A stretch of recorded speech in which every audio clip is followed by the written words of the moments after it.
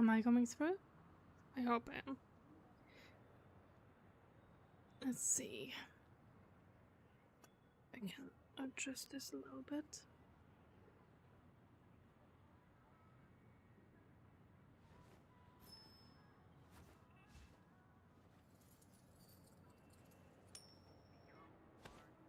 I think we have sound. There's no music, which is so weird. Aventurine. I have to play this game. Jinx is giving me the monies.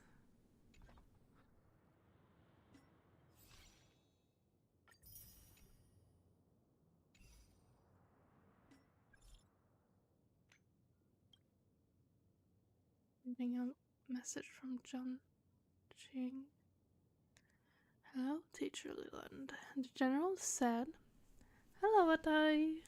Alright, I am streaming, but I just got a message from Yan Qing here, which I guess I have to read. The general said you travel all over the place. I spotted 2 new swords from the Artisan Commission. The choices are overwhelming and I don't know which to pick. Can you take a look and give some comments?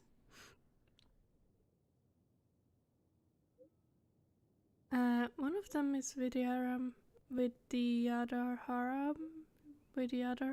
make, forged from the exotic corallium metal scale George waterscape and tempered with Thoma spring water. Such a blade can be easily wielded even in extreme conditions. It's a masterpiece. The other one is a shade slink sword forged from the furnace master himself using outworld crystal jade. Its luster, it's compelling, and it's fitted with the newest flight component.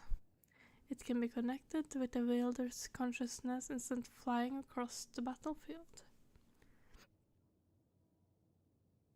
I mean, the second one sounds like it would suit him or get both. Yeah, get both. How are you today? How is work, Atai?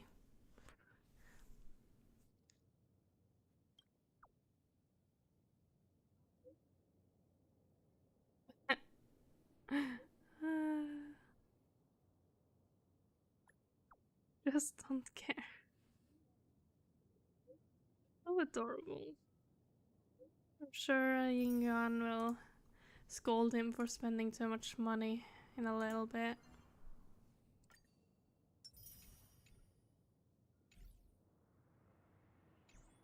Oh bless. Is it busy or too vicious? Let's try again.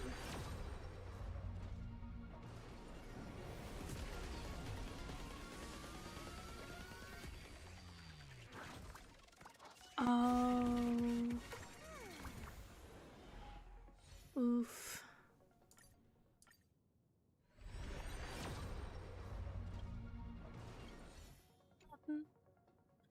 Nothing. Not that I expected anything, but yeah. You know, I hate that these are actually not children. I just hate it. Aventurine, let me admire your eyes. He just looks so seductive, doesn't he? Just his eyes. It's these seductive eyes. Really? Ooh, that's kind of stressful.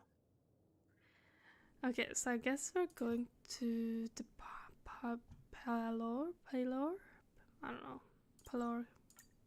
Palor car, whatever. Are you hearing me alright? Oh my goodness. Penacony's Germany Festival has entered its countdown phase. Accompanied by Clocky's TikToks, after 12 system hours, this grand celebration will commence with much fanfare. What is happening?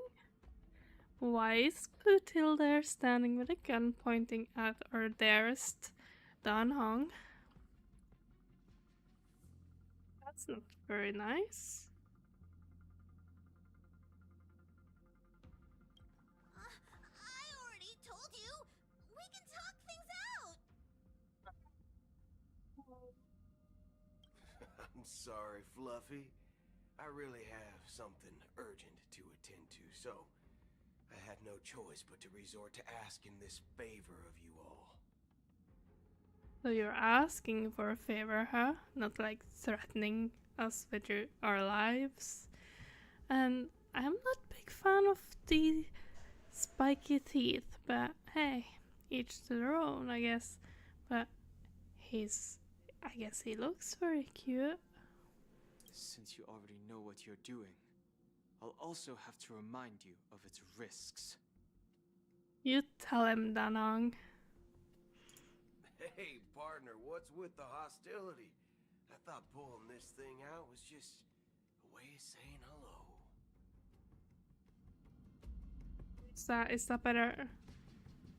You like the shark teeth? It just seems a little bit dangerous. What's with the hostility? Oh, yeah. For the last time, state your identity and purpose. Will you tell him? Oh, I love Don Hang so much. Ooh, he's my second favorite. My name's Boothill, and I'm a Galaxy Ranger. A Galaxy Ranger? You look like you seen a ghost. Did you think we all went extinct? Well, that's the price you pay for being off-grid for too long. The righteous heroes of the hunt would never hijack the Astral Express. Yes, I love him. I ain't hijacked anything. What, chatting with someone while holding the gun is considered a hijacking? It probably is. Pardon my frankness, but there are plenty of rumors in the cosmos regarding the Galaxy Ranger's current status, and none of them are pretty stories. I have a hard time believing you.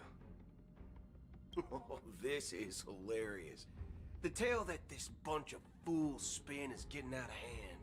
There's even a bit about the Galaxy Rangers being turned into gibbons by Dr. Primitive, and they're in some valley screwing around on swings. Of course, I know you won't believe me, which is also why, similarly, I have a hard time believing that you're the real Nameless. I guess I kind of like a robot-y voice, doesn't it? Like, it does sound kind of mechanical. I don't know how to explain it. See the bullets in this gun? 9mm, an eternal classic. I may need the Astral Express's help right now, but if you're an imposter just like that one, then this bullet might just end up in my head. Very flashy. I can't allow myself to be exposed to danger. That's just the way it goes, so you all have to first prove yourselves. Huh? Where are you going? Really? Okay. Interesting. I can just hear Don Hong's footsteps. I wonder where he's going. He's just going into Penacony to pick up like Nameless and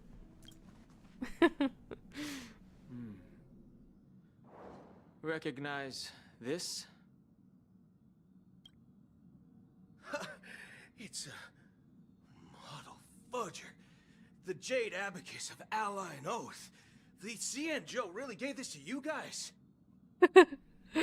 Model Fudger. Is that meant to be like an alternative to motherfucker?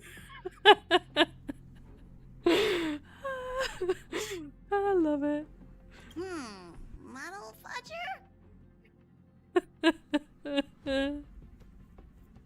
This is the Jade Abacus gifted to the Express by the Shenzhou Luofu's general, Jing Yuan. Its presence on board serves as the Shenzhou Alliance's official recognition of the Express. Is that enough? Not bad, kiddo. And across these sprawling stars, a gentle squeeze is all it takes to rustle up a whole legion of cloud knights. Now, I reckon that'd be one fudging sight to behold. Now it's your turn. Been ages since the Galaxy Rangers had the spotlight shone on them. We ain't equipped with such fancy gadgets. But I've been around the block enough to know the way to handle these types of situations is easy as pie. Alright then. Feel free to toss any questions my way. Let's see if my answers can't turn your trust. If your gut tells you otherwise, still ain't too late to show me the door. Your gut tells me otherwise. And why would I play along? If I truly am a real Galaxy Ranger, you stand to lose nothing.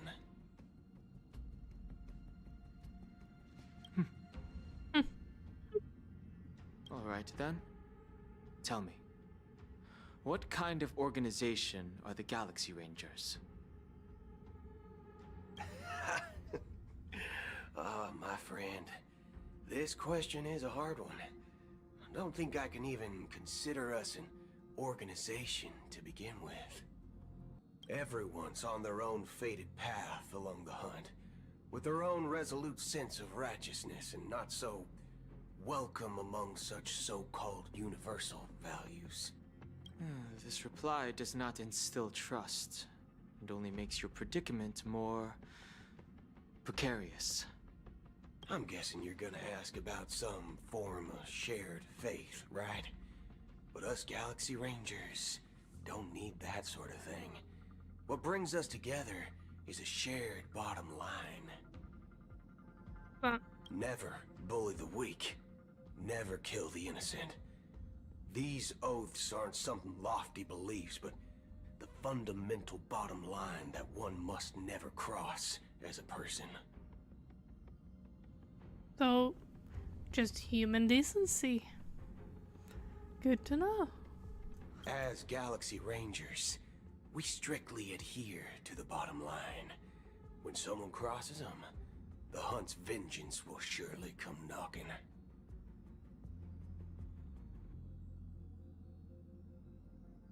And in this moment, the other crucial meaning of bottom line comes into play. As long as you don't cross it, you're free to do whatever you please. You catch my drift? Does the person who just entered the express holding a gun to her face? Second question. Why do you seek trouble with the Astral Express? I already said that I seek no trouble.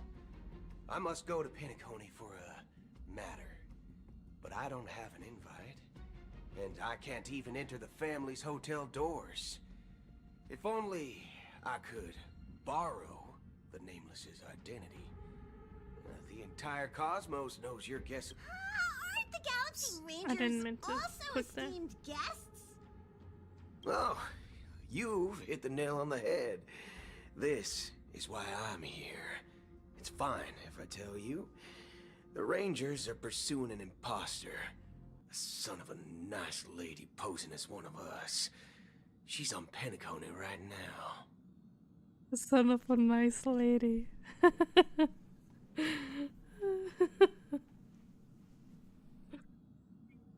little funny.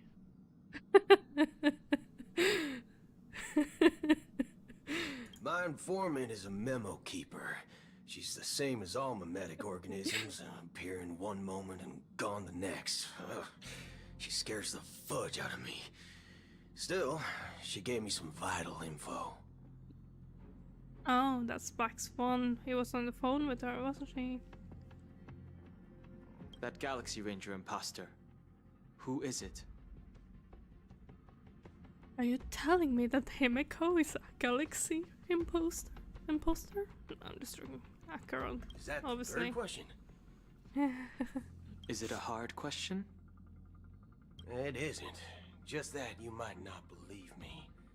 That person calls herself Acheron, and according to our informant, she could be an emanator of nihility. Alright. That's impossible. What is an emanator of nihility? I don't even know what that means. That's what I said. Don't worry. When I first received the news, I had the exact same reaction as you. IX never gives anyone so much as a first glance, and that's perfectly normal. What reason would they have to bequeath strength unto mortals? Then you must know that emanators can also conceal their own identities, which, for many people, it's better that way. Otherwise, there'd be wanton bloodshed across the cosmos, or even, perhaps, turning their back on the path they're supposed to follow. Okay. I don't know, still don't really know what that means, just that they gave them some power. I had the good fortune of running into an elation emanator. Its appearance was no different than that of those clowns. If it weren't through sheer luck that I got it drunk, I would have never known of its eminent status. Even in the purest hunt, you'll find the Xianzhou Alliance under the spotlight and Galaxy Rangers lurking in the shadows. Paths are inevitably concepts created by people and exist in planes beyond our understanding. Oh, I just realized something. Sorry, I know he's like talking to me and I didn't really pay attention to this sentence because my brain just suddenly thought of something. So I saw the trailer, obviously, where we see Jingwan and Don Hong, Don Hong imbibe their Lunays fight together. And I was thinking, oh, maybe that's like an event or something. I didn't really think it would have anything to do with Penacony. But Jingjuan, whatever.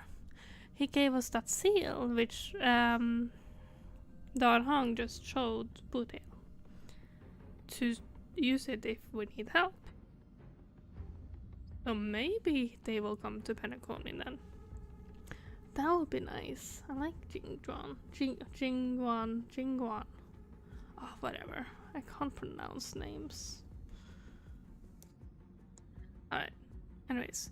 Lurking in the shadows, paths are inevitably concepts created by people, exist plain. To reckon that nihility emanators don't exist, well, maybe we just ain't nihilistic enough.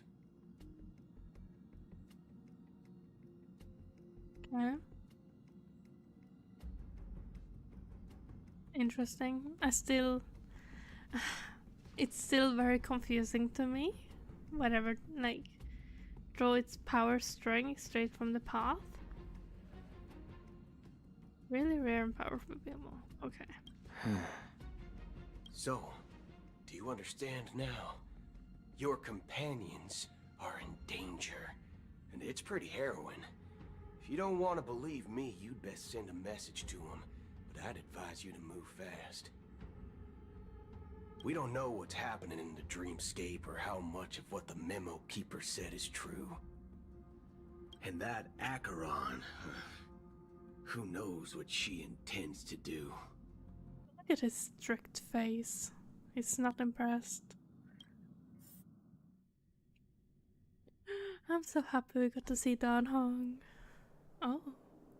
I don't intend to do anything. Who are you talking to? That's not up to you. Did you know? People who come to the land of dreams for the first time, they'll subconsciously stop to reaffirm that they're still walking on solid ground. And then they will unanimously raise their heads to gaze at the sky.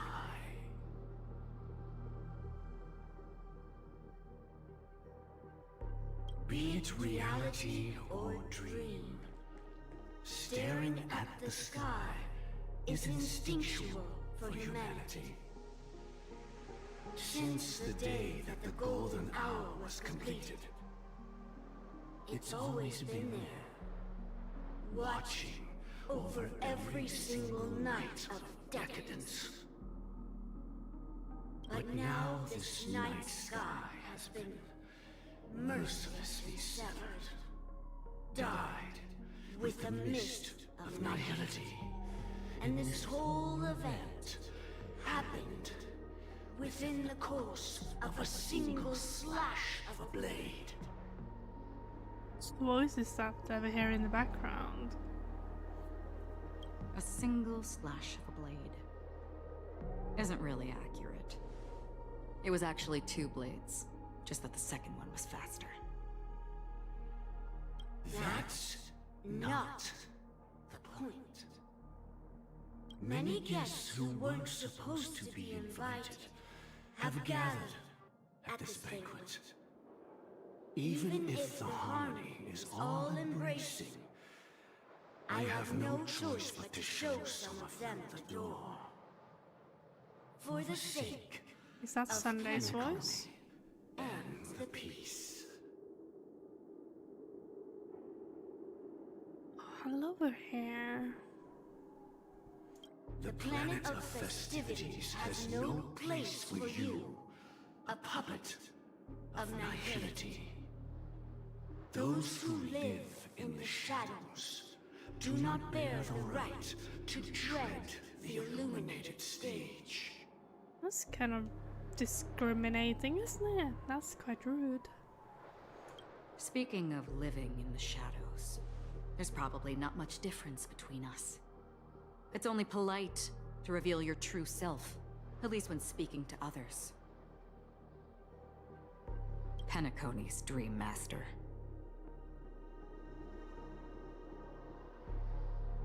Yeah.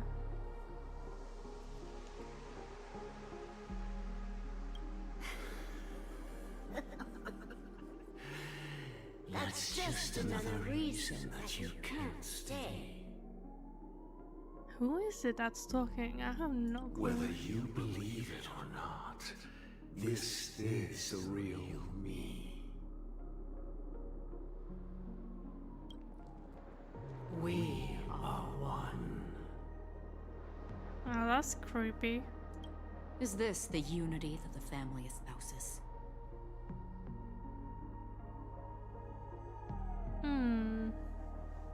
But who is the Dream Master? My mortal shell has long since dissipated. The Oak family's 107,336 offspring are now my eyes, ears, and mouths, spreading joy across dreams when required. And in times of essential need, exiling evil from this haven in my stead. Oh, that's a lot of offsprings. From the sound of it, it seems like you're asking me to leave Penacony. When people talk in riddles. I am glad that you're an understanding one. Alas, I'm not asking. I'm not asking. What is not listening, obviously. If you think you can. Oh. She's so badass. Are you threatening me? Well, you're the one who was threatening her. And she's just replying back to you. Oh my goodness. I ended it with a period. It was a statement, not a threat. Knowing who I am and still showing such malice. You're not the first, nor will you be the last. This scene played out many times before. And usually, when faced with my questions, most people retort, "Why can't I?"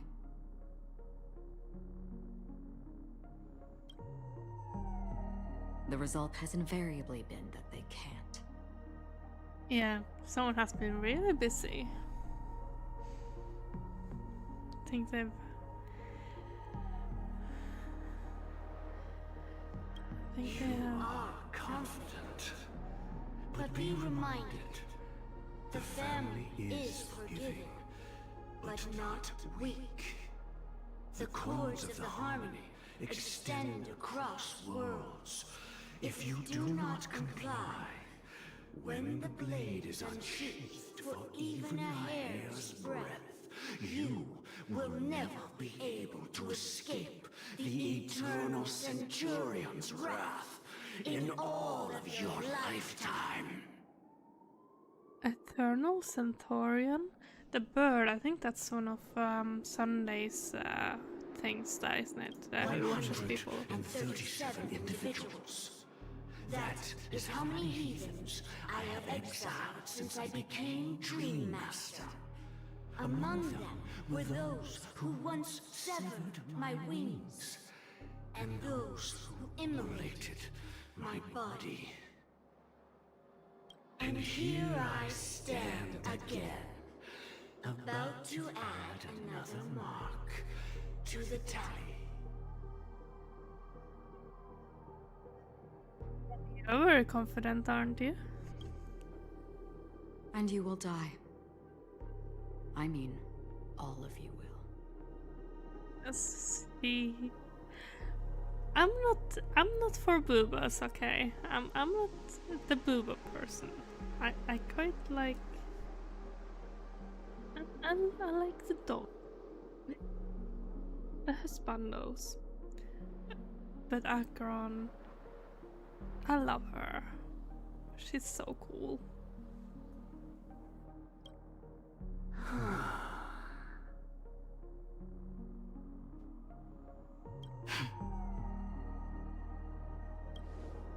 But that won't come to pass. I'll do as you ask. I'll leave. See, all I had to do was ask nicely. A wise choice. I wasn't aware there was a choice. To you, that surely is the only option. Please bear in mind, you and Penacony are of different worlds. Those born on the far bank cannot seek solace across the river. Leave and never return. The radiance of the planet of festivities is overwhelmingly bright, luring in tricksters, wrongdoers, and criminals. But even the harmony itself will never welcome the self-annihilator of nihility.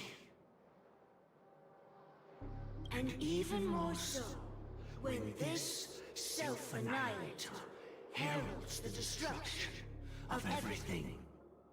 Your strength is obviously a gift of the sleeping and shapeless, immeasurable and fathomless, like a tributary spawned from the abyss that brings death and sin to all. You know, the double voices thing is making me confused. Akira. A befitting name. Take it from someone on the other side of your so-called river. You know better than I do that Penacony has already deviated from the harmony. Whatever your intentions may be, I foresee only one outcome. Its future holds nothing but nihility. Just like all the worlds that have drowned in their shadow. Look at that gaze.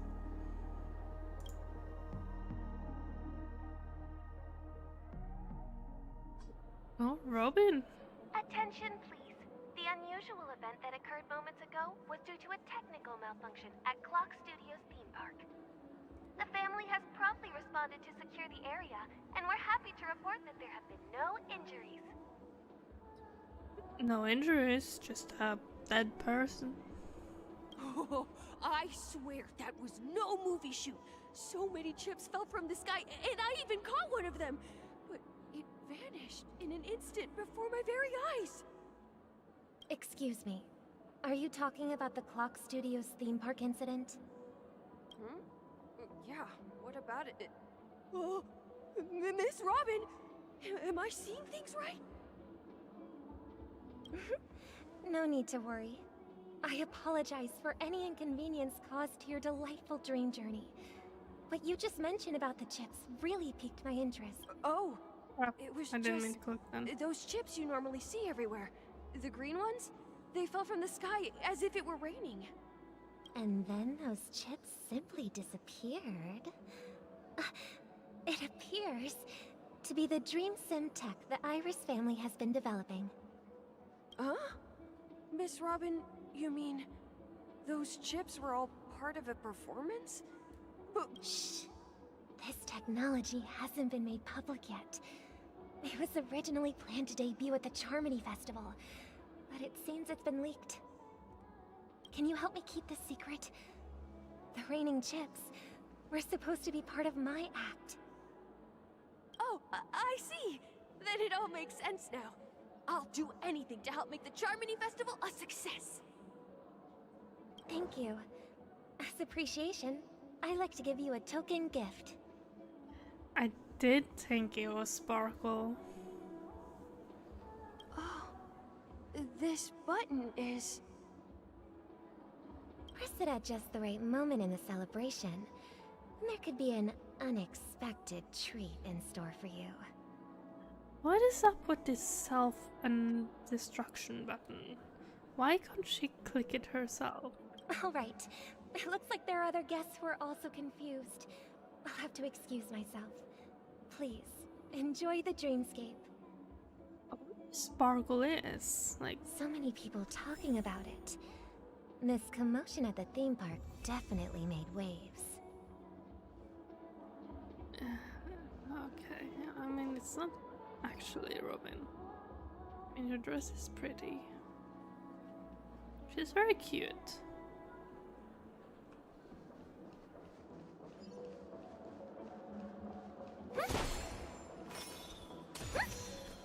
Oh, that's cute. Let the show begin.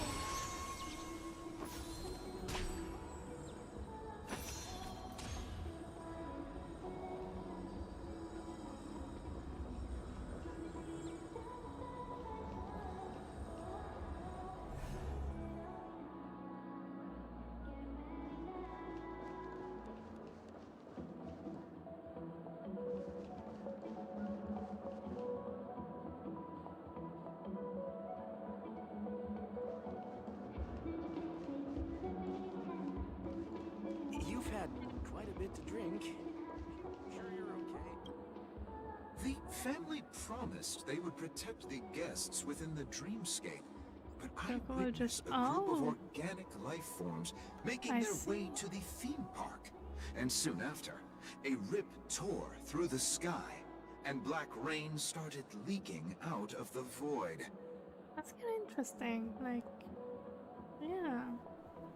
Guess you can like gather several enemies and then just do it as one battle instead of just doing 3 different battles. I don't know. I like it. The family needs to provide a reasonable explanation, or I'll take my loved ones and return to reality. I thought the dreamscape was supposed to be a paradise. If it's not, then there's no point staying here. It appears the good sir has seen many great events. And it's true that an uninvited guest has unexpectedly entered the dreamscape. However, their target is not the ordinary guests, but the ambassadors of the IPC. That, The I family will suppose. certainly ensure that the safety of the guests Okay, I'll is of see you the later. highest importance. With the ambassadors of the IPC, the family certainly ensure the safety of the guests. Miss Robin, I know the Bloodhound family has already sealed off the theme park and has control over the situation, but it won't resolve the problem. The family can try their best to protect their reputation, but as a guest, I don't wish to gamble with my life. But as you can see, sir, no innocent bystanders were affected in this incident. Perhaps the dreamscape is not as perfect as promised, but there's no place safer than dreams under the family's rule. I believe you know this better than I do. If this incident happened in real life, how many people would be able to walk away from it? I could stay here, but keep in mind, guests come to Penacony to enjoy the dreamscapes. They do not wish to be entangled in a conflict between the family and the IPC, so let's not have any more unnecessary incidents. Of course. With the Charmony Festival about to commence, we will spare no effort in our preparations. Rest assured. To express our apologies, the family has arranged this gift for the guests. Thank you for understanding. I don't like that button. I don't know what Sparkle's planning. I mean, she offered it to Aventurine and said it would, like, blow everything up. You've had quite a bit to drink. Hello. May I ask what happened here? Nothing to be worried about. There's been a small rehearsal mishap at Clock Studios theme park. Please stay calm. Hey, are you a fool? You don't even recognize Miss Robin? Who do you think you're talking to? I'm sorry. I've just been transferred to the Bloodhound family, and I'm still not too used to working on the streets. I didn't realize it was you. I'm so sorry. Hey, don't sweat it. You guys have a tough job. I know how it is. How's the situation looking? Oh, we've sealed off the theme park. Most guests are used to bizarre phenomena in the dreamscape, and so far, no threats have been detected. We can expect order to be restored soon. Well, that's Rest good. assured, Miss Robin will intensify our patrols to ensure that no incidents occur. I trust you guys. But regarding what happened in the theme park, what do you hounds think about it? It's okay. Feel free to speak your mind. Well... Actually, I was there shortly after it happened. Is it true that the IPC's ambassadors came with ill intent? And that Galaxy Ranger who easily cut through the sky? Miss Robin, tell you the truth, everyone's been talking about it. The myriad factions on Penacony have already been causing unease for everyone. Thank you all for your loyalty towards the family. The planet of festivities has indeed run into some trouble. The representative from the IPC, he's trying to regain ownership of Penacony and is prepared for a hostile takeover. Just giving Aventurine a bad rap. Go to bed. Of course the family did not agree. The result of the failed negotiations is as you see it now. No wonder. So this is the main reason why the IPC staff are banned from entering the dreamscape. Did they apprehend the troublemaker in the end? Don't worry. Mr. Sunday is currently tracking his whereabouts, and I'll have something to show for it soon. However, given the situation, the IPC surely won't let this go easily. Therefore, we are relying on you hounds to maintain the order and stability of the dreamscape. Please be assured, Miss Robin, we take our orders seriously. We won't let those IPC cronies get away with this. Thank you for your hard work. If there are any other members who still feel uneasy, please tell them on my behalf that protecting the dreamscape requires everyone's help. This is a small gift prepared by the Iris family for the guests. There's one for you too. Please, open it at the Charmony Festival for an unexpected surprise. I can't believe I received a gift from Miss Robin. It feels like I'm dreaming. Wait, I am in a dream. Oh. If trouble comes knocking on our door, we're not afraid to go to war. Rest assured, the Dreamscape's peace will be protected by the Bloodhound family.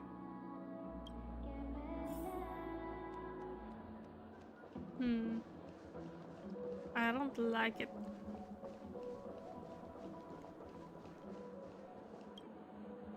Miss Robin? That's the renowned cosmic superstar, Miss Robin! I didn't expect to meet a fan here. I'm honored. Welcome to Penacony, a world filled with wonderful dreams.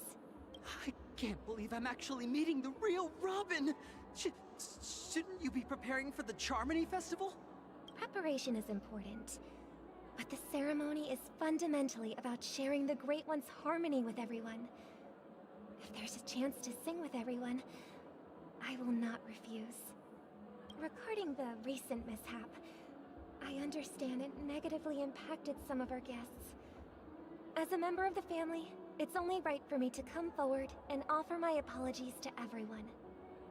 But, are you sure it was actually a mishap?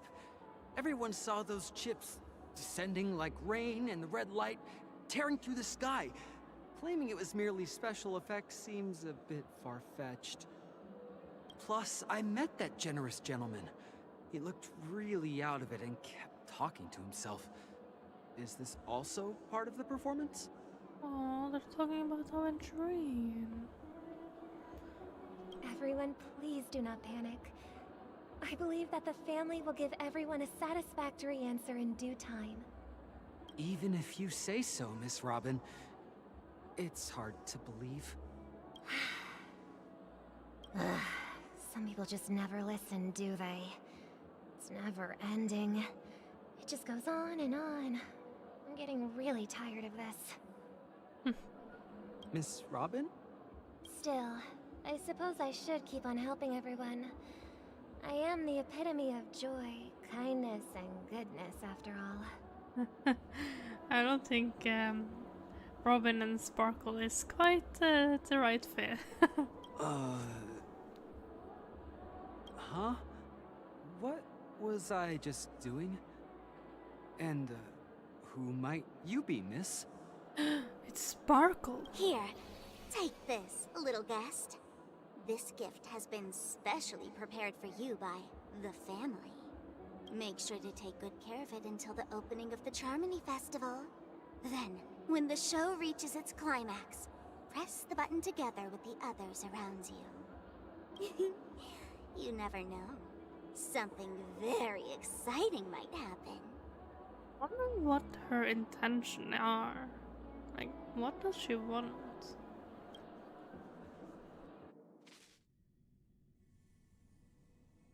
We're back to where it all began. You entered the golden hour from this place. And it is also from here where you will enter the true Penacony.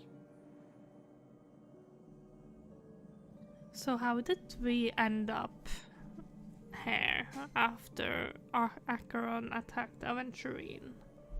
It is a pleasure to journey alongside you once more. But it's time I laid bare the entire truth before you. As you might have heard, I also go by another name. Stellaron Hunter Sam.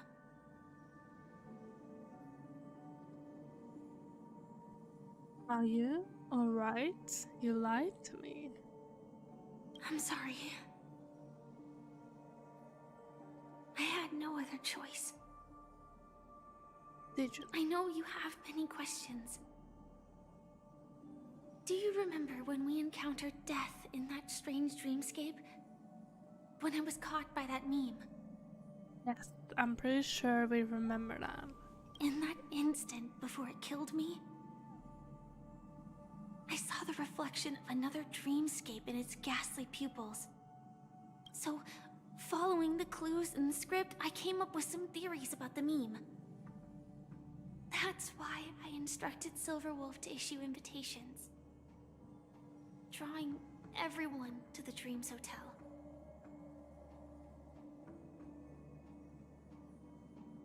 So it wasn't the watchmaker that sent out the invitations, it was Silverwolf. I intended to call upon death before you arrived. To solve the riddle using more direct means. And then invite you to join. However, contrary to my wishes, I couldn't defy the script. And I didn't get a chance to explain it to you. It is how you see now. I was impaled by the bladed wings of death. The heavy pressure of concentrated memoria, miasma, exploded in my mind as if it was actually reality. Miasma. I heard that as like my asthma. But after the momentary numbness subsided, I found that my body was absolutely unscathed. I was still alive. And it was just as I thought. I had arrived at a place starkly different from this beautiful dream.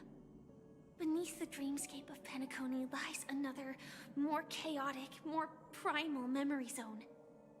Its name? Land of the Exiles. I mean, there must be a reason Gallagher is sending people there. Like, he wants people to find the old prison, I guess. The Land of the Exiles, I mean. But why? Unless he has someone there that he wants to free. Maybe the watchmaker is actually there. Maybe the watchmaker is locked inside the Land of the Exiles and is trying to free him. I have no idea. Just theorizing. Alright, let's continue. So, then I returned to the hotel in the dreamscape, hoping to tell you of its existence. Yet I could not reveal my own identity. So, I could only divert your party's attention and lure you away from the battlefield. And after all my attempts proved futile, it wasn't until not long ago when a crimson blade of light shattered the high wall of the dream, causing you all to fall far into the abyssal depths of the dreamscape, that I was able to awaken you and your companions one by one.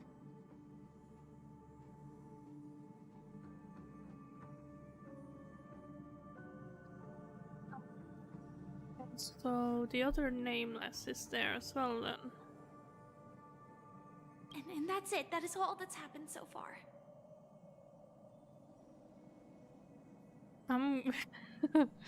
I completely understand. Let's say like, oh yeah, your actions are fine, I don't mind. I'm completely confused. No, it's tough to believe all this without reservations. I just want to say, you are very close to the final answer. Just one more thing needs to be done. And then I can prove it to you. So one more thing and then... Now, let's leave this place. Please close your eyes. Take a deep breath and visualize the dreamscape's outline in your heart. And remember, you must not open your eyes at all times. 3, 2, 1. Don't be afraid. The one who has come to greet us has arrived. Is that a meme?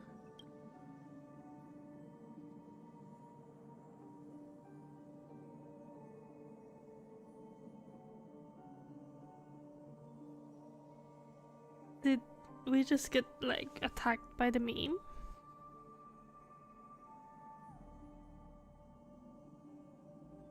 Come back. Hope your meeting went well.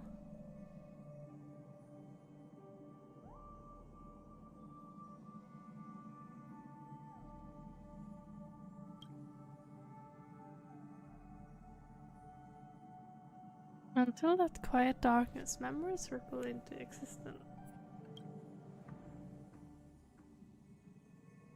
Dot. I never knew you could do this. Blade! Oh my goodness, he's so handsome. Do you have a driver's license? Ah, okay. I do. Yes, he looks amazing. That is... I like your earring as well. surprising. Why?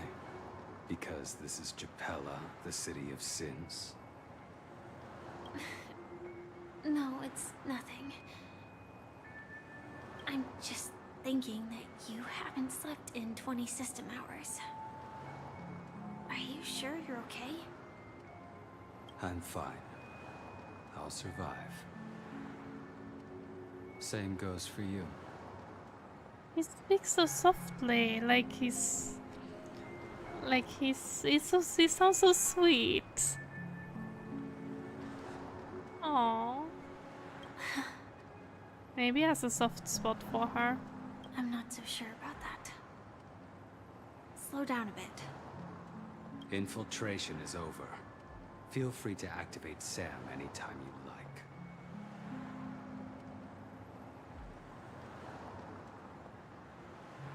He does, doesn't he? There's still some time before the next part of the script unfolds.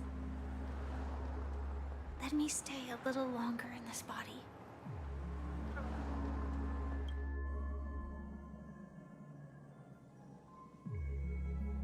A long silence ensued. Neither of them brought up any topic, seemingly accustomed to this silence. It wasn't until much later that a soft sigh once again broke the quiet in the car. Such a long tunnel. Didn't feel this long when I set off. In half a system hour, it will lead us to Kafka. And then comes the downfall of the Japella Brotherhood. Is that also part of the script? It's in your script too. Sorry. I didn't notice. Their destiny won't change just because of your selective ignorance. I told you before. It's a bad habit. It kind of sounds like he's trying to look out for her. Maybe I'm just like wishful thinking, but he sounds very sweet when talking to her. Yeah, very sweet. Yes, he looks amazing in a suit. I want to see that more often, please. Could we get that like as a skin, perhaps? I'd buy it. Well, it's like his way maybe of looking out for her, like, because to me it sounds like he knows that she has a habit, or like she tends to feel conflicted, like following the scripts. I don't know. What about you then?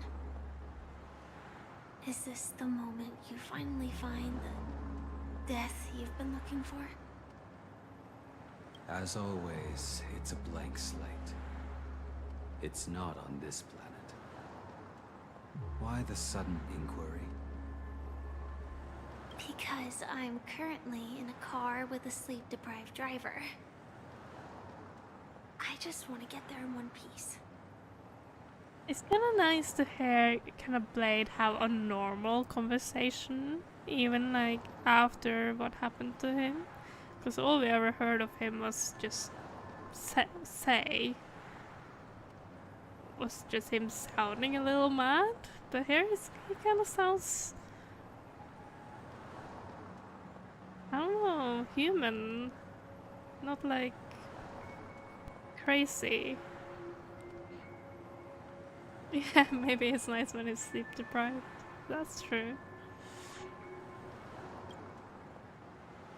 Dot dot dot. This car has full self-driving capabilities. I'll just put my hand on the steering wheel. Will that do? Aww. He's like, he's recognizing that she's a bit concerned and he's listening to her concerns. That's kind of sweet.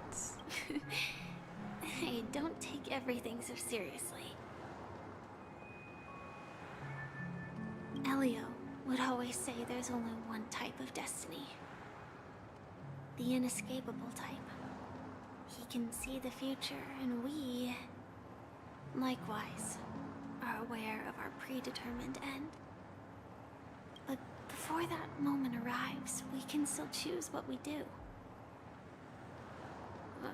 We all have this right, don't we? After today, Japella's name will disappear from cosmic history, and the Everflame Mansion will take its place. In the not-too-distant future, you'll receive an invitation. Let's see. I don't remember that. That's your next stop.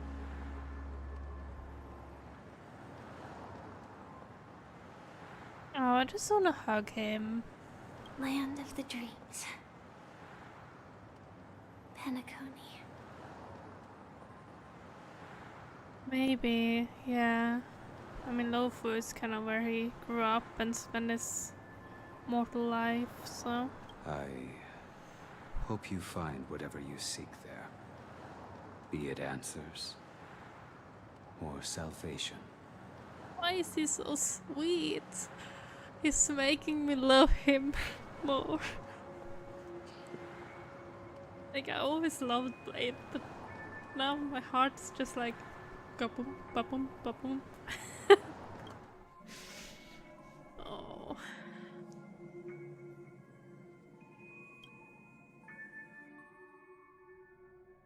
Yeah. Glad to see you're safe and sound. Then we have Weld. Oh my goodness, I'm being so spoiled. Getting Donghong, Acheron, Blade, and now Weld.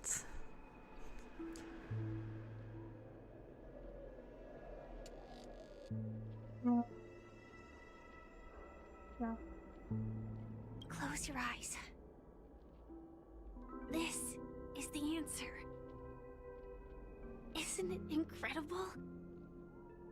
The monster that we have always known as Death is actually the guardian of the land of the exiles. It abides by a certain rule. Abducting people from their dreams and bringing them here. The question that has been perplexing us, does death really exist in the dreamscape, appears to be a cognitive trap. It was laid by those orchestrating events from the shadows to cover up the truth behind the disappearances and the existence of this fortress known as Dreamflux Reef. Every emergence of that meme is related to the Watchmaker. Since Dreamflux Reef is where it brings its captives, it's likely that many of our long-standing questions will be answered in this place.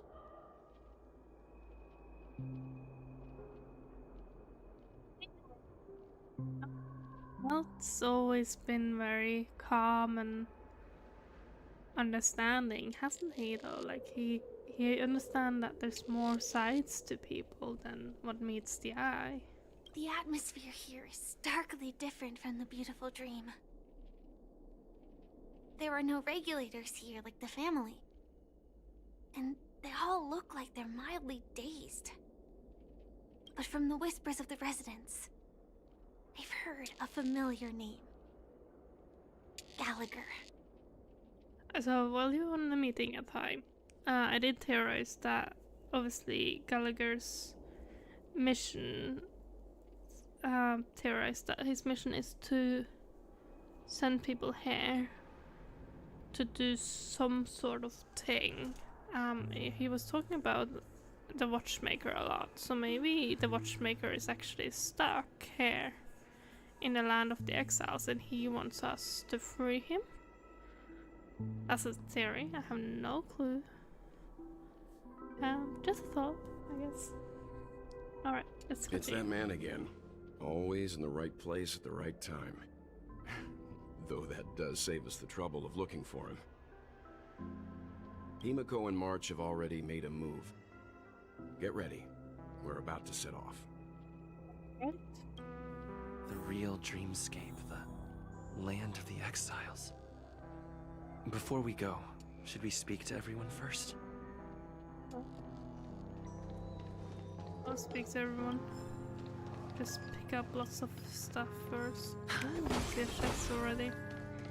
Hey, can't miss out on the chests.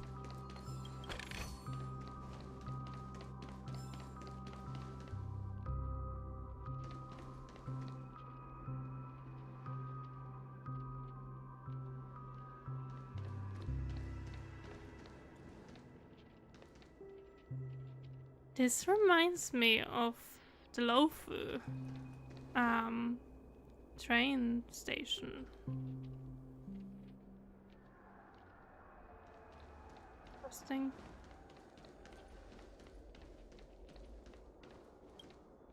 I'm really sorry for waiting until now to tell you everything.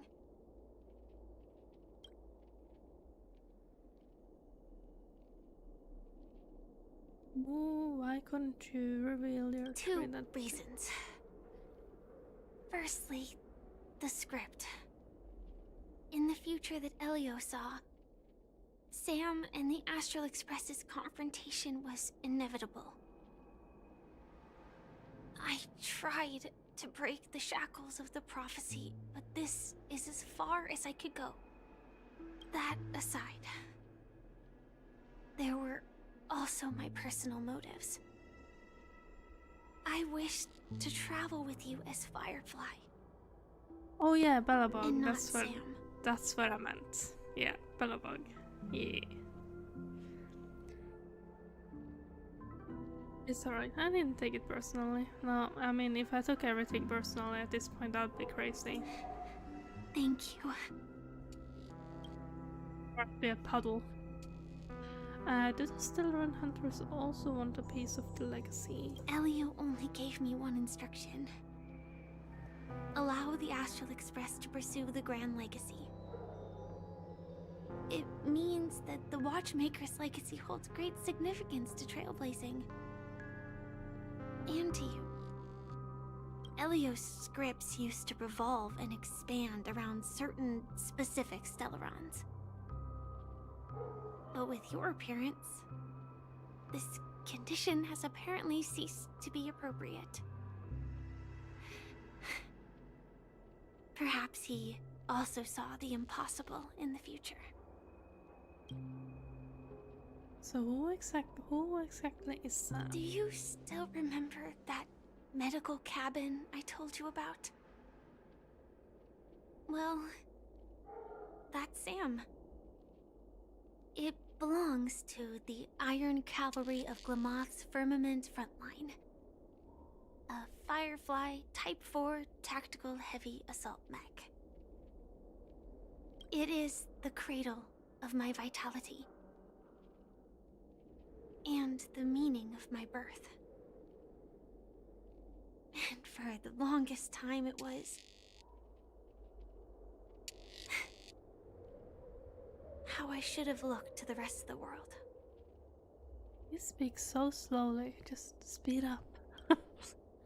Let's talk later. The time scale of Dreamflux Reef differs from reality, so we mustn't lower our guard. You're sensitive to Memoria. A slight misstep, and you could get lost in this memory zone.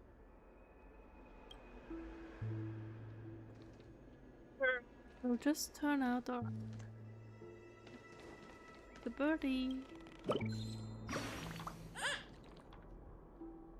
Where did you find me? I'm a useless birdie that can't even build its own nest. I'm only fit to live in a trash bag. Oh, no you're not. You can be my birdie.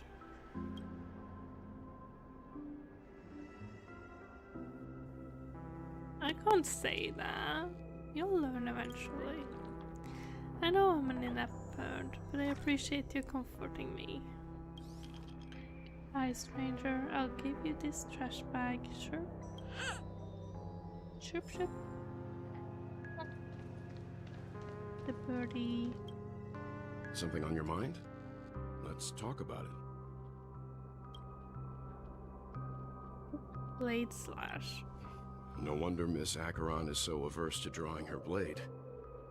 It's hard to imagine such terrifying power could reside in an ordinary sheath. If it weren't for the fact that Aventurine's power originated from the preservation, the entire dreamscape would have been affected. Is he saying that Aventurine actually tried to protect the dreamscape? Don't feel burdened by this. Even without that Stellaron inside you, Aventurine would still have found other methods to accomplish his goal. Let's just believe in Miss Acheron. And given her prowess, I don't think we've got anything to worry about. Well, I choose to believe in Aventurine. He is my lord, my savior. What are your thoughts on Gallagher? During your investigation, he shared a vital piece of information. Mikhail, the former watchmaker who collaborated with the family to construct the Penacony we're familiar with today, had a falling out with the family for specific reasons. But this is precisely where the problem lies. You were clearly investigating a murder, so then why, as a security officer, is he changing the subject to talk about his past with the watchmaker? And now, with Firefly mentioning his name again, it's hard not to be suspicious. Regarding Firefly and the crew, maybe Firefly will join us. Before we found you, she'd already revealed her Stellaron hunter identity and shared a lot of information. Who would have thought that the Molten Knight's true identity was actually a young girl? For her, this is a secret that she cannot allow others to know. That being the case, I think we can believe she's willing to cooperate. But she didn't reveal all her secrets. I just can't shake the feeling that her situation is different from that of the typical dreamer. And I hope that doesn't lead to any dangerous predicaments. You're so smart. Let's call it a day. I hope you've regained a little composure. We'll move out when you're ready. Alright. Aventurine. I do hope we see you again. Welcome to heaven. Dreams, true or false, all are ephemeral. Yes, we love you, Walt. He's so smart. Might as well drink more Soul Glad instead.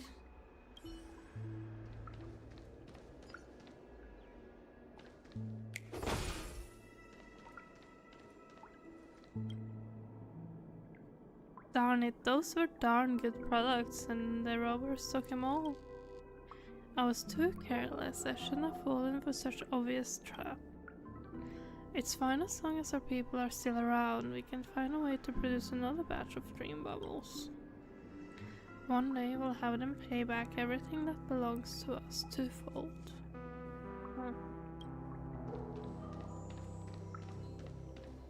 Keep going straight down this alley and it'll lead to an elevator.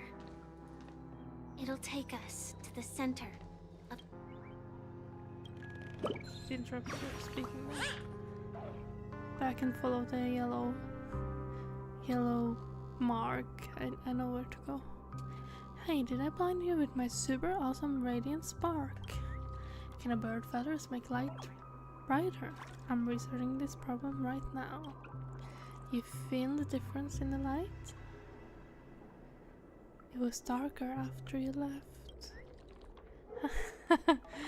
I'm different from those birdies that only knows how to build nests.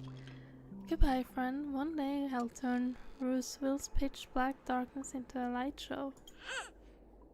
They're so cute. There's a lot of people, isn't it? Like, This considering place has more space inside than my own house. what you have to do to get there. Get there. Just, I do like the look of this place. It looks really cool. So ambitious. Hi there, friend from a distant land. I hear the Watchmaker's legacy is right here. Let's say we go treasure hunting. That voice sounded familiar. It sounded very familiar, didn't it?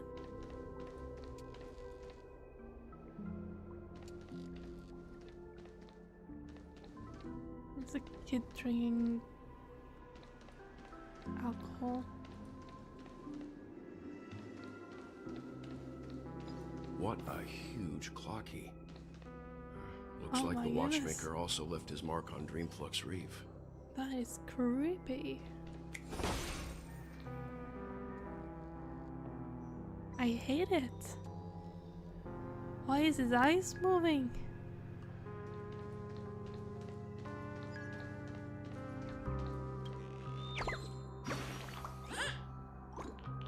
Did that scare you? All the birdies were eaten by the gigantic clocky. Guess why I'm still here?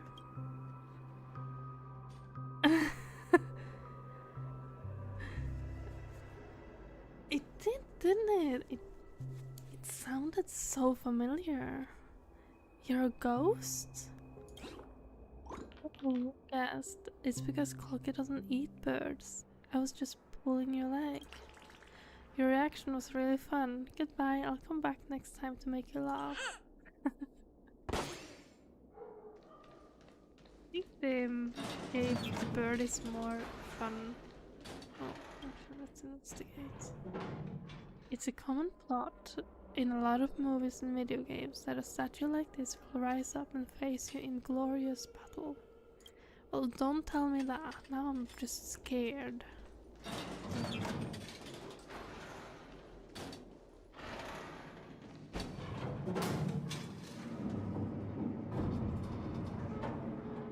Yeah, I don't like Clocky. It's annoying. It kind of makes me think of Mickey Mouse, and I hate Mickey Mouse. Investigate. I didn't get to investigate. Unbelievable. To think there's a settlement of this size within the dreamscape. And all beyond the family's reach.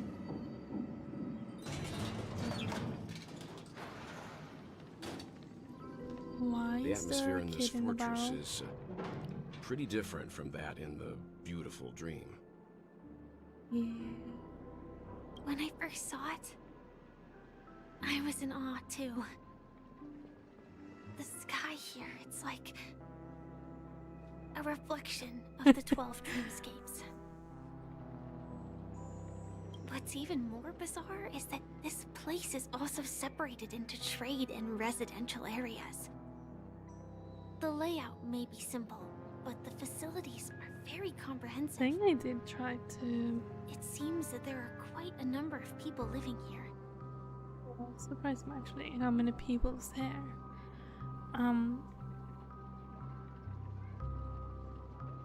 Mickey Mouse, it's just, I don't know.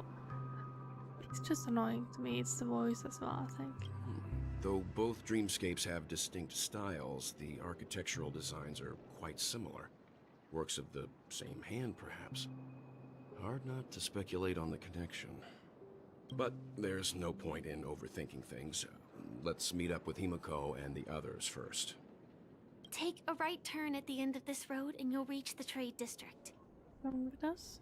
There are more people there. And perhaps someone knows where she is. Who? Himiko? Not coming with us? The Astral Express likely needs room for some internal deliberation. In the meantime, I'll try and locate Gallagher. Yes, he could. He has just such a oomph voice. Sure. Let's reconnect later. Love his voice. I mean, love everyone's voice. Letting her go was the right decision. Further Misha! observations are needed before we decide whether to trust her. But first, there's someone I need to talk to.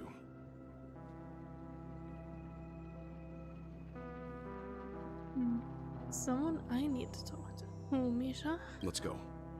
I'm sure you've already noticed him. Who? Yes, I'm sure. He's right over there. Yeah, I know. I just told you, I saw him right away. Well, oh my goodness. You had a Paimon moment there. The Reverie Hotel's bellboy. How did he end up here? And right after Miss Acheron severed the beautiful dream. We'd better check, just to be sure. Even Welt had a Paimon moment then. And perfectly legal for me to stay in.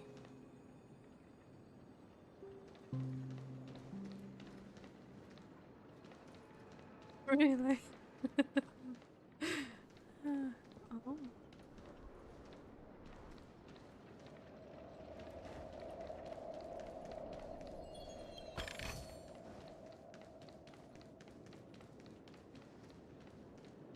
Up to the cute Misha boy, bellboy. That's the word I'm We looking meet for. again! And a new friend. Forgot to introduce myself. I'm the hotel's bellboy, Misha.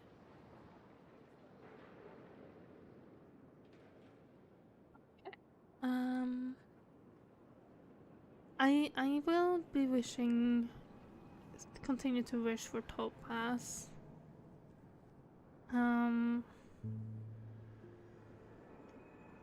Rebuilding Pity, or hopefully I'll get her.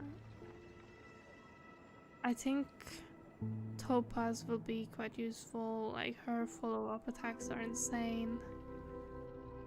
So yeah, we'll see. I don't really have anyone on the radar at the moment that I'm like, oh, I really want them. So I probably will just wish here and there like I usually do. Like run May, I didn't want to run May, I just wished on a banner just because, and now I use her all the time, so we'll see. Hello, Misha. I'm Welt. We met in a dream. We met in a dream. Oh. And who might this be? Oh. I don't know. Tick-tock! Oh. Old friend and new friend! Let's high-five! Oh, I hate the voice. Mr. Young, I can see him. You're really young at heart. Your memory zone meme? Nope. Clocky is a good friend of mine. We all live here. Adorable though, isn't he? How did you two get here? This dreamscape isn't supposed to be open to the public. I wonder if it has something to do with Sleepy. Who is Sleepy? So, this is your home? Yep. After my work in the beautiful dream ends, I'll go back home. Commuting used to be more convenient, but ever since travel became cumbersome, Sleepy started ferrying people back and forth between the two dreamscapes. Sleepy? Is that the Gallagher meme? The one that kills everyone? This Sleepy. Can you describe what it looks like? Sleepy is a memory zone meme. Looks fierce Yeah, and has that's the many one. eyes. But it's actually really well behaved. Gallagher's been taking care of it. Okay. Yeah, you're not like holding back on the secrets. Oh, well, maybe you don't even know that it's a secret. Based on the description, that meme is indisputably death. A nightmare for the family, but for the people who live here, well, that couldn't be further from the truth. Death? Not in a dream, surely. Sleepy's just a little aggressive, and sometimes messes up by fetching the wrong guess. But it would never hurt anyone. I see. Has it brought back any guests recently, say, in the last day or two? We're currently investigating a missing person case that occurred within the beautiful dream. I see. Then you'll have to speak with Gallagher. But he's currently busy hosting a visitor from the Oak family and specifically asked not to be disturbed. A visitor from the Oak family. Sunday? I mean, the thing attacked Sunday. So I'm guessing Sunday would come here as well. Yes, I would like that. I would be very happy just reading Clocky's dialogue and not listening to it. That would be a lot nicer, in my opinion. Mr. Yang, the person you're looking for.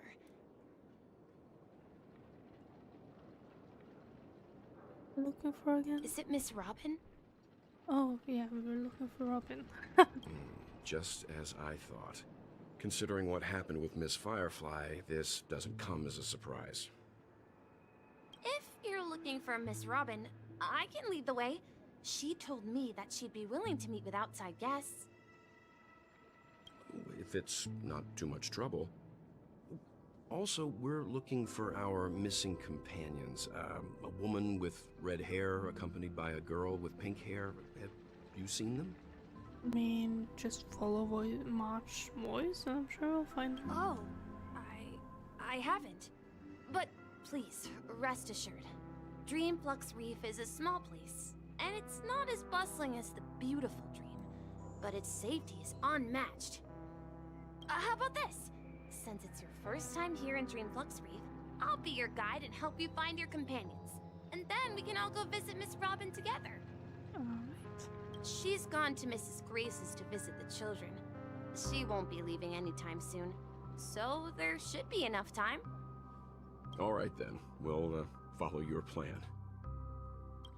It seems like a good community Well, down there, though. we now know the answer to both murder cases that have caused such commotion in Penacony.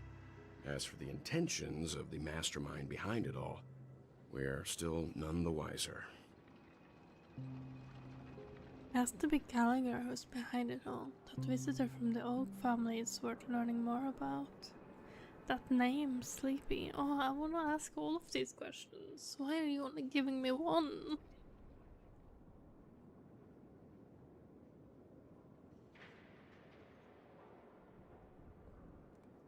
Yes, and I believe their relationship with Gallagher may run deep. Why else would they be so clandestine about their discussion? Regardless, we have to find Gallagher. Say, you mentioned before that you saw Clocky that only you could see, right? Yeah.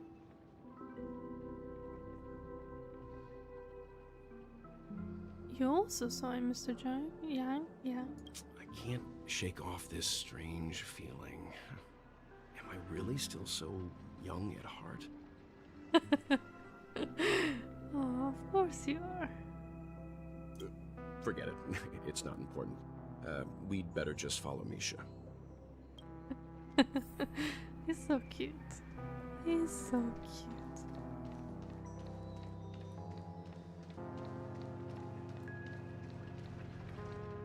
Everyone, look! From here, you can see the most spectacular view of Dreamflux Reef.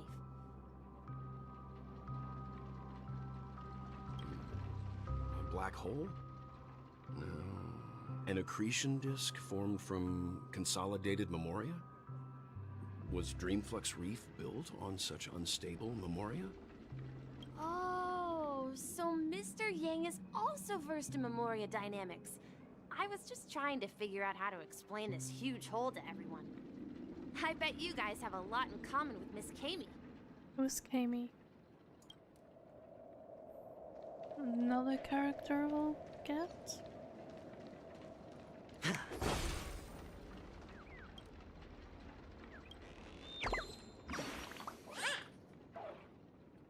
A new guest. You need to get tickets from me if you're gonna go if you're getting to the next stop. Let's see, ticketing device. Where's my ticketing device? It looks broken. You can pretend not to have seen anything. Wouldn't it be pointless for me to sell tickets here then? But on second thought, wasting a worded suit on this place simply isn't worth it. I remember Mrs. Singh's signpost has a ticket. You best ask them. Origami bird punching out. Time to slip back to grade 3 and take it up. Sing.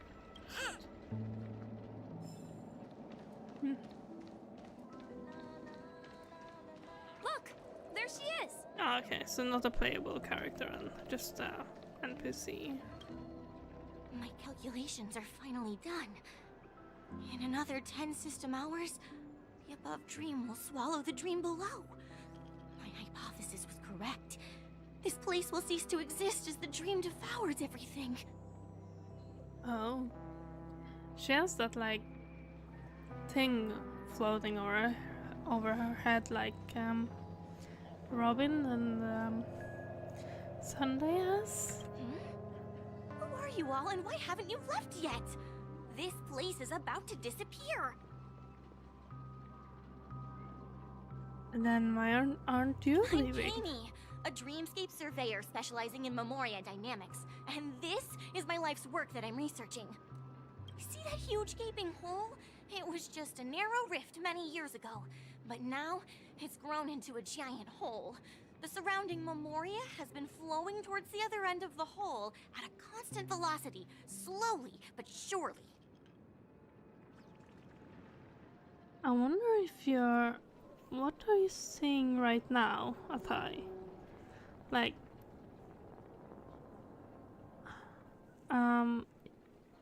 Because I don't know if your stream is delayed, very, very delayed. I don't know. But the scary part is, according to my calculations, the flow rate of Memoria has recently changed, and it's faster than ever before. Okay, so you're not too delayed. I was thinking maybe we're from the scene before. Okay, all good then.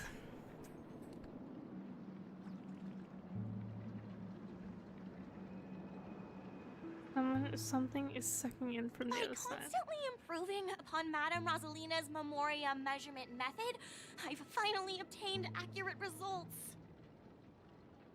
Okay. After 10 system hours, the it is dream actually, flux will cease to exist. Just like the melting of glaciers, everything will crumble and disintegrate. The dreams on that side of the void will fuse into one.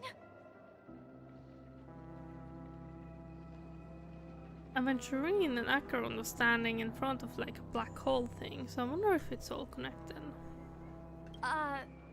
Please don't worry. This sort of thing has happened many times before. Miss Kami isn't a bad person. She's just a bit lost in her own world. She'll probably realize she's wrong soon enough. He's standing right there, Misha. You don't say. There was something else that piqued my interest. Who is Madame Rosalina? Oh, do you know her too? Or are you also a fan of Memoria dynamics? We're very interested in Madame Rosalina's achievements. Could you tell us a little more about them? Why, of course!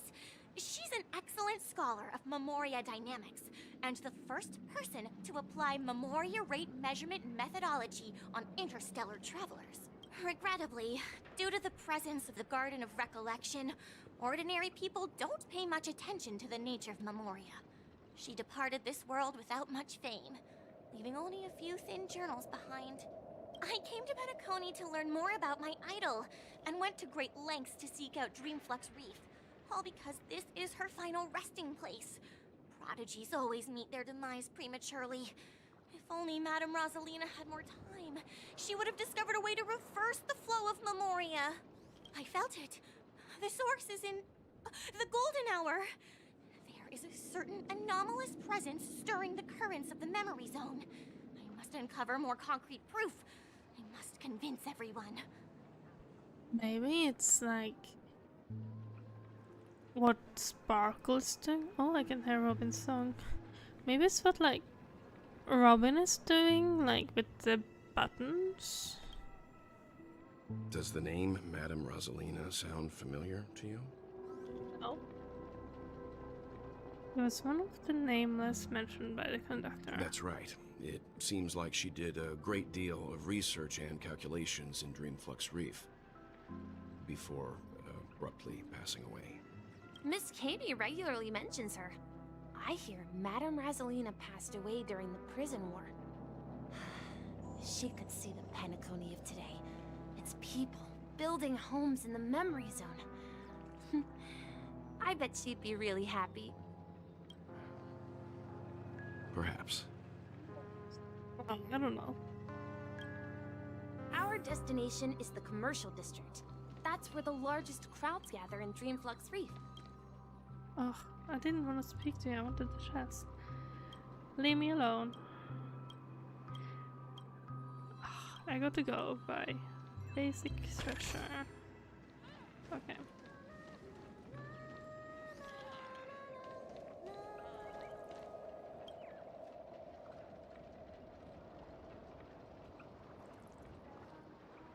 Everything seems to be quietly falling into place as if ordered by fate. You pass by here, you linger for a while, and you lose yourself in the luminescent moonlight ocean that songs has transformed into.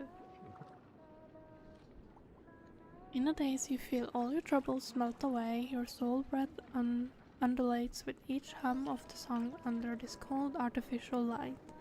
You almost fall asleep. That's pretty. Inside the dreamer's dream, you spy a towering dome in the twilight, a zephyr fluttering through the great wilderness. The vastness of the night sky as it spans the wastelands. The song finishes, then the melody rings out again after a brief interlude, just like the never-ending string of interconnected dreams. Yeah, oh, it's the Firefly song. The one where we're standing on top of the buildings, looking. Oh, I spot HSR Paimon. Let me go! Let me go. Please, come to your senses. I'm begging you.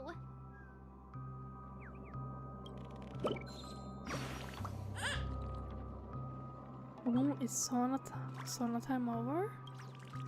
Even feathers will be loosened up by the hot steam. But I feel my body going woozy.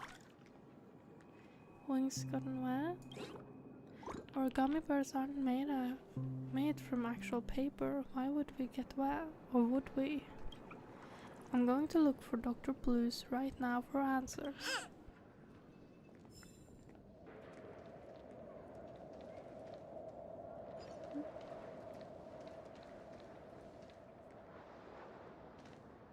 Ghost! There's a ghost! Don't come near me! Oh. Oh my.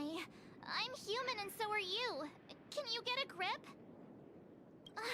Mr. Yang and Mr. Trailblazer, I've been waiting for you. Quickly, come help. I bumped into a member of the family on the way here. He was so scared and I just wanted to calm him down. But... Let me go! Let me go! I've only done good in my life. Why can't I rest in peace after death? well, this is how it turned out. You are absolutely terrifying, March. Now you shall pay respect to March 7, Ghost of the Dreamflux Reef. Me? A ghost? Don't make me hit you. He thinks he's dead. Although, when I first fell in, I also thought the same. Dear guest, This is not the afterlife. This is Dreamflux Reef. That's right. Did you hear that? Repeat after me. Dreamflux Reef. Did you hear that? Repeat after me. Dreamflux Reef. You're talking to someone invisible. If I'm not dead, what am I? I shouldn't have pushed my luck and tried sleeping in my dream. Curiosity kills the Papashi.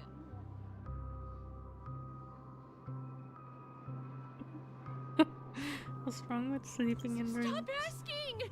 You'll alert the monsters. All the dead are right here. All of them. Or You're not I guess talking they're not about the kid. memory zone meme, are you? Don't say that name! It's all your fault. They're coming!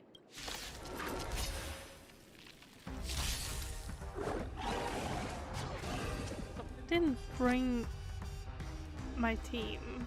Oh my goodness. I don't have Dr.Ratio. Wretched and fleeting. I will protect all beauty. Your end approaches. Beauty is eternal.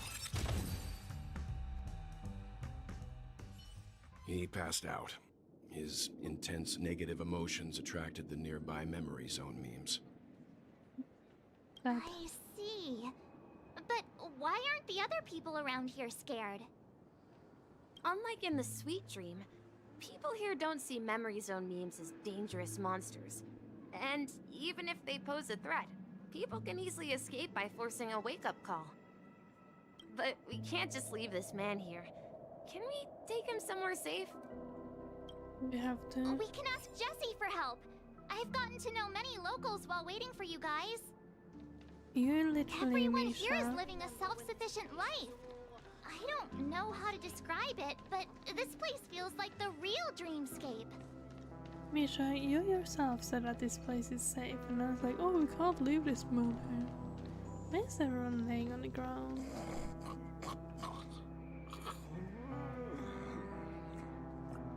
He snores worse than me.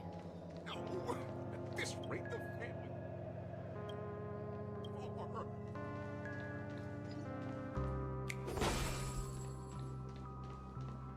I knew you couldn't hold your liquor. Tried to warn you too.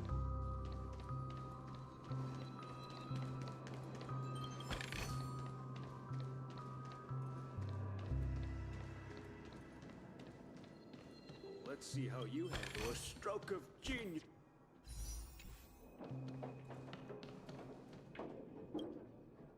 Evening, Jessie. Is it evening? I have no clue what's going on. Welcome, Miss March. Who might these be? These two are my friends. As for the man lying on the ground, he's a scaredy cat who fainted from fright. I see. Another poor guy who accidentally ended up here. I'll take care of him. There have been a lot of new faces lately. Things must be tough in the beautiful dream. The few remaining havens of freedom in Asdana will soon face trouble. Do such things often happen here? Not really, but they're becoming more frequent now. Guess it's one of the signs of the Sweet Dreams collapse. This man has had quite the shock. Could you help me find a Halovian lady, March? Her songs can heal mental wounds. A Halovian lady? That must be Robin. She's also here in Dreamflux Reef. Huh? Robin? But I thought she... Oh, right. If Firefly is here safe and sound, then it means Robin must be okay too. Misha is about to take us to her to find out what happened. But before that, let's meet up with Himiko. You were with her earlier, right? We met some stowaways in the residential area. Most of them came from neighboring star systems. I heard that places like Dreamflux Reef are scattered throughout the memory zone of Asdana, like islands in the ocean. They existed before the family arrived. There's something I don't really understand. So we're in a dream right now. What is like, it sounds like people are never leaving the dream. Like Misha, he was like, oh yeah, when I'm not working, I'll go here, this is my home. But what about his body in the real life? Like, how is he eating food? How is he staying alive? How is anyone staying alive? I'm so confused. I also heard that when Dreamflux Reef took shape, it was the center of all dreamscapes in Penacony. If that's true, it's no wonder there are so many similarities between this place and the Sweet Dream. Himeko must be gathering information. Let's hurry up and get going.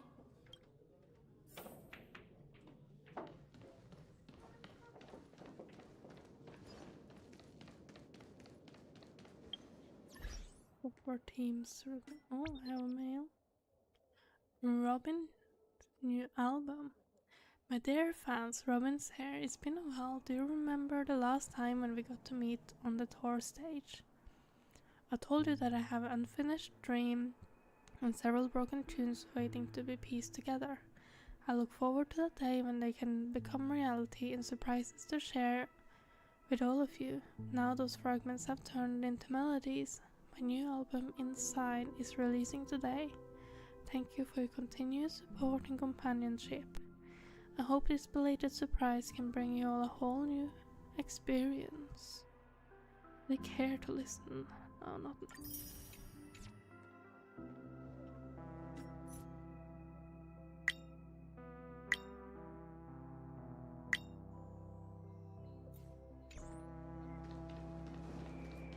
No! At this rate, the family will be done for. Here, here.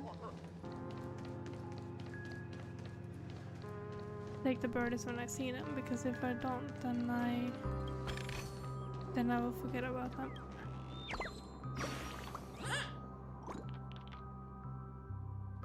How did you see through my impeccable disguise? I even got a balloon with a wig to beat the other birdies. Because my eyes see all. I didn't think I'd lose so easily. Goodbye, I'm going to return and see if I'm the last birdie found.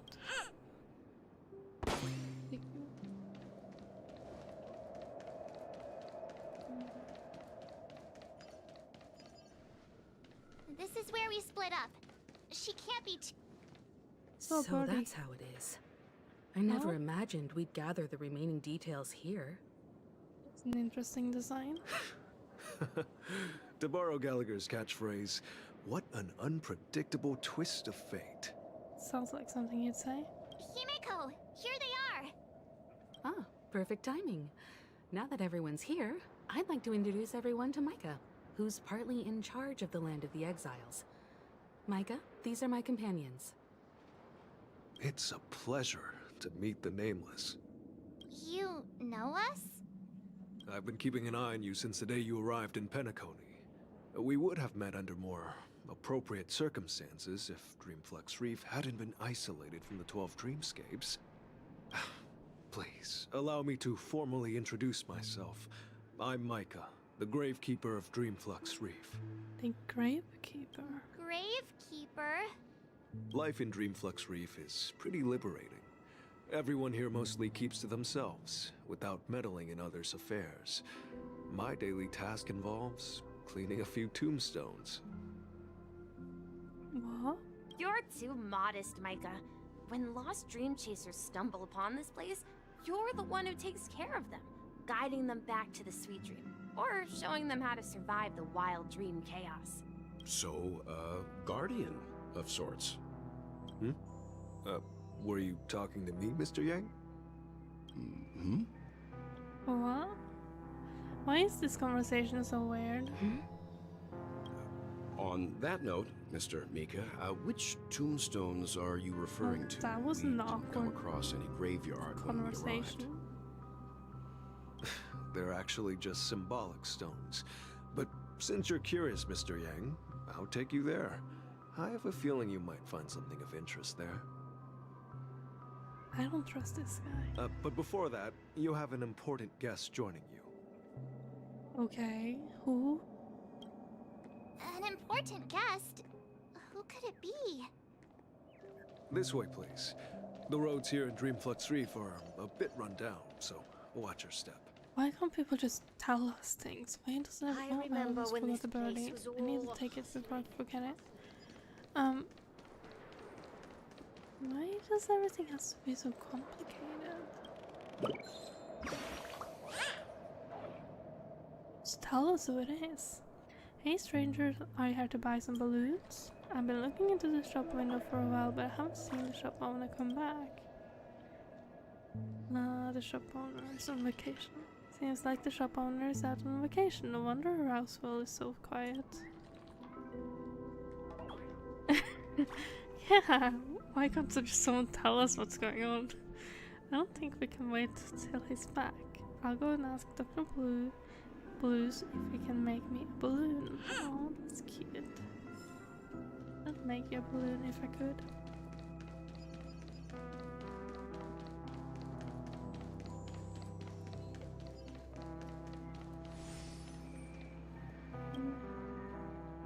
The shopkeeper overheard some faint The shopkeeper overheard some faint voices asking him to change the channel so that they could watch Cocky and the Origami Bird Adventures. Of course, the grumpy shopkeeper wouldn't allow this. He was trying to make a sale. What were these kids doing? What were these kids doing here causing him trouble? So the children sat in front of the store window and watched all 6 parts of Cocky until they become adults.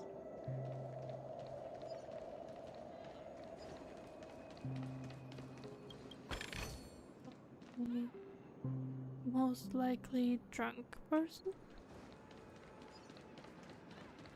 And I found that little thing. No, there's another group. No, I can't. It's probably belonging to this group. You're like a 5 hour away from. Okay, so I won't be finishing this quest today then. Probably. Oh, I see another birdie. Oh, no, we'll catch her. There she is. It really is her! Miss Robin! Now I'm like confused. What sparkle? Everyone sang so wonderfully. It's not often that I tried this music style, but I've gained some valuable insights from it. Oh, I can't thank you enough, Robin. Well, these kids have made incredible progress in only a few days. It was nothing, Grace. I merely taught them how to sing. It was you who brought hope into their lives. Life must be quite difficult for them in reality, I imagine. That's right. So they're actual children? Or Pepeshi? Pep, whatever. Whenever it's time to say goodbye to these kids, they're reluctant to leave. But I've explored every corner of Dreamflux Reef, talked to everyone I met, and they all told me the same thing. This shattered dream is not worth clinging to. It seems you truly are a child of the Harmony. Emma and Andy are orphans I took under my wing. Carol there, with her blind eyes, used to work at a nutrition center in the outer ring of Penacony. And as for Gary, he's been living with autism since he was a child. They're not old enough to enter the sweet dream managed by the family. If we compare people to birds, these kids are like fledglings with impaired wings. But in this dream, well, they can fly freely. Even if they stumble along the way, well, they're still relying on their own strength. And me, an old lady with no legs. Well, without this dream, I couldn't even walk toward them. I'm glad that you found a new life here in Penacony. It's just... Don't worry, Robin. Dreams have their significance, but they aren't everything. Both the children and I understand this. No matter how long we fly through this dream, we will one day return to reality. But you know what? Emma and Gary aren't plagued by their insecurities anymore. No, and Carol is learning how to cope with her blindness. And Andy is livelier than ever. Well, even I've become more optimistic. You see, in That's dreams, nice. we learn how to live. Once we return to reality, we learn how to survive. And should our feathers be damaged, then we share our wings with one another. There's no need to covet an illusory sky in dreams, because we have the right and the ability to fly towards a broader horizon. It's a relief to see you safe and sound, Miss Robin. It's nice to see you all again, Astral Express crew. I heard my disappearance caused quite the commotion out there. I'm really sorry about that. Since you're here, can we assume that you're fully aware of the situation in Penacony? Ever since I returned to Penacony, my voice started to change, until it gradually faded away. At first, I thought it was a temporary ailment, perhaps due to having been away too long. I thought maybe it just takes some time for my body to acclimate to the high concentration of Memoria and Asdana. But now it seems the root of the problem goes way beyond me. There are elements around me that don't align with the harmony. And losing my voice is just one of the signs of the Sweet Dreams collapse. The Sweet Dreams collapse. That memo keeper mentioned the same thing. So it's real. While I was away from Penacony, the boundaries of the 12 dreamscapes kept expanding outward. But whenever I mentioned the anomalies in my dreams, all the family heads refused to talk about it. Only my brother was willing to respond. Later, I discovered the secret letters from the IPC ambassador, which further convinced me that there are hidden secrets beneath the surface of Penacony. So, following the clues in the Oak family's dossiers, I found my way here. The land of the exiles, concealed by the family under the guise of death. A dream within a dream, where Penacony's past is buried. It's interstellar all over again. Hearing you speak, it sounds as if your voice has made somewhat of a recovery. Yeah, it's not as distorted as before, thinking about it. I hate to admit it, but the harmony in this place resonates more broadly than within the Sweet Dream. Because her voice was very distorted when she was like in the golden hour speaking to us. It's regrettable, but the family has experienced betrayal. The traitor, or traitors, abandoned their original principles and, using the name of harmony, exploited people's weaknesses to turn Penacony into the planet of festivities, trapping everyone in the illusion of the Sweet Dream. This is not the strong defending the weak, but rather the strong exploiting the weak. A world without equality won't ever be favored by the harmony. And naturally, those voices blessed by them have lost the ability to sing. Could there be another force influencing the family's shift in philosophy, Miss Robin? Considering what happened with Acheron, it's difficult to conceive of another entity within the realm of the harmony capable of influencing everyone. Unless a power surpassing that of an emanator is involved. So surpassing an emanator, someone stronger than Acheron? Unless Acheron isn't just an emanator, she is an Aeon, which I don't think is true, but hey. I'd heard about what happened to the Cienjo Alliance. That is regardless. Oh crap, sorry, I didn't mean to I cannot accept my home is moving towards the very opposite of what the harmony represents, while still claiming to uphold it. I must uncover the reason why Mikhail cut ties with the family, and who exactly it was who betrayed us all. Do you remember our arrangement, Mr. Micah? Well, here's my answer. That's really pretty eyes. I've decided to forgo my role, and never step foot on the Charmony Festival stage again. Sparkle will do that for you.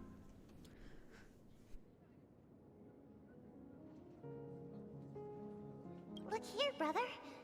A little bird. Cute. Looks like a fledgling Charmony dove.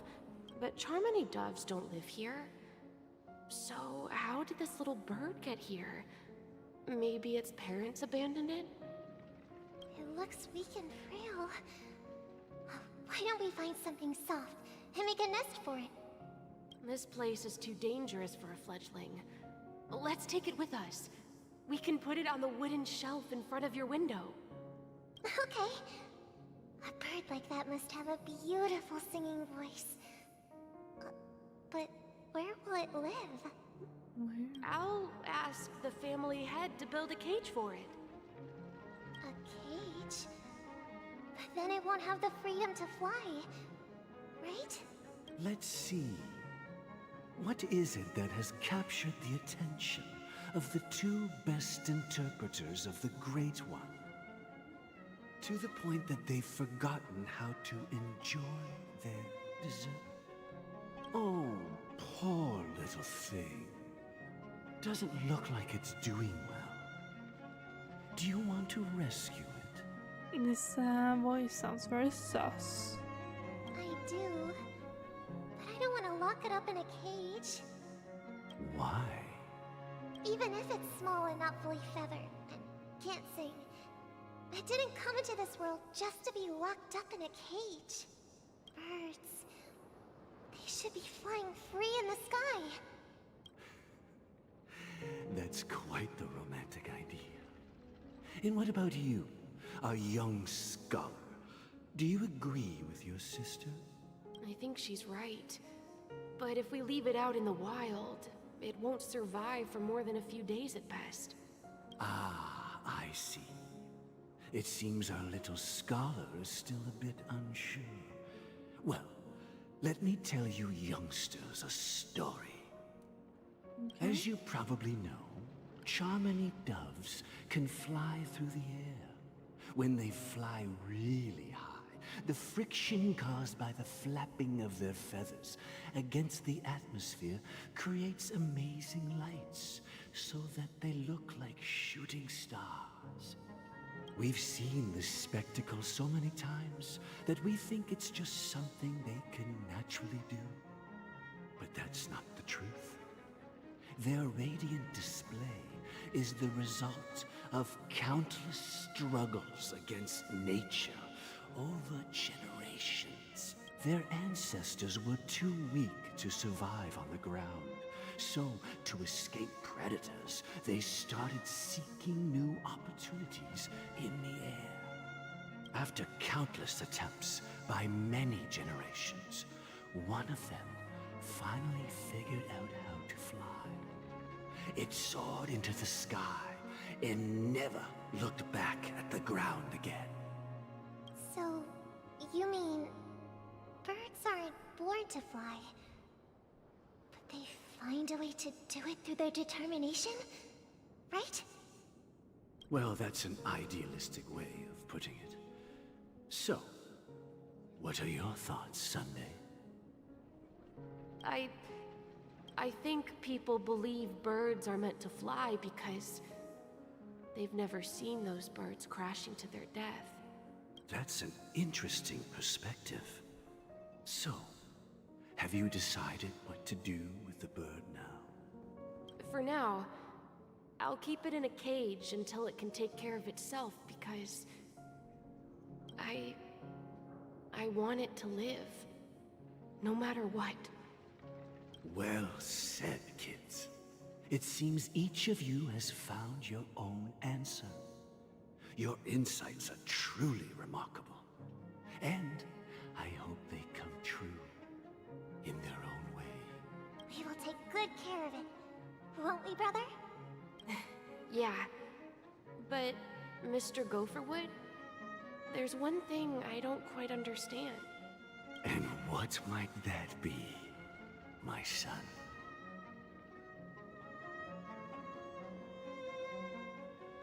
They referred to him as a scholar first, and then Sunday referred to him as Mr. Whatever.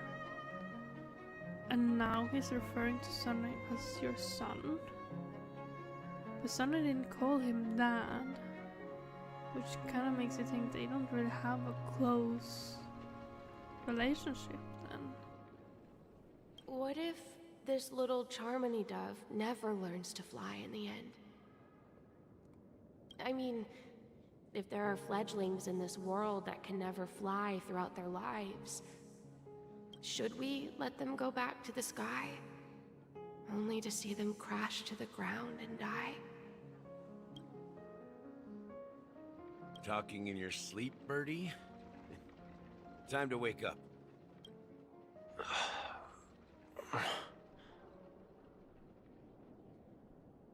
Huh? Need a hand? I'm still alive? Yeah. Happy about that. Where is Robin? Tell me. Now. I knew that was going to be the first thing you'd ask. Don't worry, your sister is here, safe and sound. She's probably walking around the streets now. If I were you, I'd be more worried about myself. After all, right in front of you is the guy who just stabbed you in the chest with a dagger. But within a dream? Yeah. Birdie. I can see why people ship these two. Sunny is very short, isn't he? If you wanted to kill me, Like he's you wouldn't give me the chance to speak. like Don Honks. Just tell me your demands, lackey of the watchmaker. So, you figured out who I am, huh? No wonder you had the guts to go against the Dream Master and the Four Families. Looks like I made the right choice. Choice? You are aware of my plan and see through my act. Time is running out, so let's drop the charades. I'm suggesting we cooperate. Okay, and what is the end goal? Cooperate? What makes you think I'd cooperate with you? The fact that the famous Robin has chosen my side. Plus, some clues about a traitor and a bright future for Penacony. Any of that catch your interest? I find it hard to believe a man who's full of deception. Fine. You don't have to trust me. What you should trust is the sense of justice inside of you. Show me Robin first. All right, as you wish. Here she is. Huh? No, that's Firefly. What's your trick this time? Just kidding. I mean, this lady will lead us to Robin, right? And the crew, too. There are too many people who you owe an explanation. That'd be great. Please follow me, Honorable Oak family head. Now, all the actors I was a bit confused. are on Like, the stage. Do you need glasses? Maybe you need to go to Specsavers. He's so funny. Oh. I just see a belt, and I'm This like, is "Ooh." the monument I mentioned earlier. The names inscribed on it should be familiar to all of you. Rosalina and Tiernan. When Penacony was known as a frontier prison, it was the Trailblazers who connected it with the stars. They were the heroes who saved Astana, and their names deserve to be immortalized. Not just on this small stone tablet, but in the annals of history for all of time. However, today, the planet of festivities is nothing but sweet dreams. That heavy piece of history is all a distant memory. Just like that prison. If their names are inscribed here, then that means... According to Micah, they died long ago. Rosalina was killed during the War of Independence. She ventured alone into the heart of the star system to investigate the flow of Memoria, but she never returned. So she might even be alive then. Well, if she's immortal, I guess. Tiernan was a skilled gunslinger, strong and reliable. He led the people through countless battles, but he didn't live long enough to witness the arrival of true peace.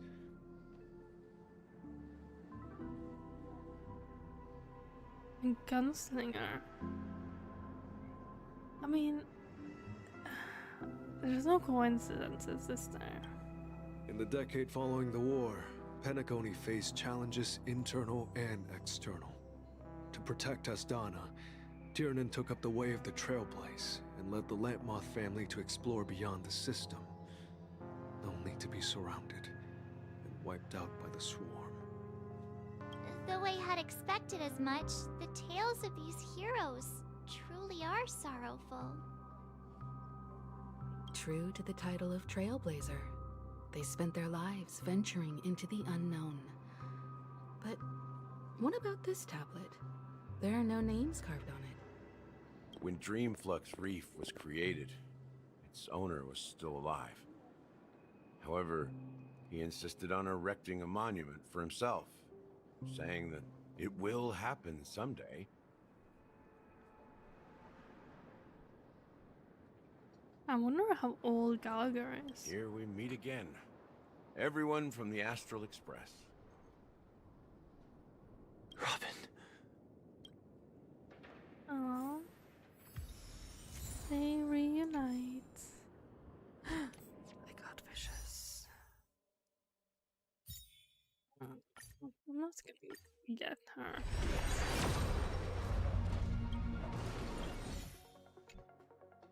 Do I have any, like... No, I don't. Huh. The atmosphere sure is livened up with all these people in here. Oh, like 3? Like... So I just did a vision, obviously. Yeah, so 3.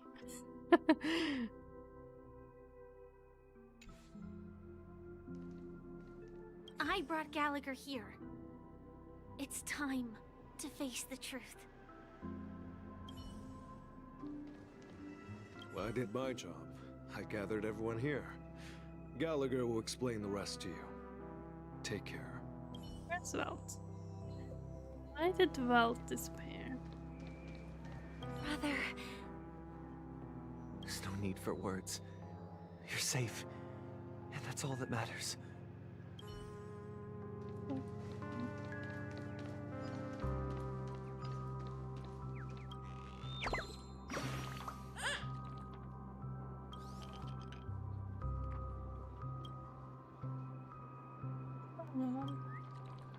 It's not good to keep negative thoughts in. You won't be able to fly. Humans are so hard to understand. It would be great if everyone was happy every day. Goodbye, I'm returning to the Great 3. I wish you and the granny happiness too. What? Sad.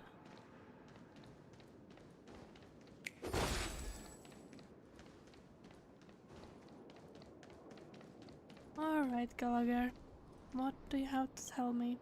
I promised to give the siblings some privacy, so let's talk about our business first. What do you say? That sounds sensible enough.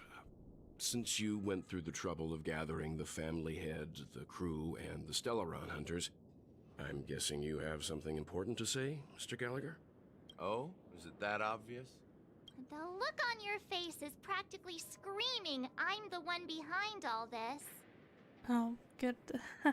Good observation, March. You're right, Mr. Yang. It is indeed time to come clean on everything.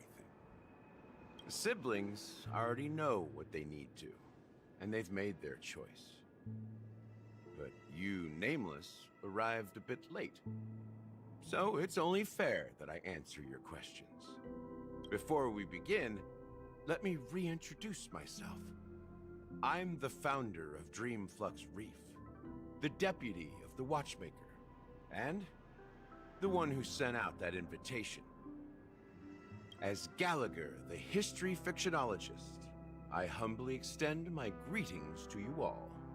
I'm confused, because Firefly mentioned that Silverwolf sent out invitations to the people, and now he says he sent out the invitations. History fictionologist?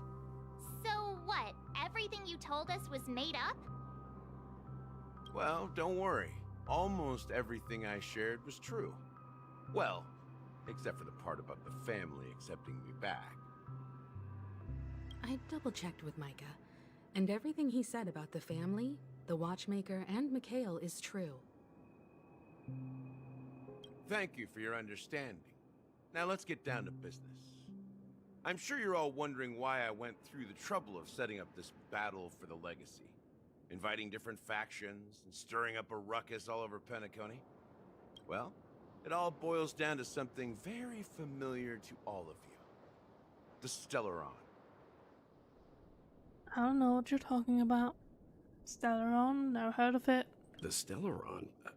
But how is that possible? Penacony is a free-flowing interstellar hub. There are no signs of contamination whatsoever. You're totally correct. So, care to take a guess at what that means?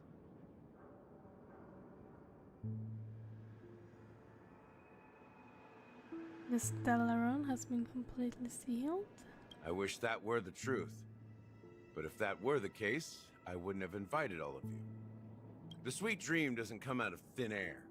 If you think of the memory zone as the sea, creating the land of the dreams is like filling that wild ocean with earth to make an island. To achieve this feat, without the help of an emanator of remembrance or enigmata, the only way is to use a Stellaron. And that's not something you can achieve with a simple wish. It requires vast quantities of knowledge, time, and manpower. I'm sure you get what I'm hinting at. I have no clue. In Azdana, the planet of festivities itself is a Stellaron disaster. The planet of festivities itself is a Stellaron disaster? It all started a long time ago, back when the Watchmaker and his crew liberated the frontier prison. They faced countless challenges as they began building Penacony from the ground up. That's when the idea of using the Stellaron came into play. What does the Stellaron do exactly? Like, is it like a power source of some sort? The Stellaron first entered the Azdana system during the war. The Nameless warned everyone against the folly of attempting to tamper with such a power, and most heeded their words. But there are always people in the shadows with ulterior motives. The turning point came after Tiernan's death. With two of the Nameless gone, the Watchmaker had to go to the front lines. It was at that moment his rivals saw an opportunity. By the time a representative from the Montour System's family arrived at the Watchmaker's call, the Stellaron had already been activated and was seeping into the primordial synesthesia dreamscape. And I suppose the family happened to possess the knowledge to seal the Stellaron? Not just that. They knew far more about the Stellaron than the average person. They helped Mikhail swiftly quell the civil unrest and played a part in building Penacony under the disguise of the Harmony.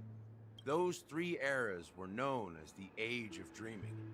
The Watchmaker, who had been left in the dark, sent out invitations across the universe, spreading the hype around the land of the dreams.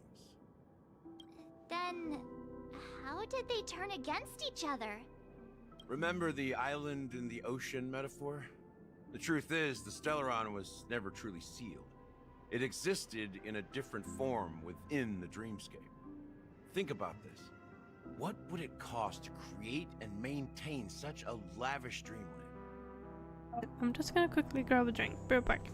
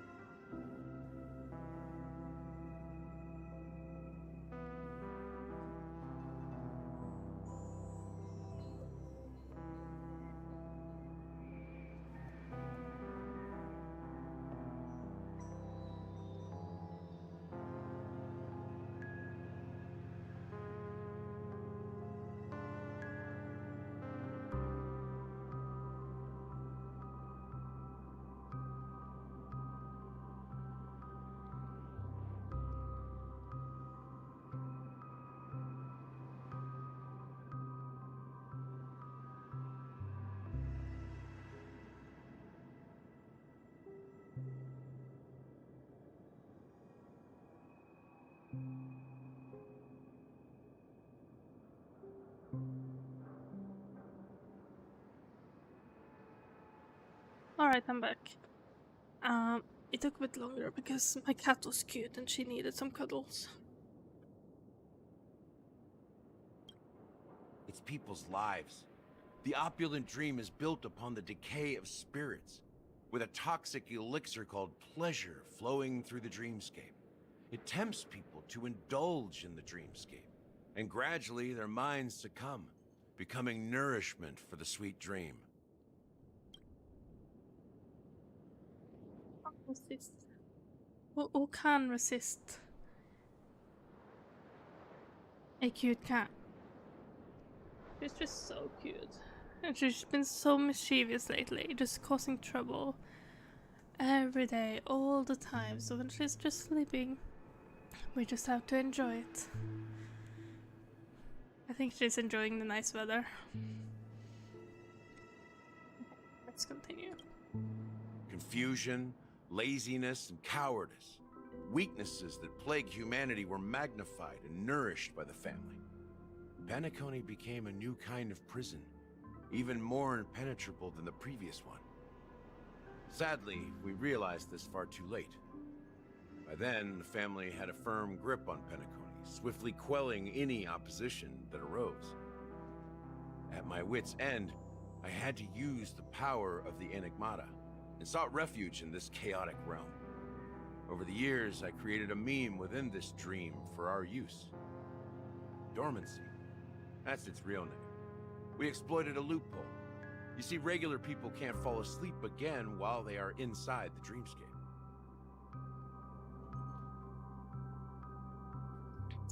Dr.Ratio is so smart.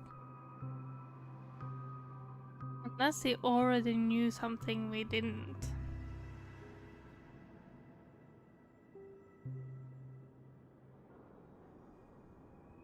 Well, obviously he knew something we didn't, but how did he even come up with the answer? Like, the real impossible thing within a dreamscape isn't death, it's dormancy.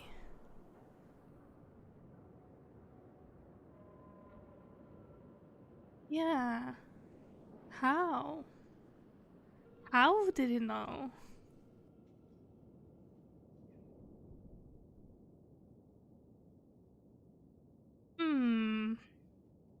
He is mysterious.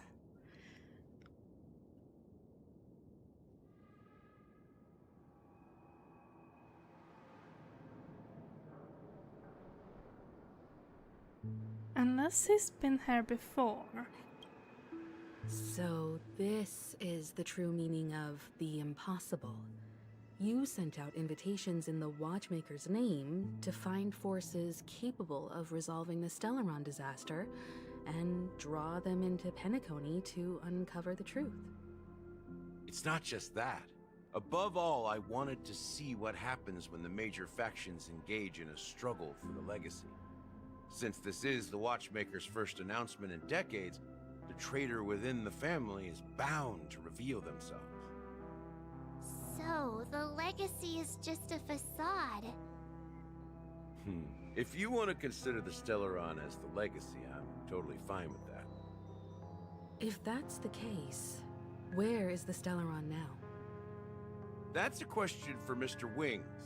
The Stellaron is still under the family's control, and as the head of the Oak family, I'm sure he holds all the answers.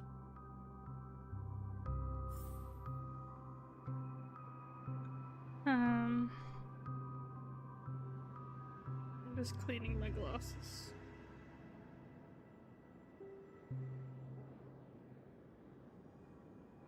Let's see. You all look quite serious. Is there anything I can do to help? As I suspected, the core of this issue lies within the Stellaron. Go ahead. I'm sure Mr. Wings holds all the answers. I preferred it when you called him Birdie.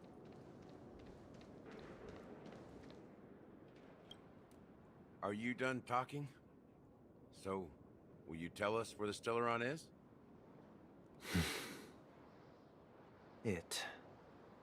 is the Penacony Grand Theater itself. As I suspected, it's the embodiment of the family. The edifice that first materialized within the Sweet Dream. That's what turned Penacony into its current state. As for the person who employed its power, it is in fact Mr. Gopherwood, the current Dream Master. Oh, by the way, when I was going onto YouTube to set up my stream, I did see a very suspicious thumbnail. And while I don't know the details around it, I know something that's gonna happen at the end. Which I cannot find difficult to believe, like, considering the situation right now. So I'm quite curious about that. Well, that was easier than I thought. Did you conduct your own investigation already? Correct. When I was trying to track down the person who murdered my sister, apart from you, Gopherwood was my second suspect. Confronting me first turned out to be a smart move on your part. I didn't have other options. The Dream Master has been elusive, and even the heads of the families can hardly get an audience with him. Moreover, Mr. Gopherwood has been kind to my sister and me. And I didn't want it all to end like this. What do you mean by that? To be honest, my brother and I are also victims of the cancer of all worlds. We grew up as orphans, and were adopted by the family when they came to help.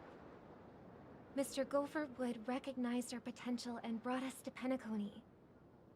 But I can't just stand by and watch Mr. Gopherwood become an enemy of the Harmony. I won't use my voice to support an evil cause.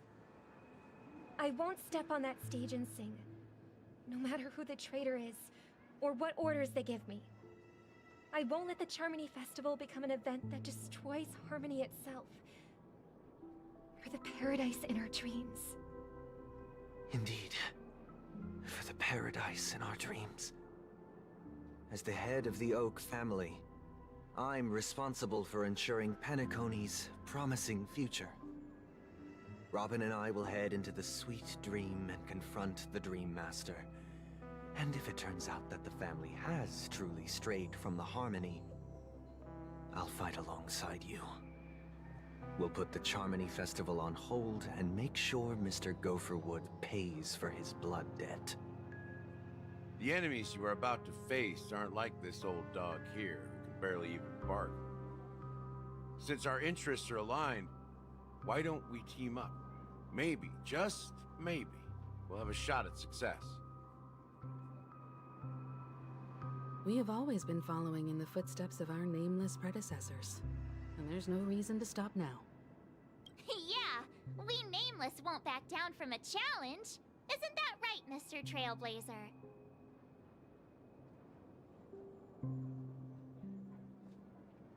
Nothing to fear, no more. We'd win. Heroes never back down, peace was never an option. Nah. That line actually makes me a bit nervous. Rest assured, sitting on the sidelines isn't in our nature. Mr. Sunday, Miss Robin, I'm willing to accompany you on behalf of the Astral Express. Having a third party present should help with negotiations, and could make all the difference if things get ugly. Thank you, Mr. Yang. Thank you all very much. The Charmony Festival is about to start, and time is against us. We must hasten. Hasten. Everyone, let's gather over here. We still need to make some preparations. I just made a small observation. His back of this part here of his vest kind of makes me think of Firefly. So it's kind of like they was talking about how his looks had something from all his victims, like had like something combined. It just made me think of Firefly.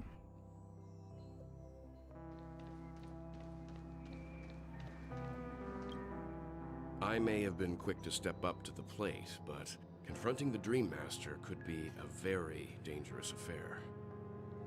Huh? Even you're saying that, Mr. Yang? How powerful is that Dream Master? He's the leader of the families of Penacony, and he has the entire power of the Harmony behind him. Not to mention the Stellaron in his possession. We must proceed with great caution. Maybe you can just stay behind this time, Mr. Yang? Marge No, is that worried won't about do. him. Even if we count Robin as an ally, something felt off about Mr. Sunday just now. Although, I can't quite put my finger on it. I have to make sure he won't turn against us when things start to get dicey. You're still carrying the keepsake the IPC envoy gave you, right? May I borrow it for a moment? Is it the coin? It is the coin! Aventurine's coin. A token of the Inter-Astral Peace Corporation. You remember the envoy played a little trick with it. You could have said his name. Huh. I knew it. What? What? Yes, of course. What is it? What do you need this for? As I suspected, this chip Aventurine gave to you is actually a miniature transmitter. That's meaning what? If I'm right, he intends to use it to track your location or contact you when needed. As it so happens, this may actually be of some use in the current situation. Aventurine? Is he still alive? And what does he have to do with our mission to confront the Dream Master? Yes, tell me. Remember what I said earlier? Working with the IPC is a way to keep the family in check. If negotiations go south and the family show their true colors by going after the Stellaron, I'll use this transmitter to send a message to the IPC. It'll be just the opportunity the IPC ambassador was hoping for. The only question mark in all of this is Aventurine's current status. But the IPC is always listening, especially senior strategic investment department heads like him. Getting the message across shouldn't be a problem. I love hearing about Aventurine. And I love like that Mr. Yang, or Wells, has kinda picked up that Aventurine has a lot more to play in this part. Okay, let's continue. Good luck to you, Welt. Well, you take care too. If anything goes wrong, don't worry about me. Just make sure to seal the Stellaron. Spoken like a true hero. Even if the Dream Master is innocent, the family's corruption runs deep. I won't make the same mistake Mikhail did. Let's wish him the best of luck. Don't you have something else to tell us, Gallagher? Such as... Why would you say so? Before we departed, the conductor asked us to inquire about the 3 nameless in Penacony. We've already collected intel about Rosalina and Tiernan, so the only one left is Legwork. If I'm not mistaken, we've already met him somewhere, haven't we? It's not enough to say meet, but the answer is pretty obvious. After all, I've hinted at it in quite an evident way. I've been watching over you ever since I received the reply from the Astral Express. And I've seen the great effort you all put into linking different realms together across the cosmos. And now, after getting this far all in one piece, you have truly proven yourselves. Miss Himiko, were you the one who repaired the Express and got it sailing through the cosmos again? Yes.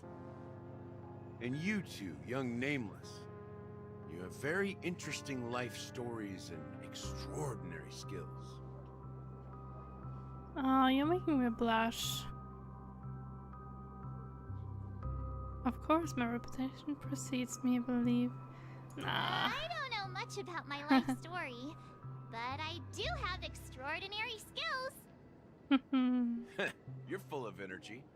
Please send my regards to the conductor, Pom Pom.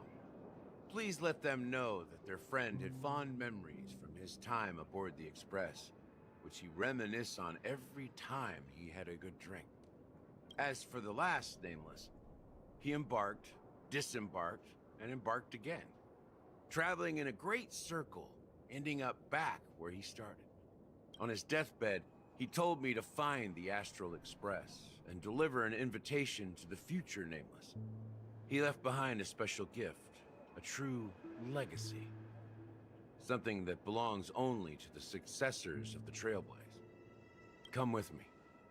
Now is the time to reveal it. I hope it's not cocky. If it is, then I'm quitting.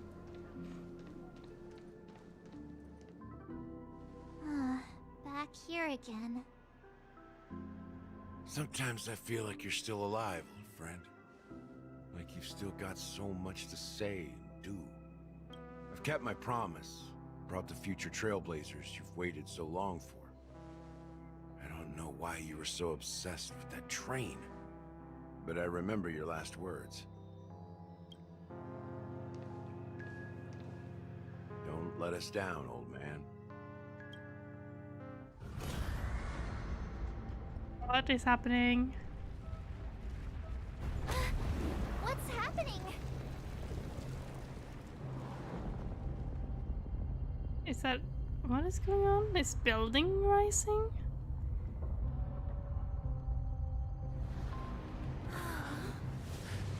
Okay, that's so creepy. Oh! Oh!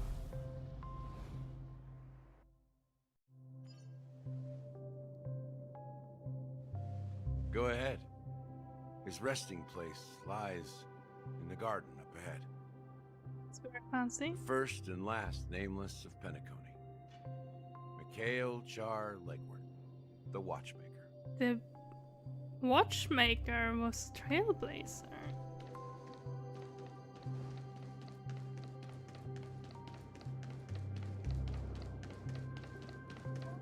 So maybe Misha will join us, trailblazing across the galaxy.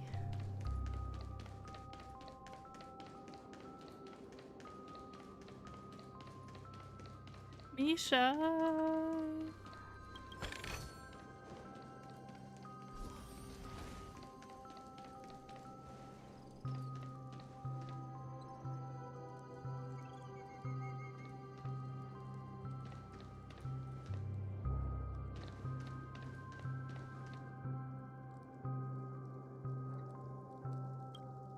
Beneath the sea surface of Memory Zone, in a garden closest to the full moon in the water, an elderly man rests in a recliner enveloped in utter silence. The watchmaker, Michael Char Legward, has moused into the endless timeless dream where no sounds could ever awaken him. Sure enough, the watchmaker is the third nameless. Even I could guess that one. I couldn't guess it. Oh. The legacy he left behind was a dream bubble. I believe inside that bubble, there's something that holds meaning only for the nameless. Interesting. After all, when I checked its contents, I found nothing inside. Maybe some Trailblaze runes? Even more mysterious than me. Well, let's have a look. Is this when we get the imaginary harmony skills and take us out? As the word sees, Himiko nods ever so slightly in your direction. You take a deep breath, steady your mind, and turn the gaze towards the watchmaker. Touch the dream bubble in Michael's hand. You press your hands against the dream bubble, and the thick, vicious memoria converges under strain, then stretches outwards from your fingertips. As if weaving a delicate web, it gently cradles your palm. A chill travels from your fingertips, carrying with a myriad of vibrant and intertwined memories, as experience would suggest. But this time you see nothing at all.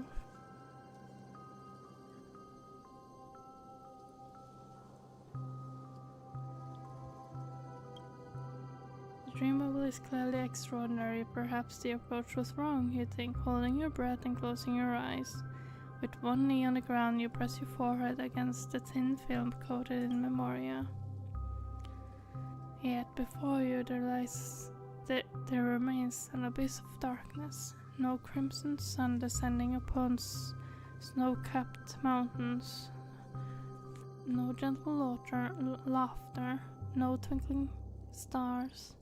No echoes of swords clashing. And most of all, no traces of Trailblaze. There is nothing and nothing is there. Undoubtedly, this is but an empty dream bubble. Wait, what's going on? Seriously? There's nothing inside this dream bubble? How could a dream bubble be empty? Just as I suspected.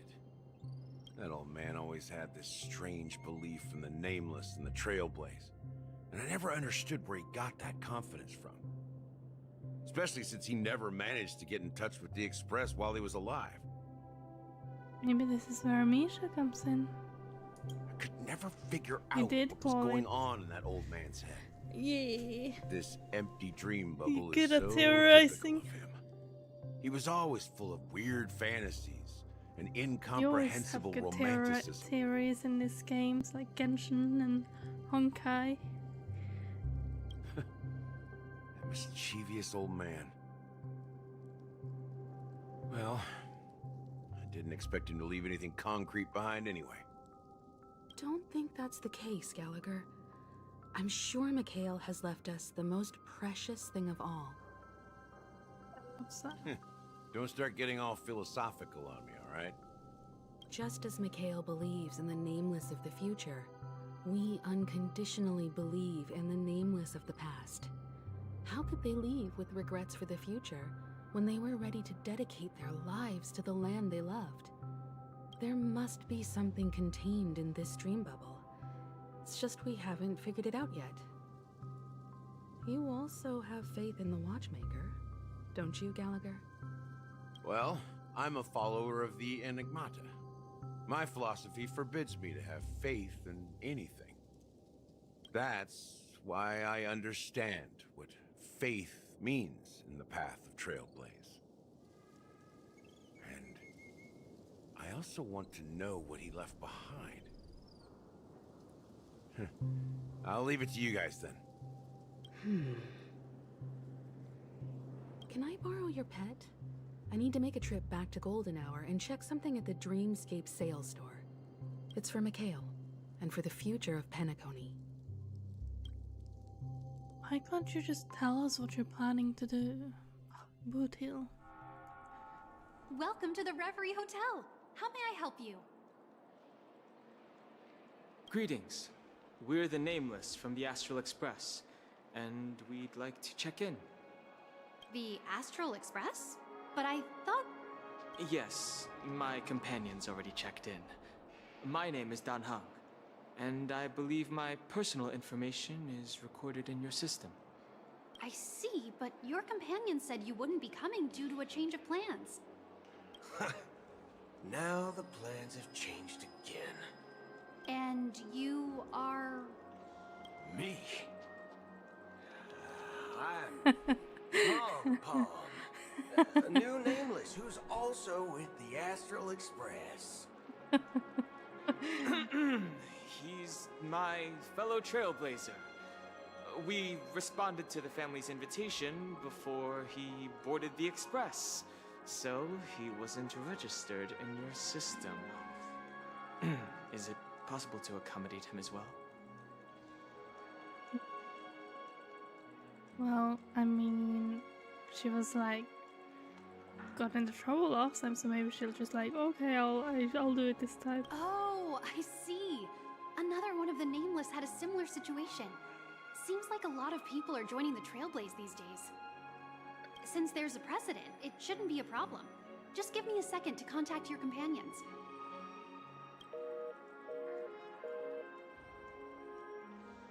I'm sorry, dear guests, but it seems I'm unable to reach the other members of the Astral Express. What do you mean by unable to reach them?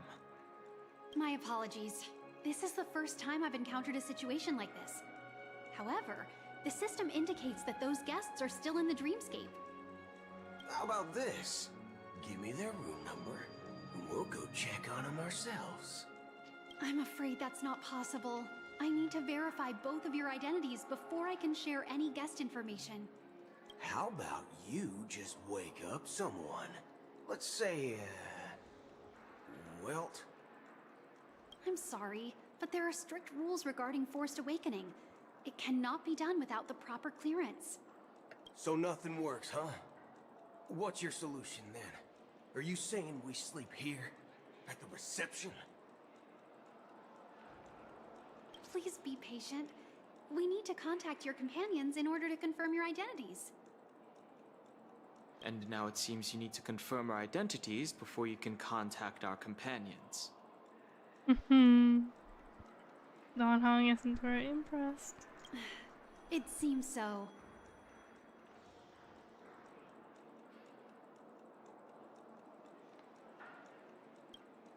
Oh, fudge. Look, nothing personal, but if you can't handle this, go find someone else who can, okay? Please calm down, dear guests. I do recall that Mr. Sunday, the Oak family head, personally handled this issue earlier. Oh, please wait a moment while I contact him. I don't think she's trying to give us a hard time. She really just doesn't know what to do. I have a bad feeling about this. You tried to contact them on the Express earlier, but they didn't respond. Something doesn't seem right. I need to leave for a moment. You can stay here with the receptionist. Sure thing. Just don't keep me waiting forever. Don Hong seems pretty worried about his companions. I should give him some space. Stressing out about it won't help anything.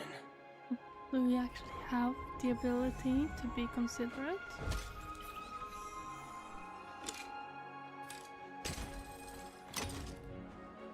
Let's have a look at you then.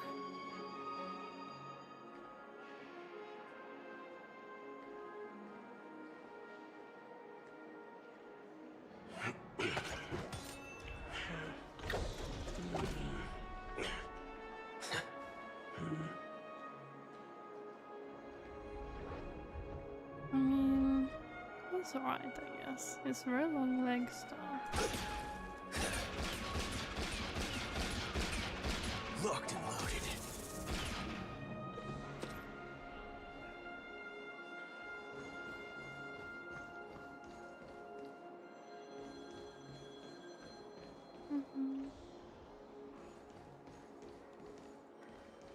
Everything here is so tall. The Charmony Festival is about to start! I'm so excited! Hey! You guys here for the Charmony Festival too? Well, I didn't come all the way here specially for the festival. Honestly, I don't really even know what it's about. But I heard it's a lot of fun! So if these are not Well, children, back in my home world, why do they Anari, act like we have festivals children? like that all the time. My dad threw me a birthday party one time that was just as extravagant as the Charmony Festival. Like it. Oh, come on! The Charmony Festival is a once-in-an-Amber-era event! How can a birthday party compare? Well, you never know, right? Maybe on her world, birthdays only happen once in Amber Era. Anyway, let's forget about that.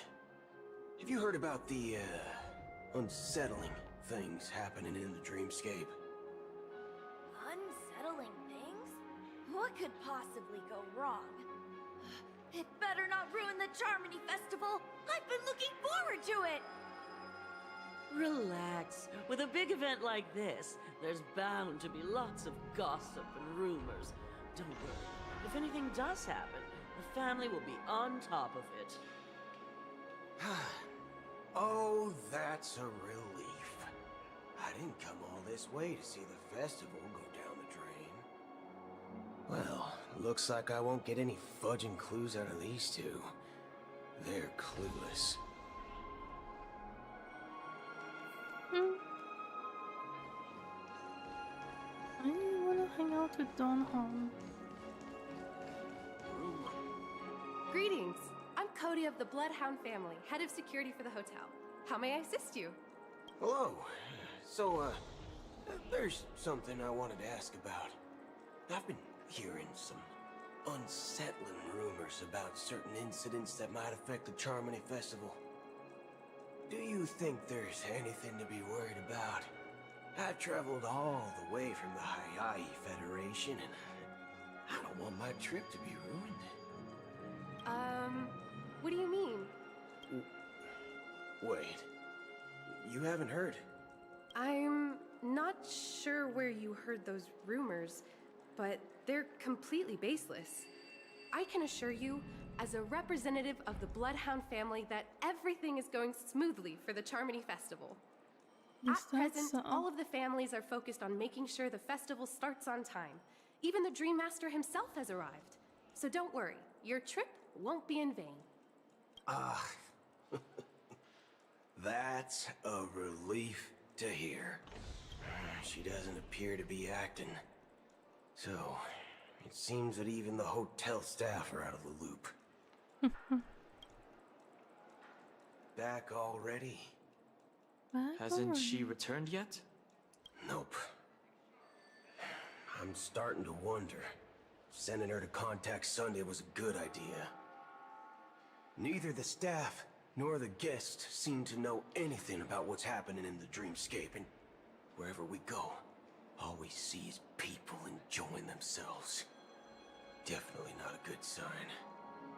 I mean, I his agree. design is growing on me a little bit. Another unusual thing is that the Oak family is supposed to be in charge of organizing the council and managing everything inside and outside the dreamscape. However, I walked around the hotel but didn't meet a single member of the Oak family on such an important day. Well, I'll be forked. If I remember correctly, the head of the Oak family is that Sunday guy, right? We shouldn't linger here too long. Let's go back to the Express for now. Not so fast. Have you ever robbed the IPC? So handsome. Bro. Have you ever robbed If the you run IPC? away now, everyone will be chasing after you. Are you suggesting we sit here and do nothing? I wouldn't say do nothing. But let's stay put for now. Even if the family has ulterior motives, they couldn't have anticipated us showing up here. We're the surprise factor for them. They don't want to attract unwanted attention from certain outsiders, so they won't do anything reckless. See? The IPC lackeys are keeping a close eye on this hotel. If I were a family member, I'd find an official excuse and keep the surprise factors here. If we just wait here, that would be like walking into their trap. Of course, we don't need to walk into their trap. I gave a backup plan to the memo keeper. If it turns out we won't be allowed to enter the dreamscape, she'll order a drink for me in the VIP lounge at the hotel. In reality... A secret signal. That's right. Oh, a concrete object can indeed help the memo keeper establish a connection with you. But Boothill, if you have more backup plans in the future, I hope you'll let me know in advance. I'm sorry, but it's one of my quirks. I have too many unreliable friends. And if I reveal that I have backup plans, things can go awry. And that would leave all backup plans completely useless. It seems to be a theme though, like people say, oh, yeah, I have a plan, but I'm not gonna share it with you. Even Himiko did that. At least Welt told us his plan. How do we get into the VIP lounge? This is where my street smarts come into play. Is that so? Hello, Dennis. You're the lobby manager, right? Yes, I am. How may I assist you? We're the Nameless from the Astral Express. We wanted to check in, but there's something wrong with your system. The lady at the front desk said she would contact the manager, but now she's nowhere to be found. Now, we've been waiting here forever, without any food or water. What the fork, man? Is this how the family treats its guests? Is this your idea of street smarts? Starting an altercation? It's called standing up for your rights. I apologize It's for very the different inconvenience. from Pom-Pom. Please wait while we try to contact Mr. Sunday. I'll arrange 2 premium seats in the VIP lounge so you can rest there while you wait. Thank you. See? Just like that. Just don't call yourself Nameless next time. Giving them a bad rap. Or something else. Certainly worthy of the planet of festivities. 1 peach soul glad, shaken, not stirred. He does not want to. Be known. Did you know there's a secret here? There's actually a pom-pom bunny, and if you click it, there's a little guy playing hide and seek with you. I think it gives you achievement. Anderson, bartender. Oh, you look cool with your sleek hair and sunglasses. Good evening, gentlemen. Hey, I have an order for a bottle of Hasdana's White Oak. Can you help us find it? Hasdana's White Oak. I think there might be a misunderstanding. We don't serve that here. Oh, no way. Are you sure you're not mistaken? If someone had reserved such a beverage, I would definitely remember it. It sells for hundreds of thousands of credits per bottle, after all. I couldn't afford to cover for such an item if it were broken or lost. That's strange. Well, could it be that the memo keeper couldn't afford it? Then what should we do now? No need to rush. Let's grab some drinks first. Maybe I arrived too early and she hasn't come yet. Now, let's see what kind of juice malts you all have here. Well, give me a glass of Heenum Valley, 40 years. I'll have it neat. No ice. Well, that's the most expensive one on the list. You have a taste for the finer things. It's on the house, anyway. What can I get for you? Anything you recommend is fine.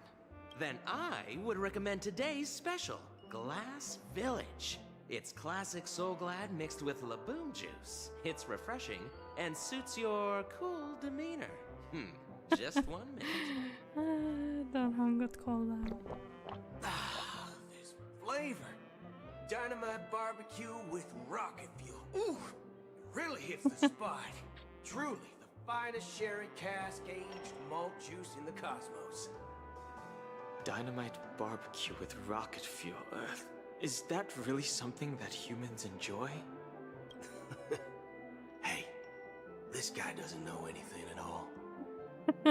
As long as you're satisfied, dear guest. He does. Please enjoy. Let's give the memo keeper another half-system hour. If she doesn't show The up, reason we'll that need to Hang come up always with a wants new to plan. stay back in the train, Meantime, it seems. Let's take stock of the situation. What do you think? The situation is unclear. Something must have happened on the planet of festivities, but the public is unaware of it. Someone in a position of power within the family must be covering it up. It's unusual for the followers of the Harmony to invite other factions, let alone the IPC and the Masked Fools. If what you said about the Emanator of the Nihility is true, the situation in Penacony is a little complicated, to say the least. Actually, there's something else I'm concerned about. Regarding Acheron. As you know, the faction that follows the path of the Hunt are some of the most dangerous folks in the cosmos to mess with.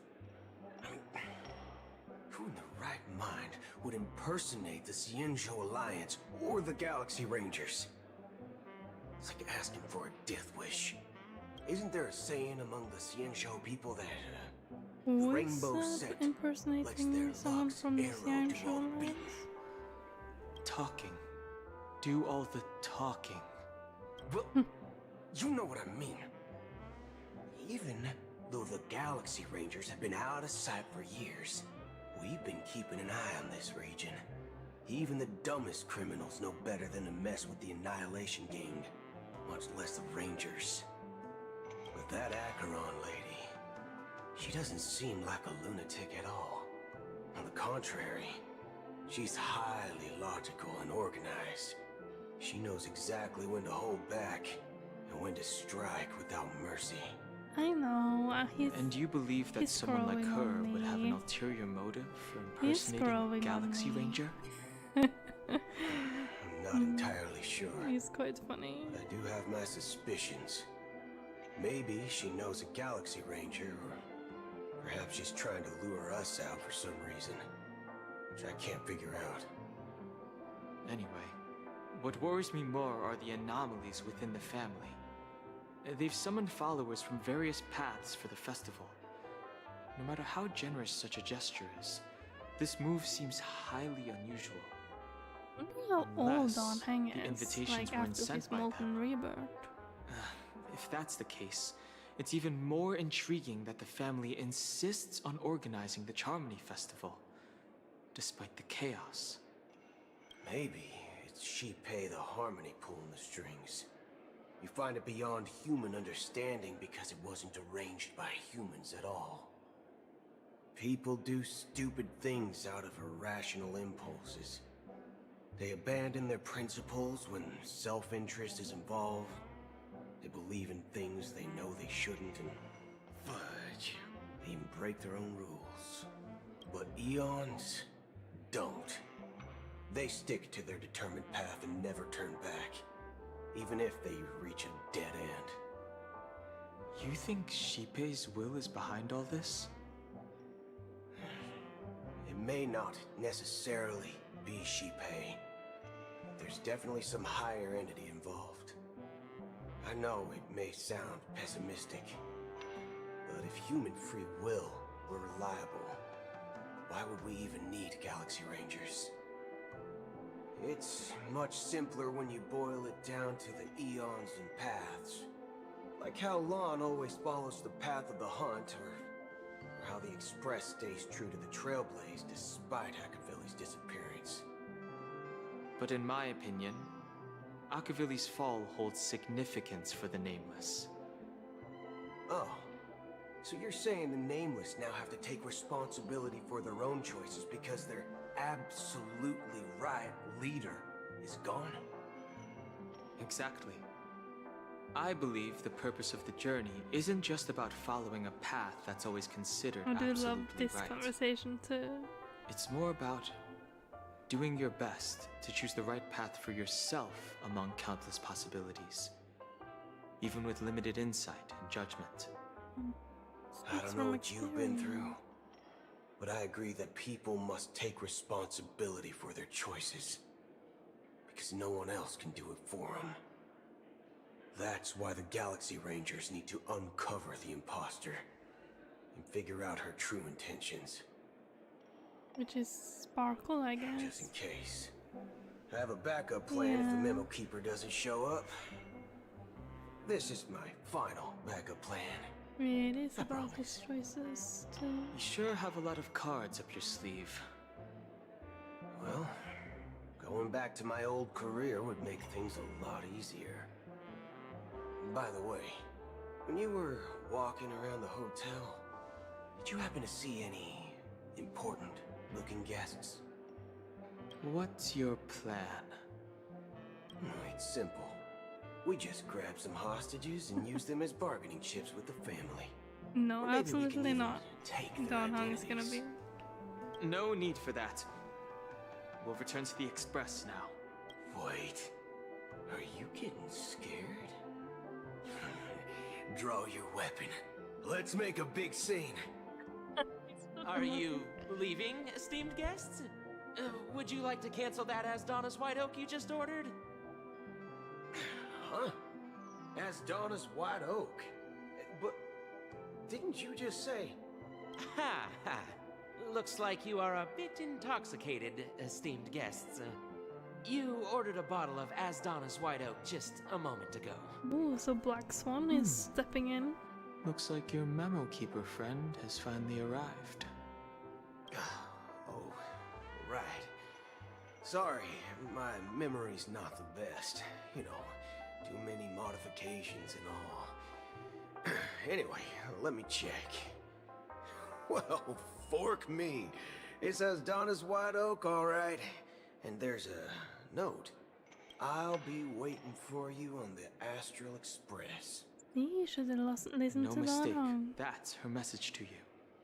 She knew the hotel wasn't safe, so she suggested we find another place. It's so funny. Looks like we took a detour, but now it's back to the Astral Express. So, what are we waiting for? Let's go. You're back? Two guests just boarded saying they were looking for Boothill, so I told them to wait in the parlor car. Two guests. Oh, just in time. So who's the second one? Two Black guests? Swan and Yeah, Acheron? her too. Look, we welcome all passengers on the Astral Express, but sneaking in like that, you have no regard for etiquette. So who's the other one? My apologies, conductor. It was an oversight on my part. I assumed you were already acquainted with the garden. Given the chaotic situation in Penacony, the Nameless are the only ones we can truly trust right now. You are the Memo Keeper. Pleased to meet you, Don Hung. I've seen you in others' memories. And as for Boothill, this is our first face-to-face meeting. I hope you enjoyed that bottle of Astana's White Oak. You sure have a refined taste. Finally, Memo Keeper. Well, let's cut to the chase. Spill everything you know. Still the guest. That's precisely what I intend to do. But before that, please allow me to introduce myself. My name is Black I was Swan, Acheron. and I serve the Garden of Recollection as a memo keeper. As for Acheron's story, I'm sure she knows it better than I do. Greetings. I'm Acheron. What? You Garden of Recollection shirtbag! You betrayed me! Oh, she's I badass. apologize, but she did that at my request. Due to certain reasons, I have been exiled by the family. Thankfully, this memo keeper came to my aid and helped me escape their surveillance unnoticed. To be honest, it was more like stalking than helping. And the process was far from unnoticed. But we did escape. I asked her to guide me to a place beyond the family's reach and to contact a few trustworthy individuals. Namely, all of you. Trustworthy? Son of a nice lady. You think I'm dumb or something? How about this? I'll put a few bullet holes in your head and see what secrets spill out. Then, we can talk about trust. It doesn't have to be like that. I'm willing to answer all your questions, but not right now. If my cover hadn't been blown, we might have had more time, but at the moment, we don't have any other options. No other options? What do you mean? This is the only way I can ensure everyone's safety. I kindly request an immediate warp jump out of the Astana star system.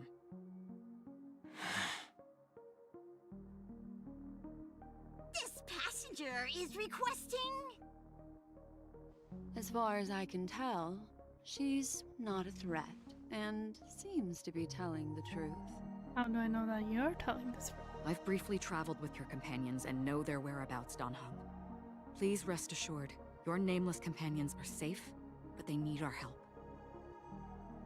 As for Boothill, you may have guessed. I've been waiting for you. Galaxy Rangers are known for their elusive nature and limited contact with each other, so this was the only way I could reach out to you. Only by doing this can I find a true Galaxy Ranger and fulfill a long-standing promise. Such as? To return his relics to their rightful owner. What relics? Someone once told me that every rainfall is like a gift from the heavens, a sign of their mercy upon the world. Raindrops are said to be the tears of the gods, shed in response to the sorrows of the world. Their constant pouring is a reminder that the gods haven't abandoned us yet. So, how long has this rain been going on for?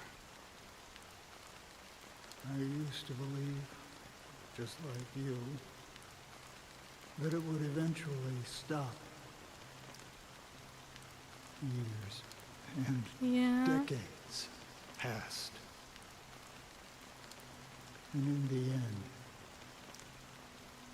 such hope faded away before the rain did. Looks like the god you mentioned doesn't exist after all. As he spoke, the old man's gaze remained fixed in the distance. Amidst the fine drizzle of black rain, countless shadowy hands emerged from the sea, surrounded in ethereal mist, reaching out towards the sky one by one. Yeah, I noticed that with Don Hung's and Boothill's conversation earlier, that the music was very loud compared to the audio. I guess I could lower the effect sounds and keep the dialogue ones up. I'll sort it out afterwards when I can. Well, let me share a story with you. Mortals who walk the paths are like sailors on a vast ocean, leaving behind a trail that creates countless ripples of possibilities.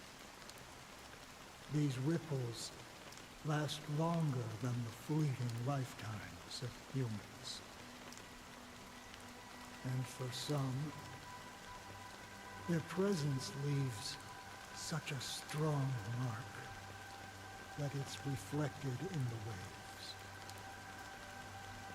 Like creepy, those shadows on the ocean. Those hands.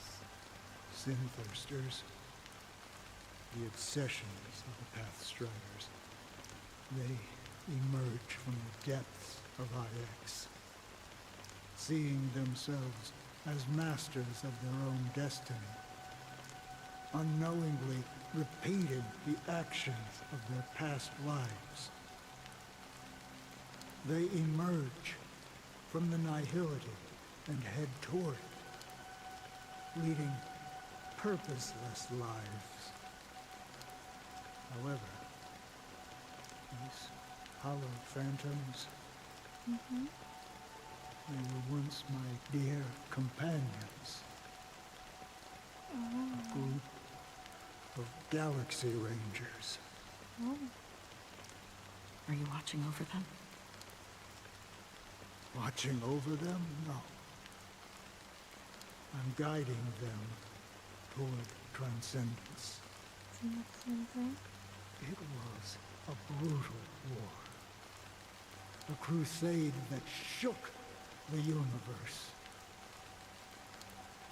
The universe witnessed the fall of Zulo, the Lord Ravager, but it came at a price. A price so hefty that only those who were there still remember. The unwavering determination of the Hunt followers persists even in death. So someone must guide these lost souls to their life beyond. They were heroes in their time, and they shouldn't be reduced to mere puppets of nihility. As for me, I've suffered too many losses on that battlefield to advance any further. And that makes me the most fitting person to carry out this task. But you know, these sin thirsters, they're not who they used to be. Does this seem pointless to you? Well, some tasks have to be done, even if they are pointless.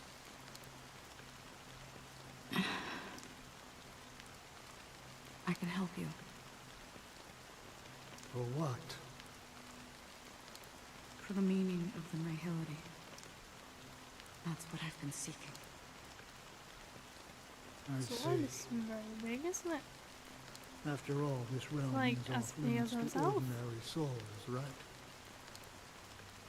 Thank you, stranger. I wish that you find what you seek. Before we part ways, I have one more question.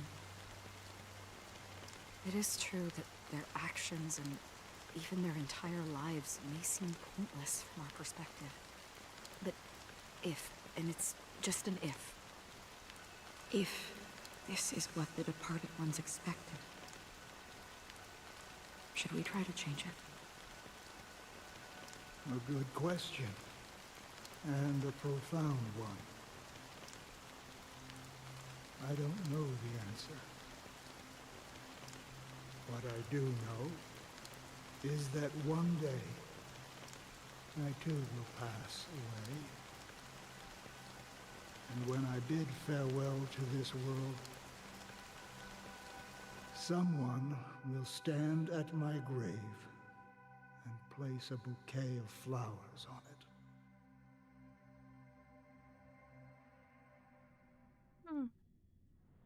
Interesting. 9 When I system appeared hours. as a child, my speech, mindset, and soul reflected immaturity and innocence. As I grew into adulthood, I left behind my childlike side.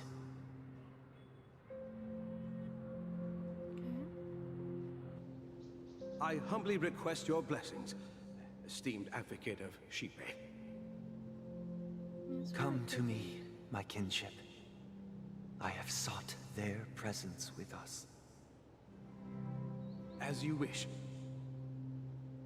I have faithfully served the Alfalfa family for nearly a decade, promoting the path of the harmony to the best of my ability. However, I made a mistake yesterday. While I was preparing dinner for the family head, I accidentally dropped a prepared dish on the floor.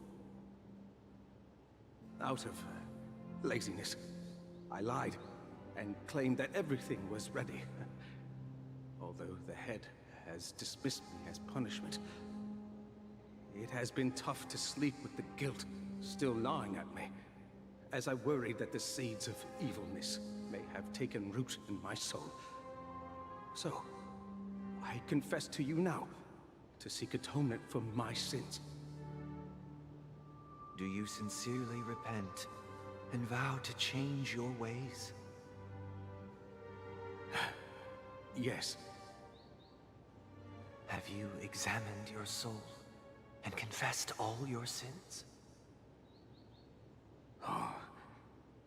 Yes. Are you willing to accept the process of atonement?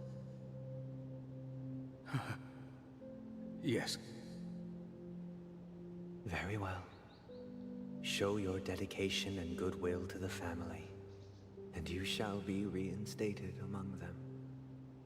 Now, please, leave in peace. Oh, praise Sheepy.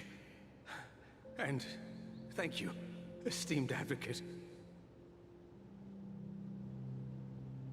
Next, please step forward. I wholeheartedly confess to you. Please, pardon my sins. It's kind of weird. Rest assured, I have implored their presence to like be with us. As long as you are sincere, absolution will be granted. Oh, great. You know, I arrived in Penacony as a stowaway.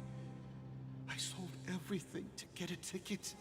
My house, my land, and my 2 children. I see. Please, go on. My children were starving, and I hoped they'd have a chance at survival if they became slaves here. If I can strike it rich here, I'll lift them out of that situation and give them the life they deserve. But the Bloodhound family got wind of it. They're on my tail, hunting me down. I thought I could bring my kids here. It was all my fault. All my fault. How did you ever think that selling your The family is ready to forgive all sinners. I'll ask the Bloodhound family to cease their pursuit. You don't need to live in fear anymore. Oh, thank you. Thank you. I'll work my hardest to redeem my children and make them part of the family. Praise the harmony! Next, like it. please step forward. He's getting Hey, annoyed. long time no see, Mr. Sunday. The He seems most pretty fed up. esteemed individual in Penacony, and the next leader of the Oak family, right? I have sought their presence with us. Let us proceed. Seems like he's Sure. using his Let's just patience. get this over with. I have sinned. Yes, Please he's forgive really me. pretty here. I wasted half a pizza at breakfast. This art is and a bottle of beautiful. soul wine. Hello, Jinx. How are you? Did you have a good sleep? That's it. Nothing more. When we wrap this up, I've got a robo-ball game to catch, you know? Do you seek to atone for your sins through good deeds? My sins? Starting to sound like a saint, huh? Well, let me tell you something. Neither the family nor you have the right to judge me. You think nobody knows what your precious family has done? About the watchmaker? Huh?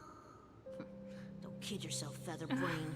Those dream chasers might be I mean, fooled the by game your is act. quite addictive. Don't fool I fell asleep yourself. around like 10:30, 11. Before you start Fell asleep on the spouting off your couch. holy verses, answer me this. Where does the power of the Oak family come from? And your power? What makes you think you can sit there all high and mighty, looking down on everyone else? Yeah, I fell asleep on the couch.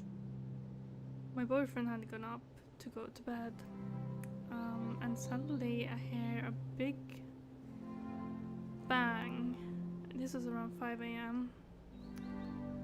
I heard a big bang. I thought it was upstairs, so I ran upstairs, like wondering what in the world is happening, and I obviously heard cat feet as well, so they're causing trouble, Kiko specifically, but we couldn't figure out what she knocked over or anything like that.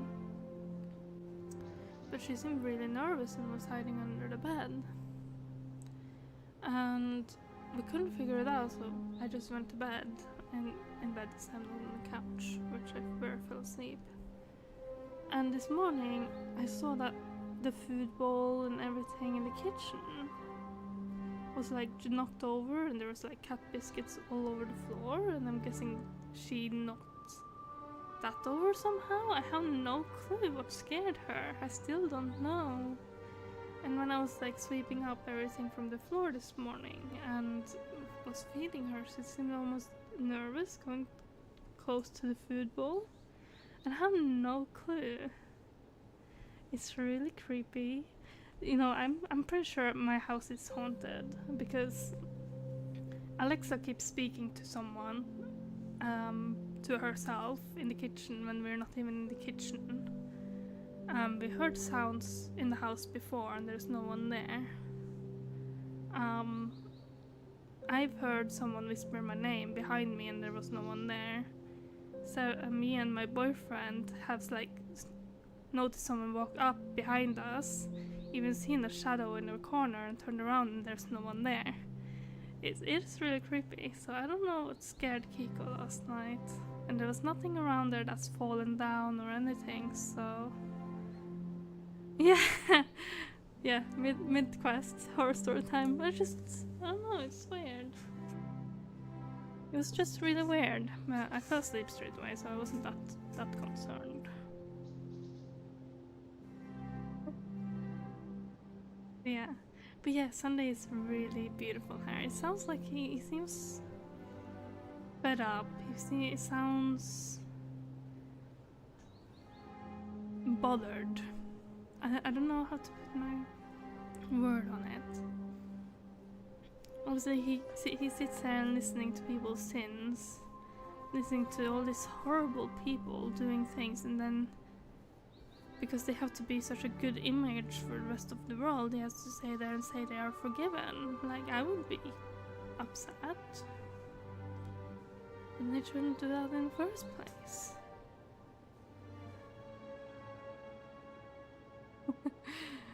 Yeah, I'm curious because I saw a thumbnail. I didn't watch the video, but I saw a thumbnail on YouTube that kind of surprised me. I know nothing surrounding it, nothing at all. I'm really curious. I'm suspecting that's at the very end as well, so I'll have some time to wait before I'm there, but I guess we'll see. Well, I've spent enough time in confession today to enter the Harmony's paradise, right? Then I'll take my leave.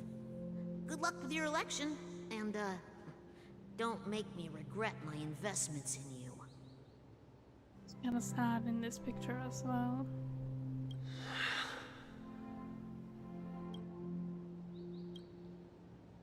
Oh, revered triple-faced soul, hear my doubts. Who can judge the strong when their power hides their crimes? Who can vouch for the weak when they will pay any price to survive? Who can comfort the purest souls when even they get led astray? If the strong defending the weak is truly the foundation of paradise, then who is responsible for the suffering and anguish in this wretched world? Aww. Brother? Brother? Brother, are you alright? What's going on, Sunday? What's going on with you? I'm fine. I've been working long hours. And I just made a trip to Dreamflux Reef and back. So, I'm a bit out of sorts. But it'll all be over before we know it. What does that mean? You've been working non-stop on the Charmony Festival, Mr. Sunday, and no one could have predicted this incident. Even if the Stellaron does pose a grave threat... Oh, sorry, I didn't... No need to worry about troubling anyone. The Charmony Festival was meant to spread joy and harmony across the cosmos. But now that we know the truth, I'm afraid we'll have to cancel it. It has always been our wish to make everyone happy, so... we'll do our best to explain everything to the Dream Master. I'm sure he'll understand. That's okay. I understand you have work and other responsibilities, so please do the things that you need to do first. It's more important. And I will see you later. I hope you have a good day. Even if the negotiation does not go smoothly, I'll refuse to go on stage. Without the Chord Master, the Harmonious Choir would not arrive, and the Charmony Festival would be just a grand performance, and nothing more. But they'll just get Sparkle to go on the stage instead of you. I'm relieved to see your determination. You know, since arriving in Penacony, we haven't had any contact with this Dream Master himself. I'd heard of the heads of the 5 major lineages, but the Dream Master is a mystery to me.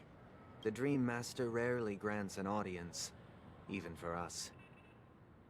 But, given the urgency of the situation, he's agreed to meet us in person.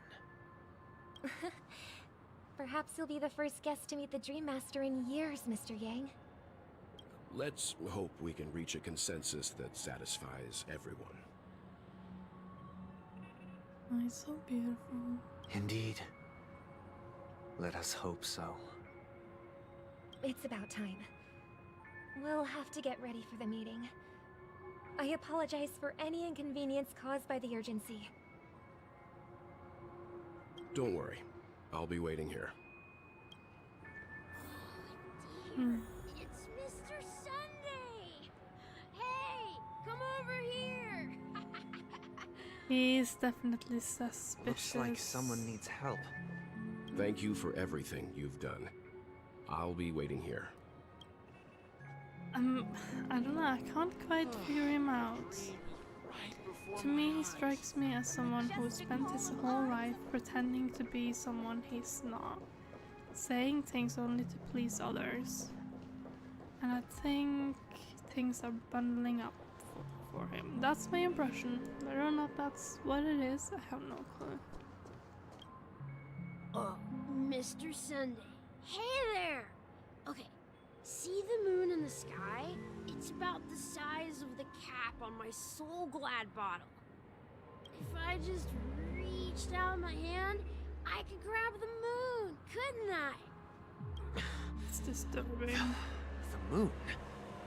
You mean the Grand Theater? Yeah. Look at me. I've been away from home for too long. I must be missing that moon.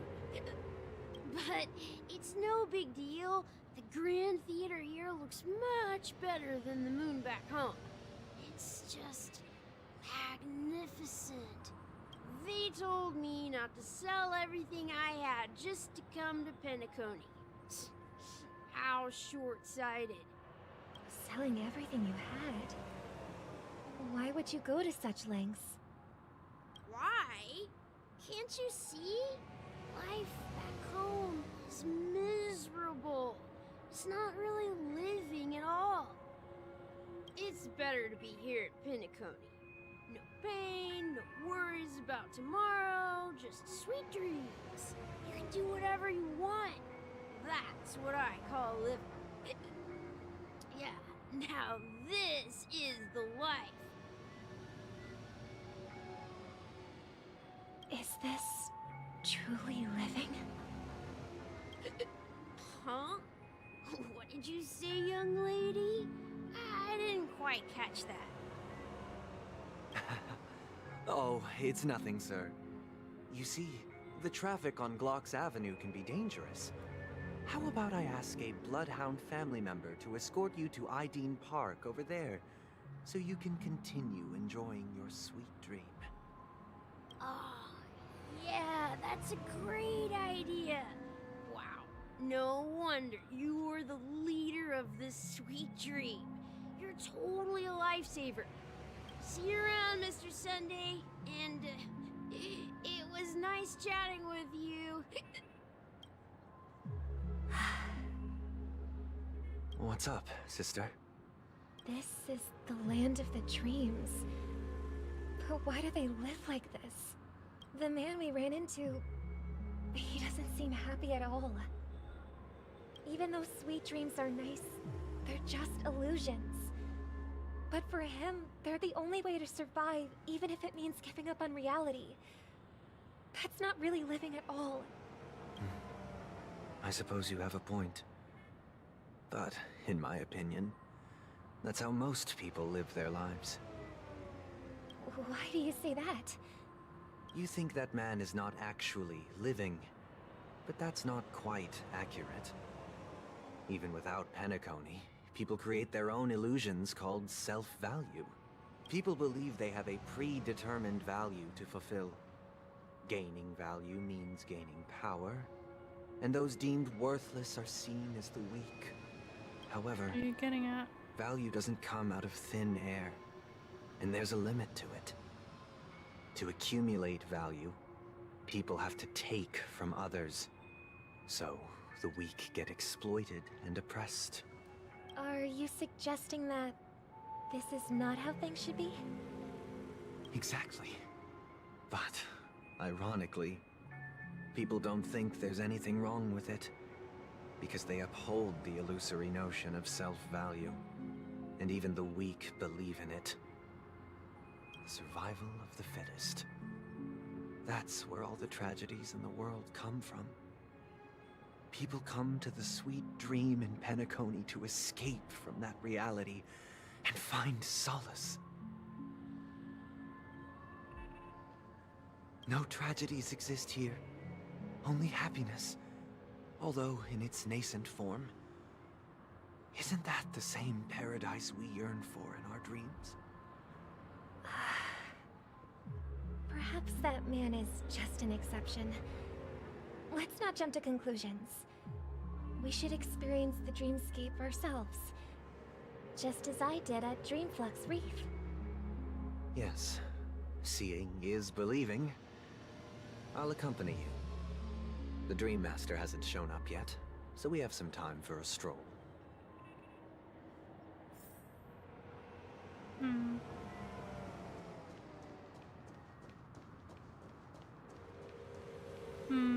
I don't know what to feel. Glad to meet you again, Robin. How are the preparations for the Charmony Festival coming along? We're all so excited about it. It's going smoothly. Thanks for making the trip to join the festival. You're too kind, Robin. It's a pleasure to have guests from all over the universe celebrating day and night. I can't stand being lonely or bored, so this jubilant dreamscape is perfect for me. Her voice just changed. But if this went on forever, would it get boring too?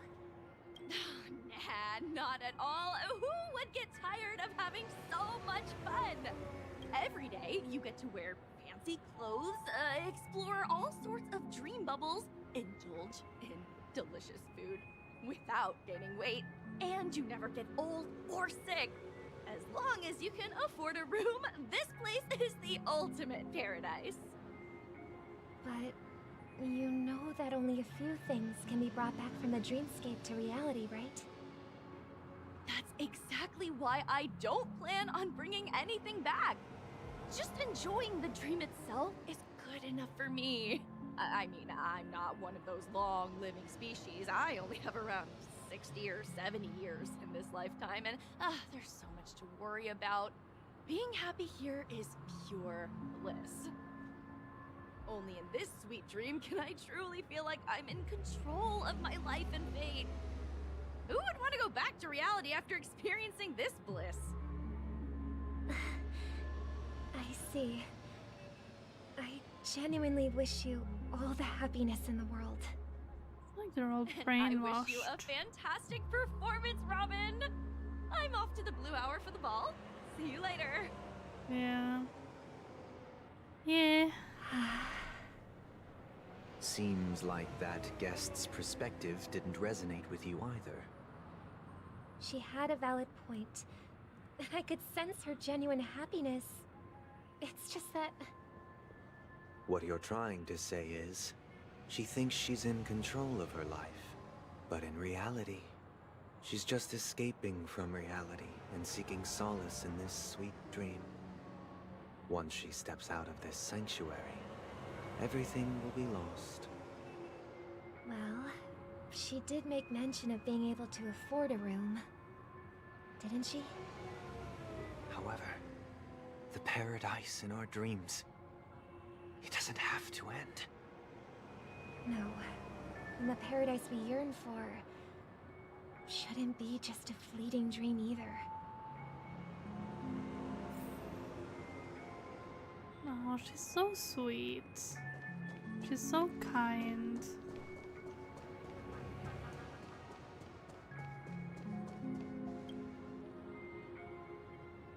The scenery in this dreamscape is truly breathtaking, isn't it? Oh, Robin. Can't believe I'm meeting you in person here. What an honor. You're right.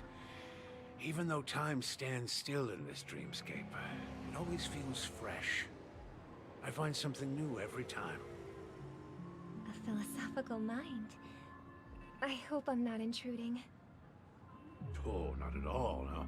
With little time left, I yearn for meaningful conversations, especially with someone as esteemed as you.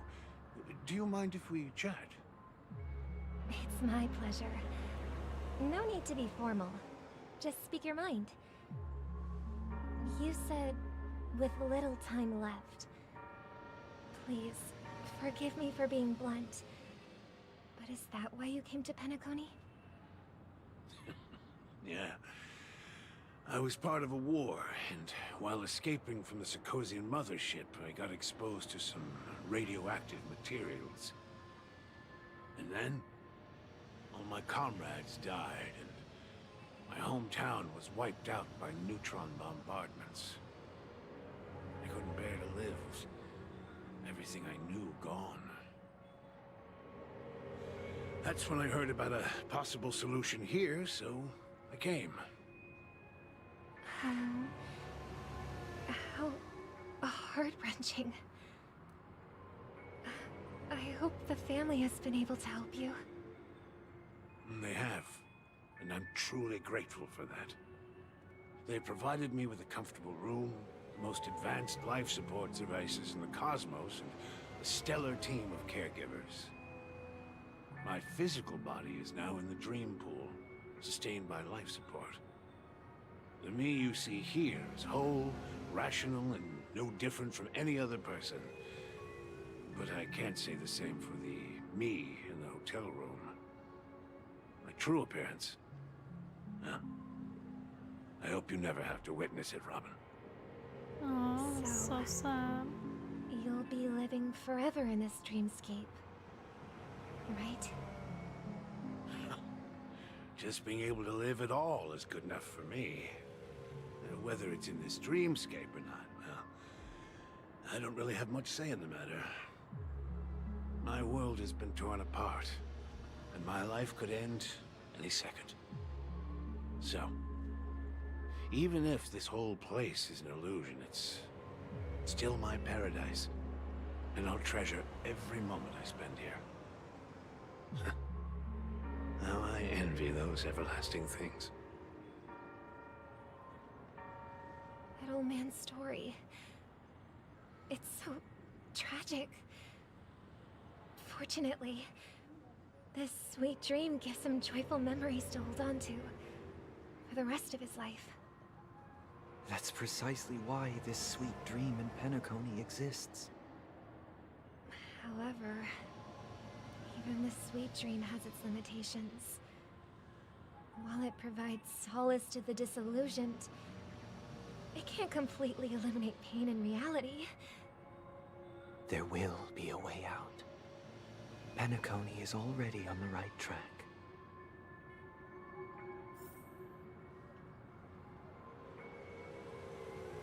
What do you mean by that?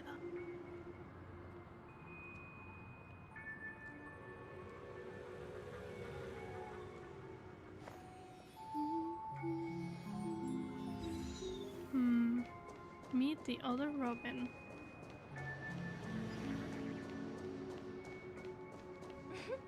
Look what we have here.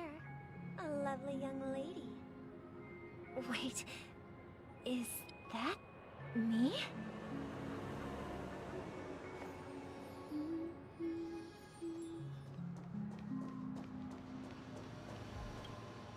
Brother, what a surprise to see you again. Show yourself. Your trick won't work on us. I've heard that a skilled mass fool received an invitation too. That must be you, right? Did you enjoy yourself? Barely. The people here are way too gullible. A little bait is all it takes for them to bite. And they run away at the slightest hint of danger. In other words, they're naive and cowardly. Now that you've had your fill, it'd be wise to leave before it's too late. The music of the harmony doesn't tolerate discord. What? Now that you have the real Robin, I'm useless? Oh, how disheartening. I've done so much for the family. You should be thanking me, because if it weren't for me cleaning up this mess, Penacony would still be in shambles. Don't you think? That was a personal request from the head of the Iris family, and it has nothing to do with us. Step aside and stop causing trouble for the Charmony Festival. The Charmony Festival? You think you can scare me? You think I have no idea what you're planning? I don't care what you're thinking, Chicken Wing Boy. But I'm pretty sure lovely Robin won't be appearing on stage. After all, you're well aware of what a sorry state this dreamscape is in under the banner of harmony. Penacony, the land of the dreams.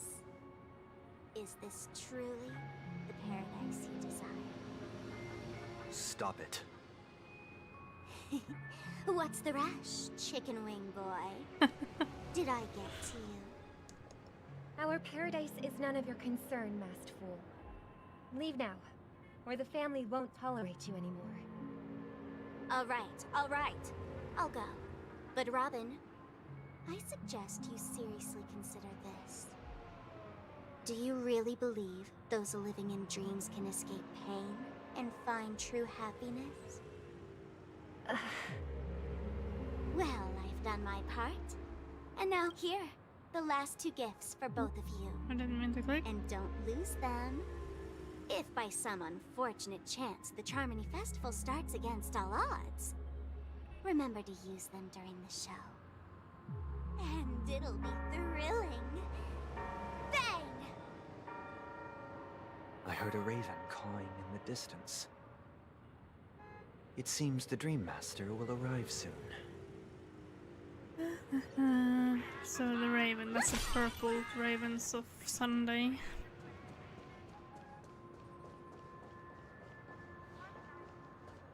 Let's wait here for the Dream Master to arrive. Okay.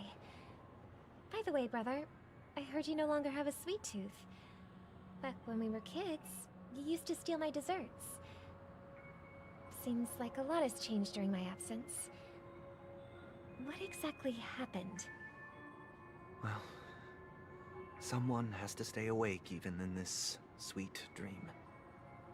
But that someone doesn't have to be you, or anyone in particular. You're carrying too much on your shoulders, brother. The paradise in our dreams... It shouldn't be like this. Penacony is nothing more than a dream.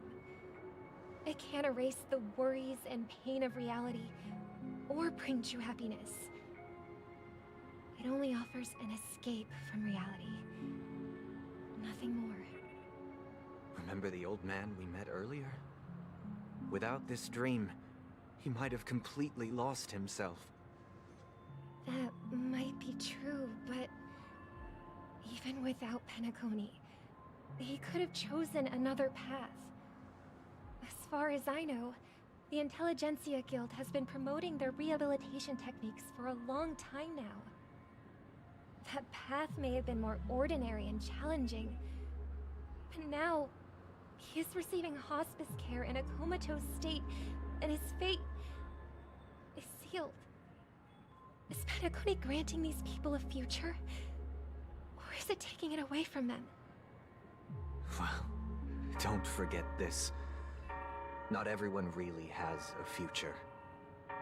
The future for humanity is like the sky for birds. People mistakenly believe that flight is inherent to birds because they've never witnessed those birds crashing to their death. Do you remember how we took in that little Charmony dove when we were young? Yeah. We took care of it. Provided food and water, groomed its feathers. And later, when I decided to leave Penacony, I opened the cage and set it free. Well, I didn't mention what happened to it in my letters, because I didn't want to upset you. Shortly after you left, it crashed to its death right in front of your window. I had surmised as much. I knew you wouldn't have avoided mentioning the bird for no reason. Despite that unfortunate outcome, I still believe it was the right decision. Birds aren't meant to spend their lives in cages. They belong in the sky, even if they can't fly. But here's the thing. If there are birds in this world that can never fly, can we really assert that they belong in the sky? Are you implying that the same goes for humans too? Let's take the Astral Express as an example. The Nameless made tremendous efforts to bridge worlds, gaining fame across the universe. However, only a few extraordinary individuals can endure such a perilous journey. That's because the pursuit of the Trailblaze exceeds the capabilities of ordinary humans. Otherwise, why would this path be filled with broken rails, an abandoned express, and even a fallen eon? That's just sophistry. If that were true, then only the powerful would have the right to determine the future. Unfortunately, that's exactly what happens. Another name for the future is self-value. While this world has its fair share of heroes who inspire people and garner admiration for their heroic deeds, the majority of ordinary people will never become heroes in their lifetime. Some are born weak and vulnerable. Some find themselves trapped in unfortunate circumstances. Some fall victim to malice and cowardice. When it comes to survival, everyone is equal. And the weak can only watch as their value gets constantly diminished by external forces. That's why we should care for the weak and support them as if their suffering were our own. That's what the Odes of Harmony have always taught us. While the Harmony holds noble aspirations, the strong will always be strong, and the weak will always be weak. Even in this carefree dream. Human nature contains greatness, but it also harbors inherent weaknesses that can't be eradicated. In the end, if people can't even secure their own survival, they won't care about the illusory future of equality. As long as the law of survival of the fittest prevails, there will always be fledglings crashing to their death. But if people don't live for the future, do they merely exist for survival? If even you, my brother, don't believe that the harmony will save the weak, then which eon can make our dreams come true?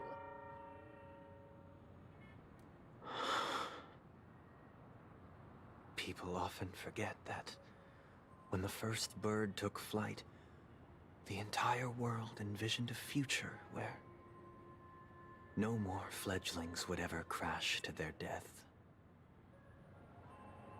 Are you reading, sister? What are you reading? Really? Mr. Gopherwood gave me a picture book. It's about the story of the harmonic strings. If I could become a chord master, I'd like to summon Dominicus, the harmonious choir. I want to sing with everyone and spread our wishes so that all can feel happiness and joy. I see. Then, I would summon the harmonious choir too. Don't you have a wish of your own, brother? Of course I do.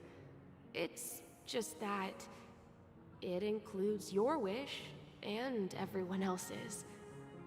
I long for a true paradise where everyone can find peace. Then, let's build a stage there and invite everyone to our performance so that both our wishes come true through the power of the harmonious choir. It's a deal then. Yeah, it's a deal. But how can I become a chord master?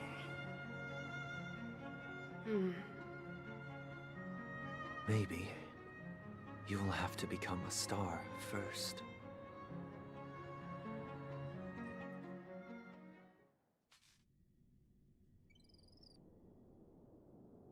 You're back sooner than I thought.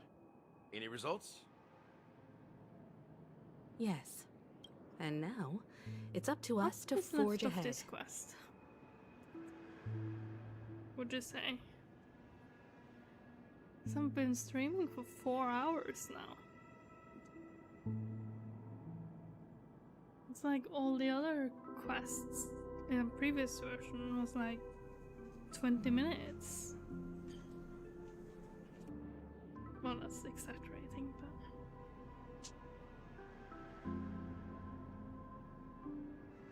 it is not. How much would you say I've left? Like an hour? 2 hours? 3 hours?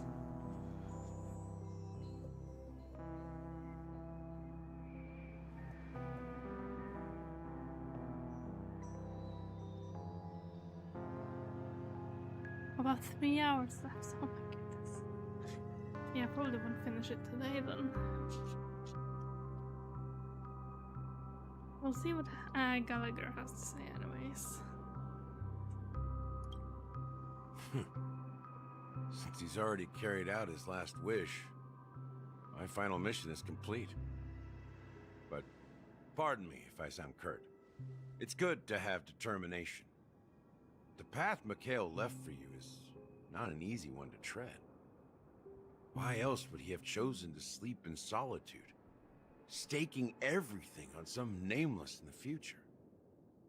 But you have the numbers, and in numbers comes strength.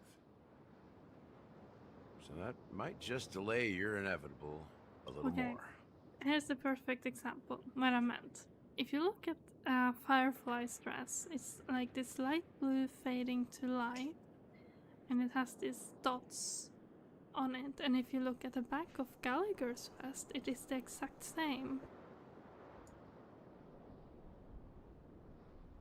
So him taking aspects of his victim, I wonder if that's what it is. Well, I'm called victims. In reality, it wasn't real victims, but...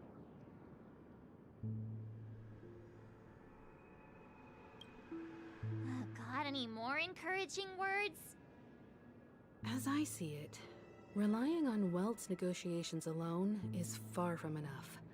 Regardless of whether the other party will be compliant, negotiating simply allows us to meet them as equals and won't grant us an upper hand.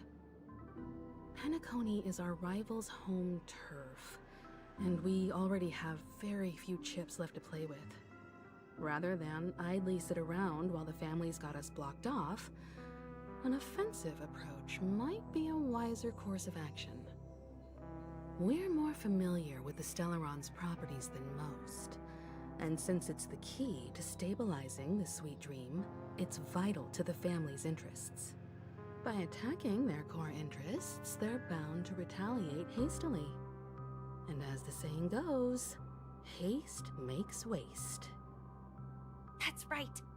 As long as we pose a threat to the Stellaron, either with words or otherwise, we have a chance at gaining the upper hand.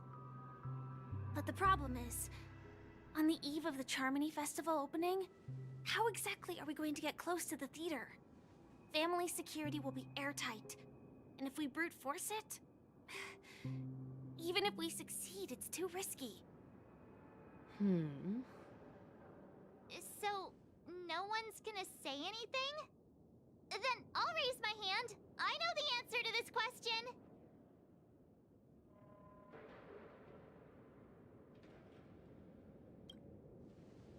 Why are you speaking like the General of the Law Fu? So, I heard that before the Charmony Festival begins, there'll be a pageant to kick off the festival. It's called the Soulglad TM Festivity Auditions, or something, and it's going to be held in the moment of Scorch Sand. As long as we clinch the top spot, we'll be able to attain the title of Festive Superstar, and be able to personally bask in the graces of Miss Robin. Not that that's important. What's crucial is that we can enter the Grand Theater before the audience arrives.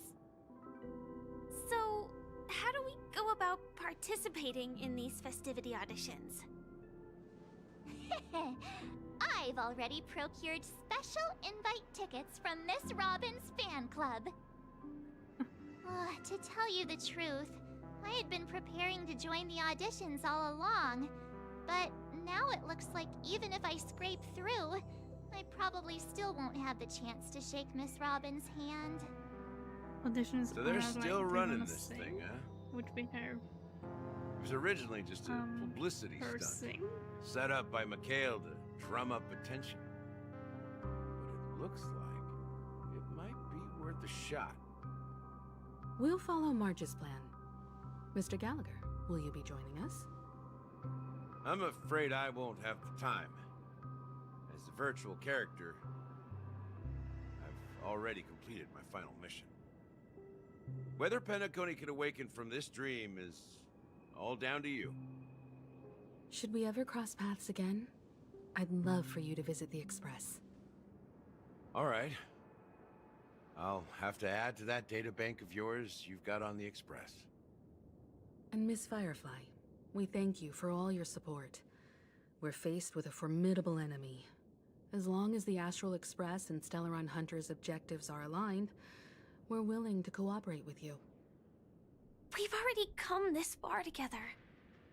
I'd like to join you for the rest of your journey on Penacony. I'm pleased that we can finally fight shoulder to shoulder. I couldn't ask for a better ending. This is also the spirit of the Trailblaze. Now, everyone, let's prepare to move out. Thank you. Firefly joining the Express.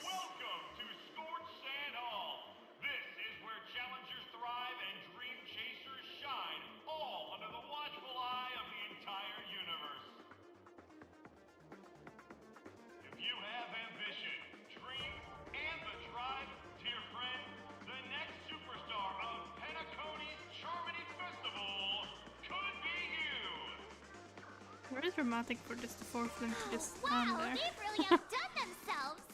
Oh, I'm starting to get excited. Behold, here come four friends with spirit high and full of steel. Are you aspiring to be the superstars of the festival?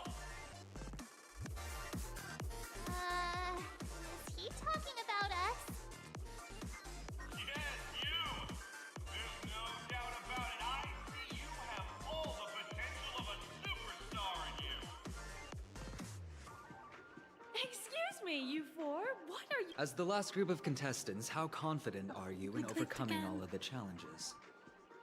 Oh. Would you be open to a brief You almost exclusive sounded interview like with an us? It'll be Aventurine for a quick. second. Your journey is long and fraught with peril, yet under a sky blanketed by banners, you vie for the crown. The sword and rose! Protect the beauty! The beauty, the beauty! Magnificent and majestic! A knight's head is hard as steel. Brotherland's focus is stubborn as a heel. We don't all have to be winners, but if we don't have fun, we'd all be sinners. People are pouring in. It kinda feels like all sorts of baddies are showing up. Let's get in there quickly and enter the competition. Ladies and gentlemen, please I'm make guessing way. we'll see March in the new outfits again, maybe? Coming towards us now is one of Penacony's top 10 wealthiest tycoons, and the soul-glad business empire's founder, Mr. Ideen. Allow me to introduce myself. I'm the director of Soulglad's factory, Ideen Lena. My four friends, introduce yourselves to the audience across the cosmos. Hello, everybody. I'm Himiko, a nameless from the Astral Express, and these are my companions. Don't you guys need to hide your identities? Can't hide it anyways. Penacony is plastered with our posters. And because the Astral Express is so well known, the family won't dare to make any rash moves. Hello everyone, I'm Lilin, she's Smart7. Hello everyone, I'm Galactic Baseballer, and she's Say Cheese. Hello everyone, hello everyone. Is it really a good idea to have a talent show in this pivotal moment of a story? I'll just go for the normal.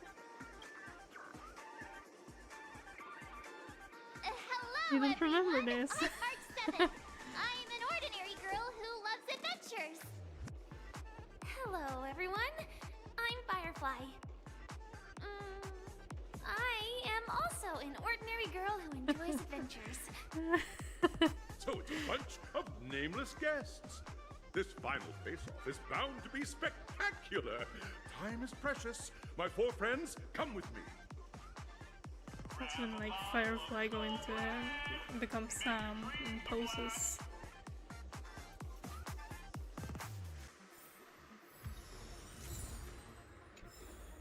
I've been waiting to just play the game. I think I've just been listening to dialogue for 1.5 hours at the moment. I can finally adjust the sound settings. Okay, so we're gonna lower the effects a little bit. Should be a little bit better. Achievements.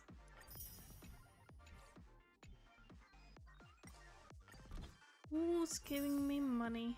Jinx. Jinx is feeding me the credits. Oh, we have some wishes now. We're not gonna get her. But hey, we'll try. Nope.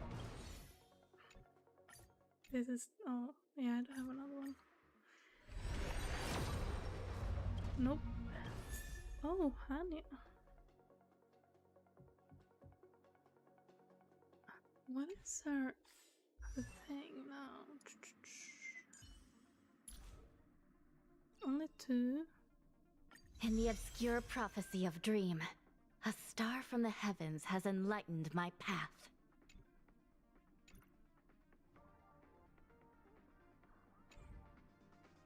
Alright, back to the quest, I guess.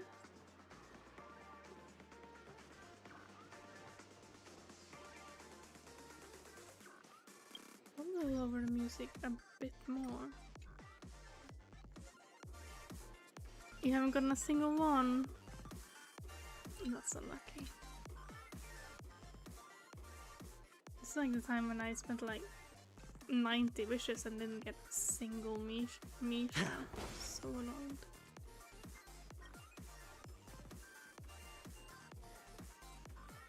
This place is buzzing. That's right.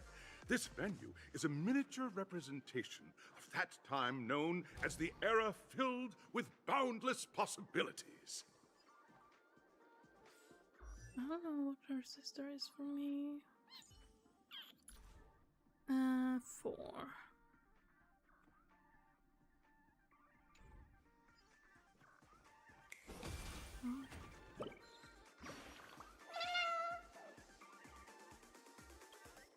Let's take a look at your wings. So you must be here to spectate the races. But even if you're not participating, you mustn't slack off when you're training, or you'll be pushed around by Boss Toad.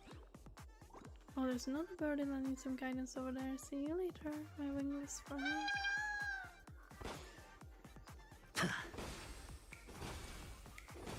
Where's the other birdie he was talking about? Or her? I don't know. It. They.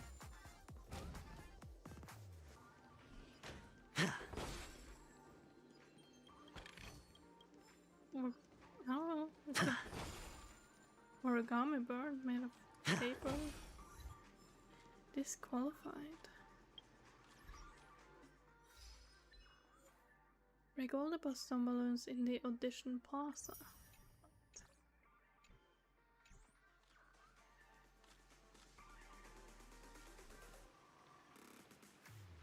Grab a bottle of So Glad and make your dreams a blast. Nameless, your arrival reminds me of the grand occasion when Penacony was first established. I was still a young, bright-eyed lad back then, lured here by the watchmaker's ads, full of zeal and ready to make my first fortune in life. I like Once, the poster during a particularly grueling day, I passed out and was resuscitated by a drink from Mr. Sousa.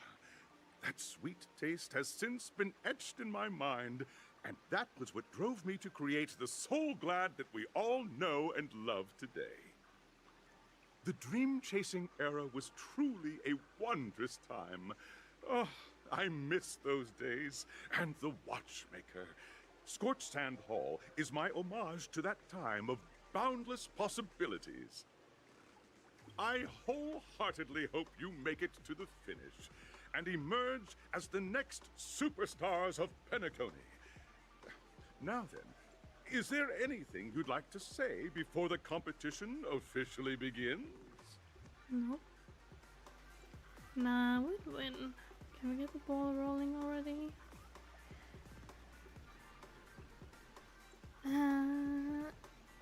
Rest assured, we're gonna take the lead in this, and I can feel it. There's that, the ever-vigilant, trailblazing spirit we all know. Hey, you should really fix that defeatist mentality of yours. Miss March, how about you? Hello, everyone!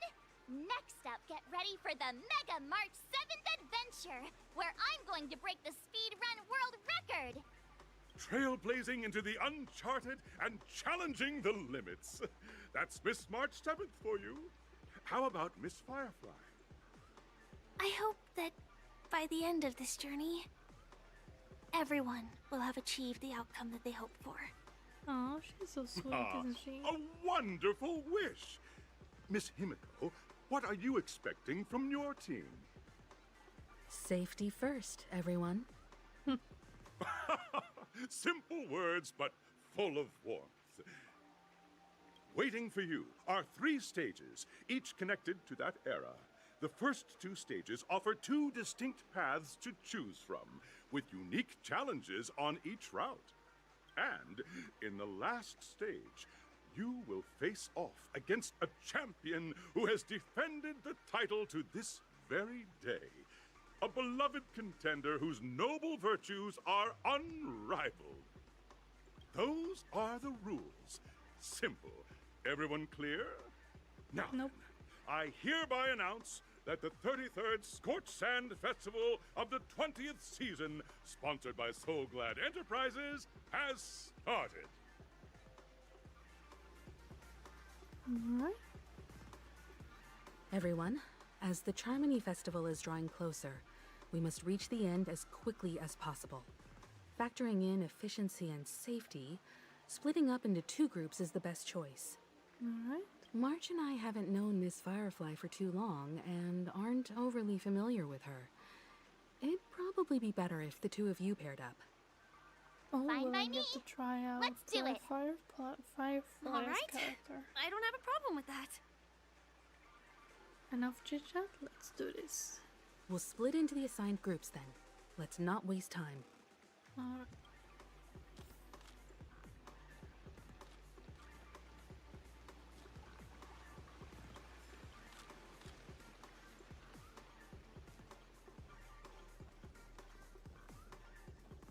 Welcome to the first stage of Soul Glad Enterprises' 33rd Scorched Sand Festival of the 20th season, Dream Play Fantasia. In this stage, you can choose between 2 challenges, the School of Acting or School of Action. In the School of Acting challenge, you have to complete 3 performances from 3 scripts and move the panel judges.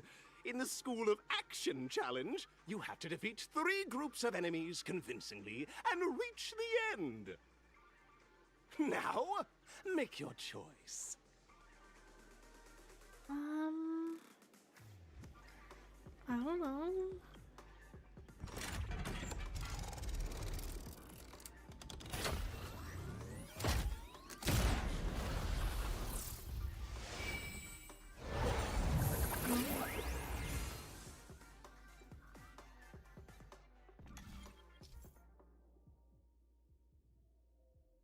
Click the button on the tracks and select the challenge arena to go to.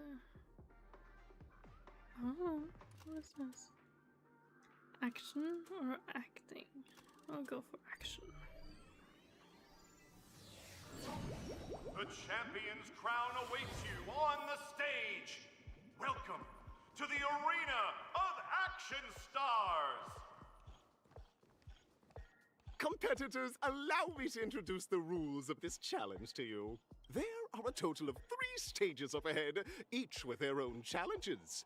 The enemies you will contend against are antagonists from the film Once Upon a Time in Dreams. Defeat them swiftly and decisively to set a new record. It's worth mentioning that the fastest time for this stage was achieved by a contestant with fiery red hair. Astoundingly, he overcame all enemies across the 3 stages in only 5 minutes. Time is of the essence. Let's make this quick. Definitely. Fiery red hair. That must have been Argenti, maybe? Wait, who's on my team? Argent. Oh, so I don't even get to have Firefly as a trial character. Contestants, you are about to confront the monsters of the primordial dreamscape. During this period, Penacony was nothing but a barren wasteland. The dreamscape was fraught with strife and disorder, with memory zone memes running rampant. As dream chasers who've come to Penacony, defeating them is your first step towards success. All the Soul Glad is ours! Don't even think about plundering the Soul Glad from us! What in the world is going on? Sure, I'll play along. I will protect all beauty! Existence is unity. All will be swept away by the wind.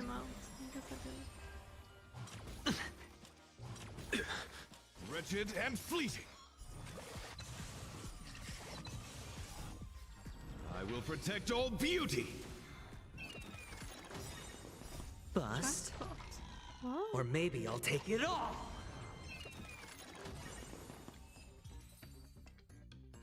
That's a new enemy. My Soul Glad! Pretty simple. I just hope these tests don't take too long. That was annoying. Yeah, I hope this test won't take too long either.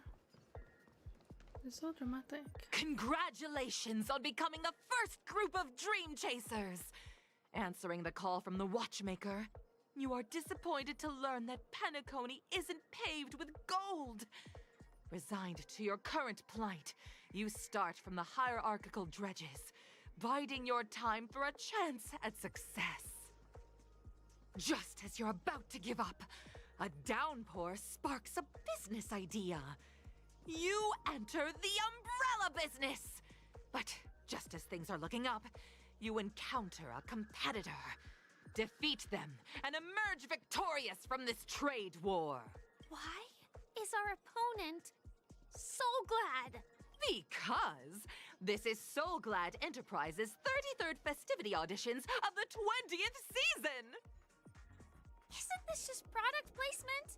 To safeguard the integrity of Soul Glad, I can't bother to listen to the dramatic boss chatter. I will protect all beauty! Eternal. The beauty is eternal! The fight is set. Flesh wound. All will be swept away by the wind. All in. Bust. Or maybe I'll take it all. Too little. Watch your head. I will protect all beauty. For a drama. 160k the world damage. kisses me with That's pretty pain, good. and I provide with Soul Glad in return. Whoosh! Whoosh. Alright. Chop chop. This isn't relevant to the story at all. I can't even be bothered to take the word. Congratulations to our 2 Dream Chasers for establishing yourselves as budding stars in Penacony.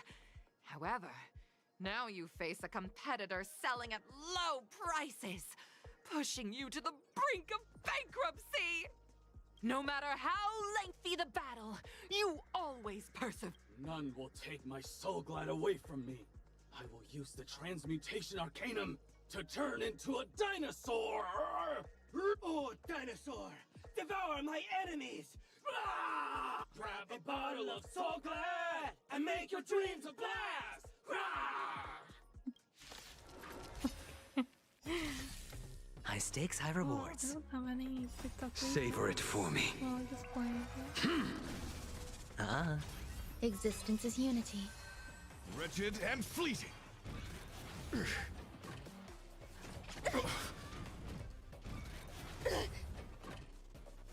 A test. All in. Your end approaches.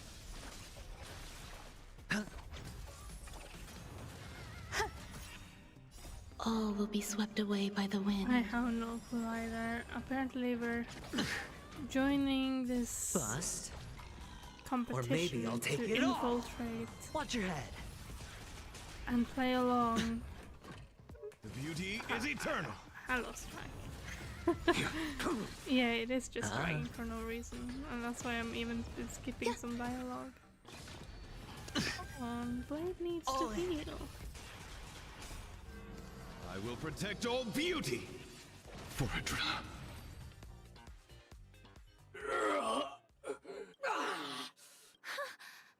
That should do it! Okay. Let's go. Mr. Yang is waiting for us.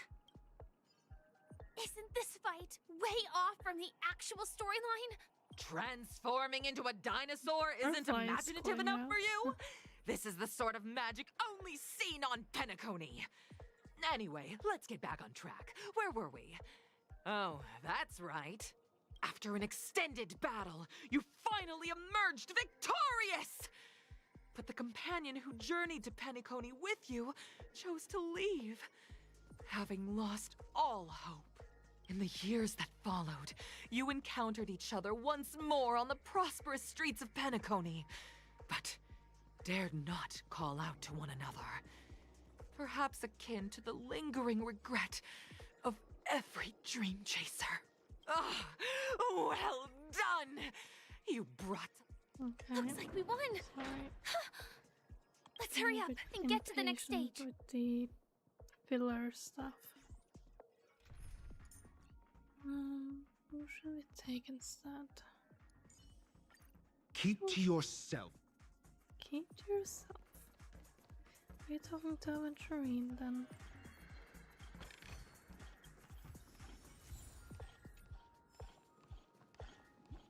Congrats to both of you for look at the time! That red-haired contestant. Who is that exactly? Argenti? You'll find out eventually, but only if you clear the next test first. I mean, welcome to the he's second stage protecting of the beauty. 33rd Scorched Sand Festival in the 20th season, sponsored by Soul Glad. You have the option to choose Gunfire and undergo Brother Hanu's trial, or Time, where you'll face Clucky's trial. And Probably now, Time. make I your hate choice. the Hanu things. I hate it. Probably do the Time one. I like those puzzles.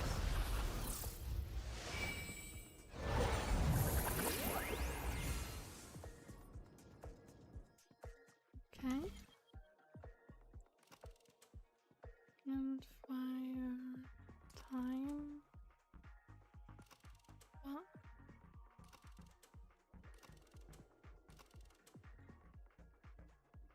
Time trial. I have no clue.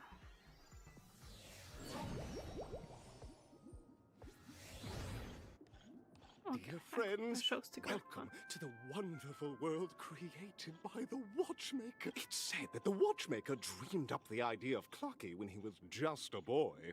Back then, he was merely an apprentice in a clock shop.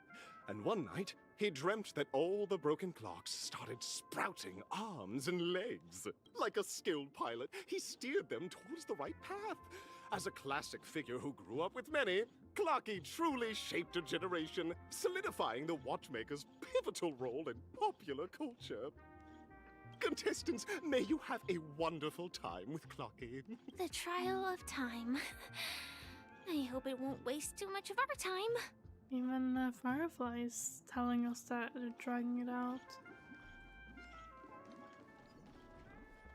Am I just a fraildick? Am I? I'm just an expendable play? So, I'm not just a failed clock, I'm also a failed toy. You guys are just like the other challengers. You want to enter my inner self? Then please be my guest. But you won't find anything worthwhile. I'm just a... Okay. See? I'm just empty inside. Tick-tock! It's time for me to make an appearance! How come your hair? Clocky? I can also see him. Is this character part of the show? In Dreamville, Clocky is everywhere and can do anything! Like, right now! I could solve this problem with your big ticker pal! I can't believe it's actually Clocky! Why would you come and visit a failure of a clock like me for no reason? You see, we're all clocks. We're family. I want to help you be happy! Tell your pal Clocky what's troubling you. I came across a startling revelation yesterday. Apparently, Dreamscape Ticker isn't the same as Clocky at all. It's just a discarded prototype from Clocky's early development. Please, just leave me be, Clocky. I just don't know how to face you, because I'm just a failure. Oh dear. Seeing it like this is utterly heart-wrenching. But fear not. We're here to help it rediscover the missing parts of its inner self and guide it out of despair. The story is like deep, quite dark in some parts. I guess even And then troop members can you come experience to this, which is like existential made for crises. 4-year-olds. Don't worry, miss. I've already pinpointed its missing parts. Over here, my friends. Better use that hamster ball knight speed.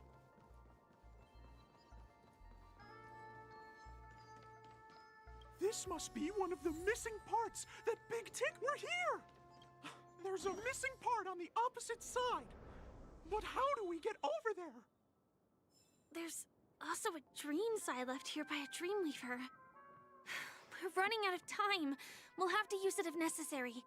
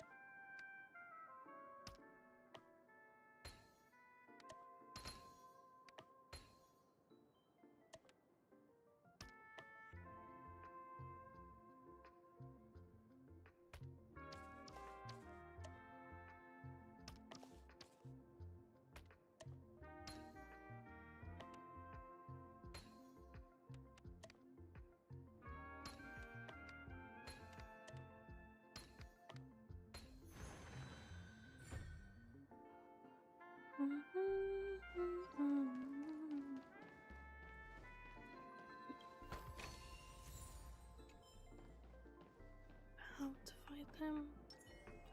Sound lingers. Help! Help! Tweet! I'm about to end! Tweet! Help! Help! Help! Tweet! This fellow's body is boiling hot! Is anyone there? Tweet! Oh dear! It's an origami bird! What's it doing in Beyond Overcook's tail? Is that Clocky? Tweet! A roasted bird? Oh.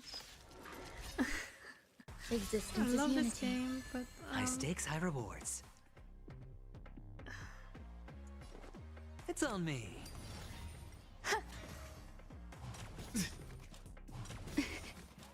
All will be swept away by the wind. Wretched and fleeting.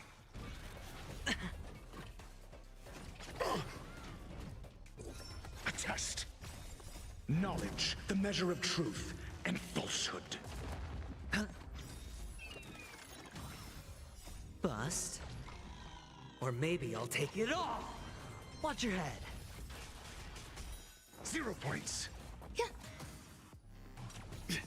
The beauty is eternal. Fail. I will protect all beauty! For Adrilla, answer me! Just as my calculations predicted. Thank you, guys! Thank goodness you're Because... An inner self fragment belonging to the Sweet Dreams troupe? This is just too surreal. I agree. I agree.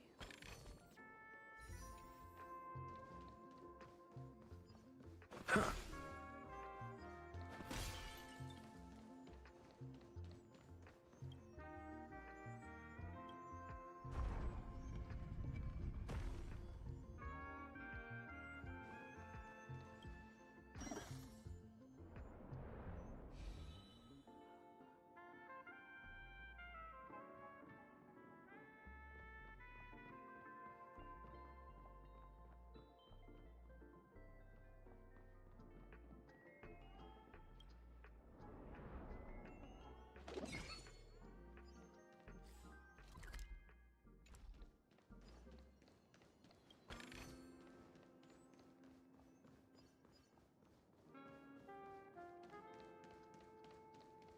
We're back!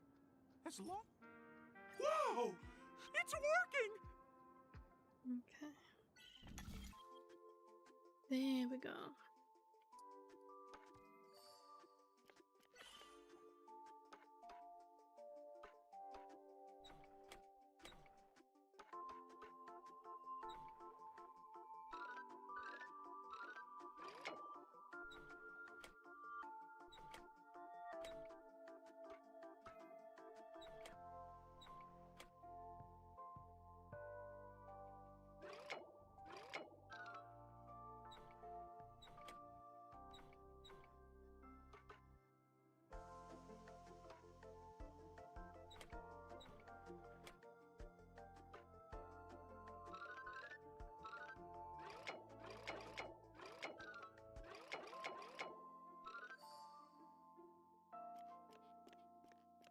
Oh, dear!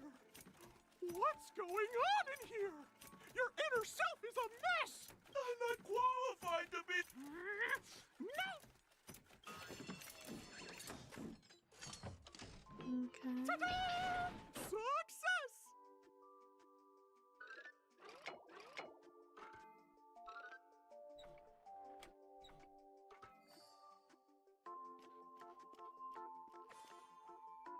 There we go. Oh, thank you. No problem. My go forth. It's all done. Alright.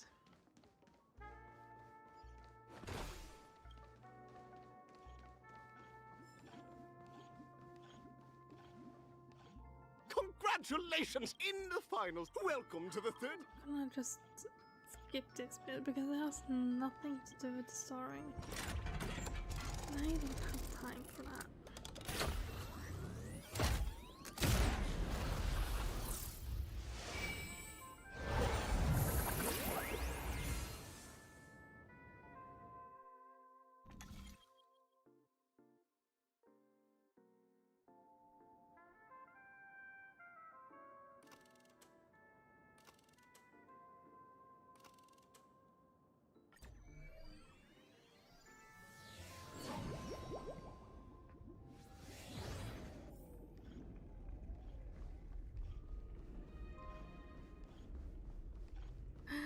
I called it. It is urgente.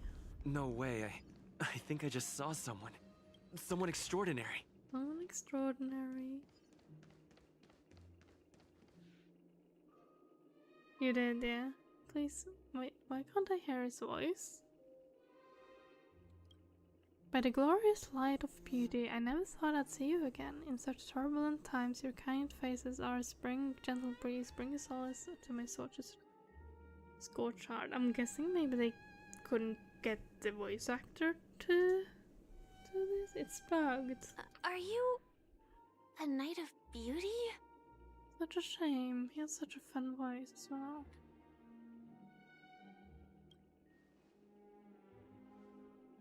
You already heard of my humble title elsewhere. I am deeply honored. Upon hearing of impending festivities, I commanded the one and only to bring me to Penacony.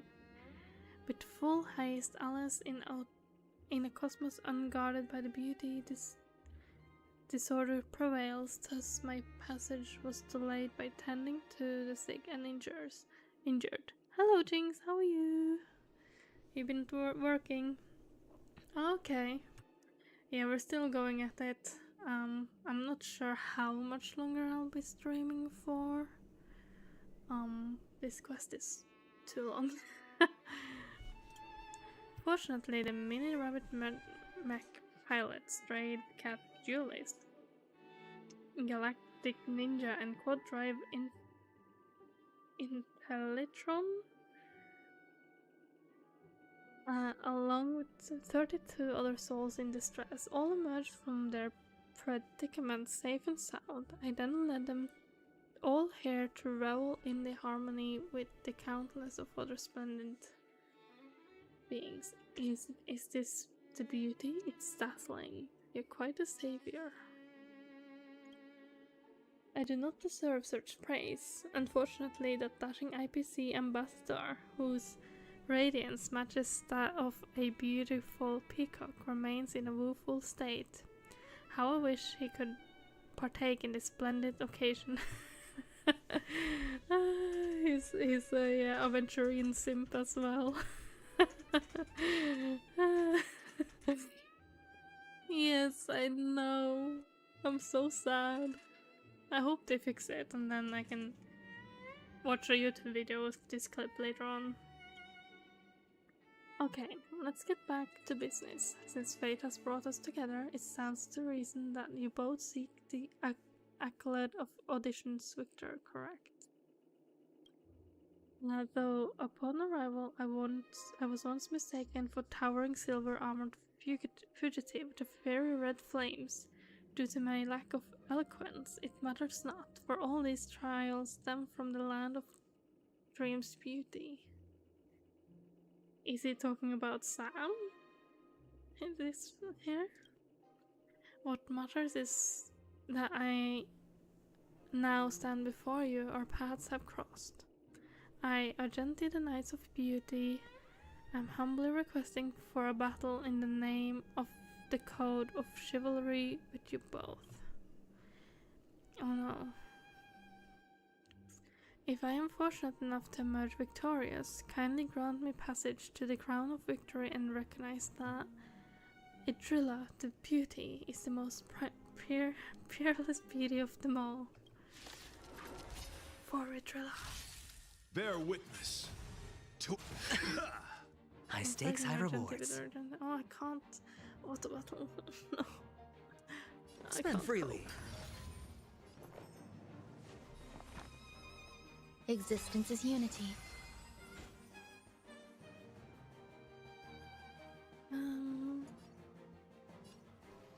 wretched and flee. The flesh wound. Flesh wound. You are fighting a gentleman. Put forth all your might. All in. Hedge your bets.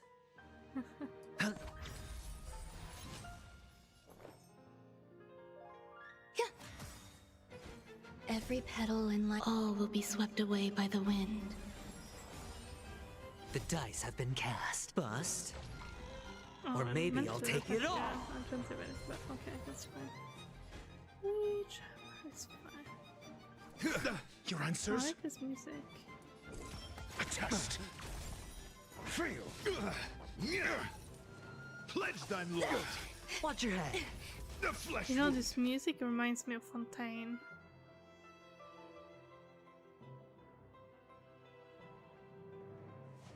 SAS knowledge, the measure of truth and falsehood. 0 points.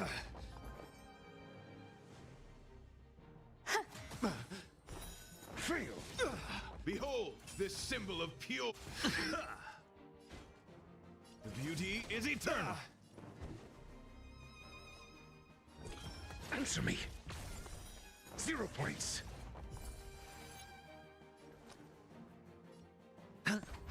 There's more to life. Eternal. Let the duel commence. Confess! Stay away! All in! My oath is to a solitary rose. Wretched and fleeting! Until I see... I will protect all beauty! The flesh will...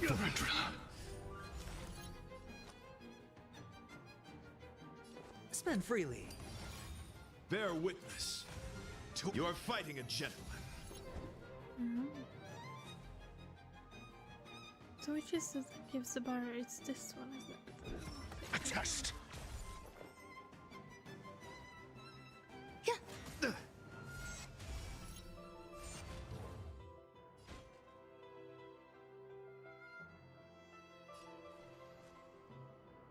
The beauty is eternal. Pledge thine love.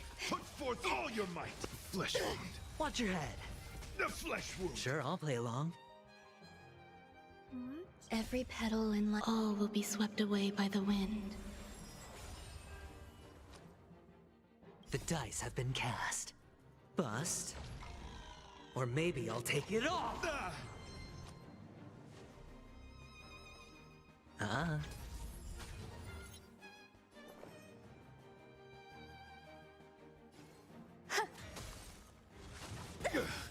All in.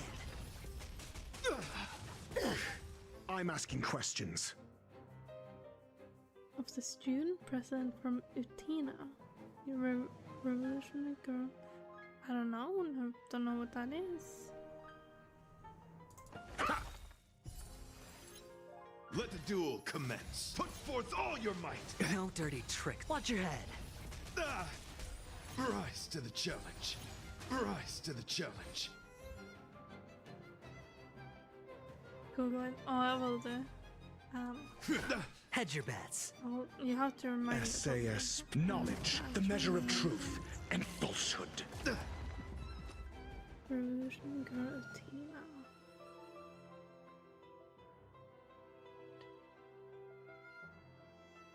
It's on me.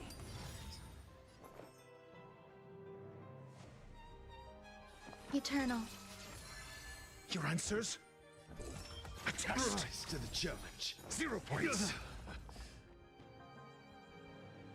No, I had come to. Oh, I didn't manage to read that on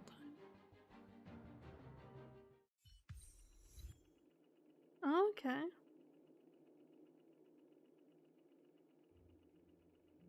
Is that like the intro music or something? Beautiful, beautiful, truly a captivating contest. It is through you that I realized to uphold the honor of Vidrilla, I must further hone my skills for a beautiful lesson indeed. Go forth, my dear friend, beautiful miss, the audition crown is yours to claim.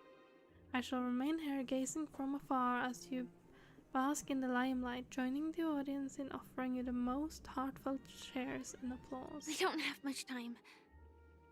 May fate allow us to meet again, Knight of Beauty. Yes. In that case, let's make our way to the end. To the end. Penacony's really thronging with talent. I hope we make it in time. Okay, just say hello her. Go forward, the champion stage belongs to both of you. Bask in the glory you deserve. But you deserve it more, Argenti.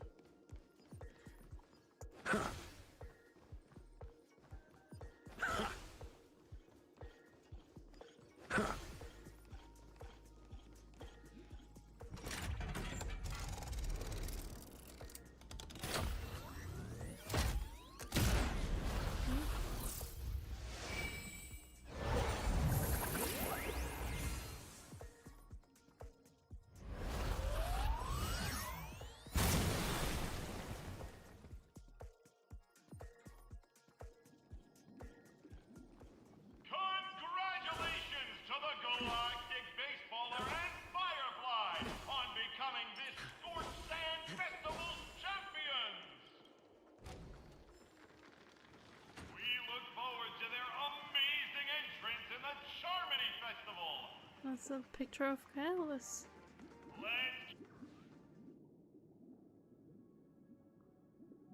Congratulations to the both of you.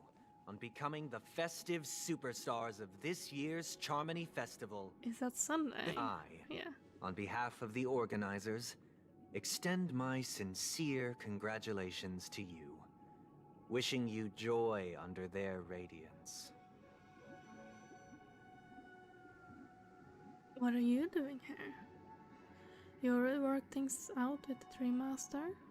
All I get are sincere congratulations. Where are my stellar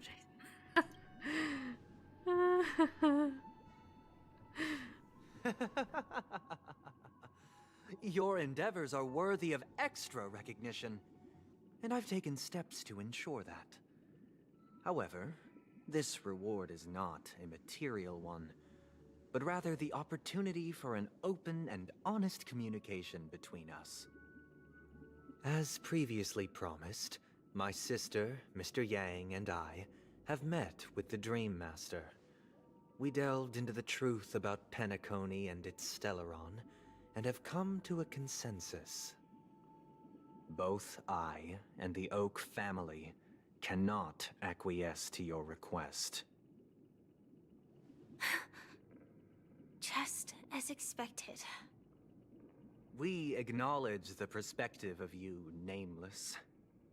Penacony does require change, but not as you propose. The planet of festivities cannot and will not revert to a place characterized by chaos, disorder, or anarchy. Through your journey of overcoming obstacles, you must have glimpsed the essence of that era. The vulnerable ruthlessly eliminated, equality non-existent, common folk living precarious lives, eking out a dreary existence. Ultimately, only heroes like yourselves manage to achieve success. But I would dare ask, if you did not possess the special status of having a Stellaron, and you were but an anonymous and frail member among the masses, which Penacony would you prefer? A dystopia for the survival of the fittest, or a sweet dream paradise for all? This? Just being around the people we care about. I don't know. Didn't like any of those answers. That's not the point! Don't let him mislead you!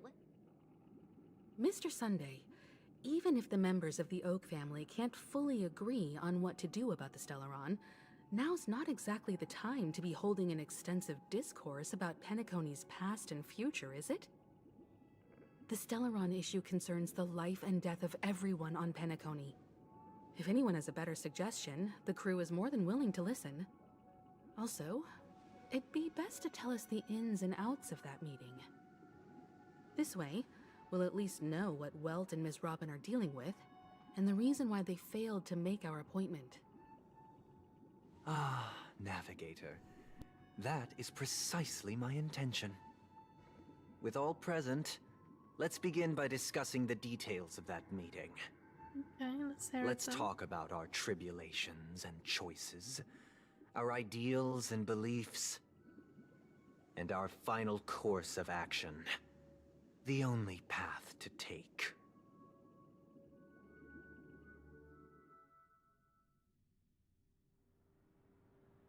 You mean to say that for the longest time, there have been scoundrels who would use the Charmony Festival that I have bequeathed to the masses as a tool to realize their ambition? Indeed, Dream Master. Once the Charmony Festival begins, the Stellaron's powers, along with the song, will be broadcast across the entire planet of Penacony. And then everyone in their dreams will be unable to awaken. This is indeed surprising to me. The dreamscape is maintained by the collective effort of the 5 families. If someone were to use the Charmony Festival to recklessly disseminate the power of the Stellaron, This individual must hold a position of great authority. Do you have any suspects? Masked Fool Sparkle. I'd like to ask, did you really not know of the Stellaron's existence? I would have never thought that this nameless would point the spear at me. Quite astonishing indeed. If I have offended, the Astral Express extends its sincere apologies. But the current circumstances are dire and leave no room for meticulous inquiry. We're doing this out of concern for the Dreamscape's safety. So, if you could, please alleviate our concerns. Dream Master, it's just to prove that the Charmony Festival has nothing to do with the Stellaron. Yes.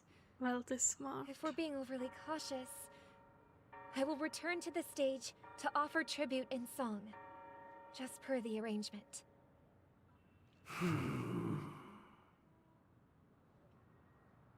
Sunday, Robin.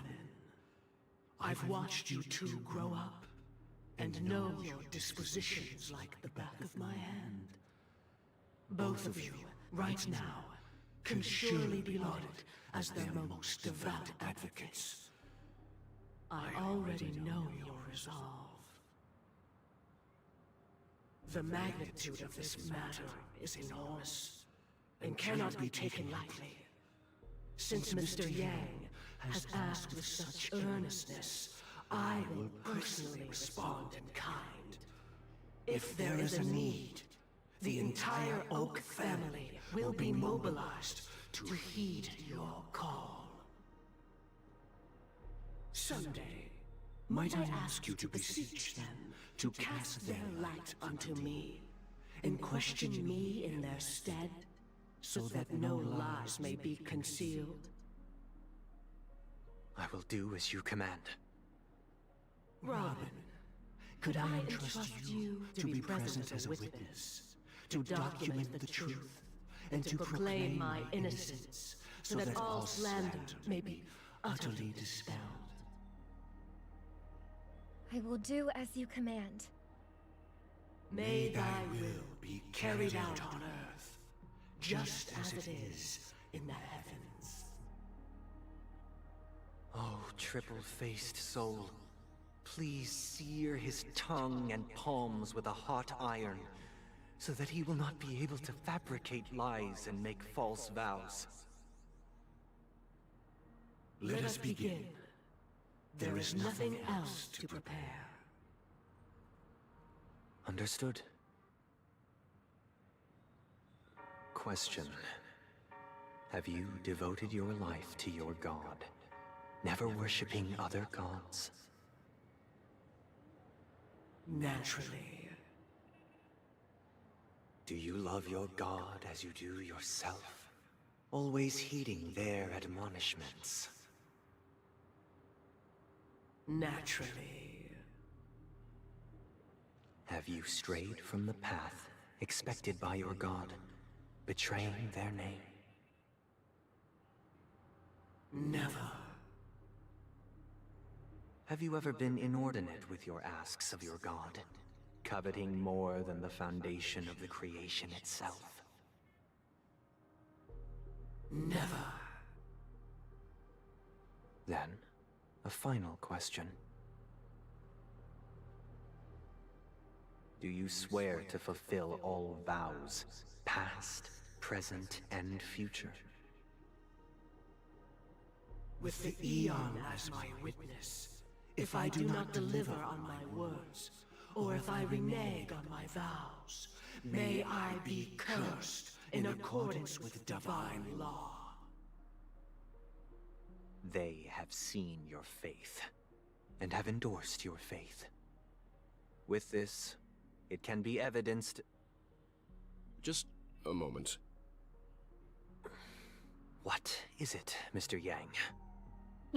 I have another question I hope to have answered. To my understanding, the family's harmony and prosperity have never relied on so-called divine laws.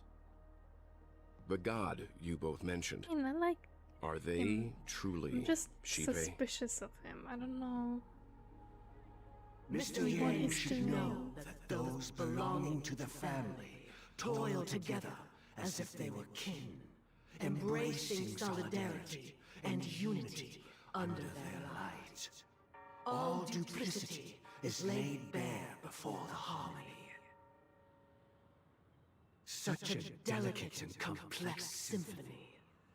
Which other god could perfectly harmonize this, if not for the Great One, Shipe? Perfectly harmonize. Therein lies the problem. It isn't an outsider lurking in the shadows who changed the harmony, but a dissonance that has surreptitiously emerged from within this very symphony itself.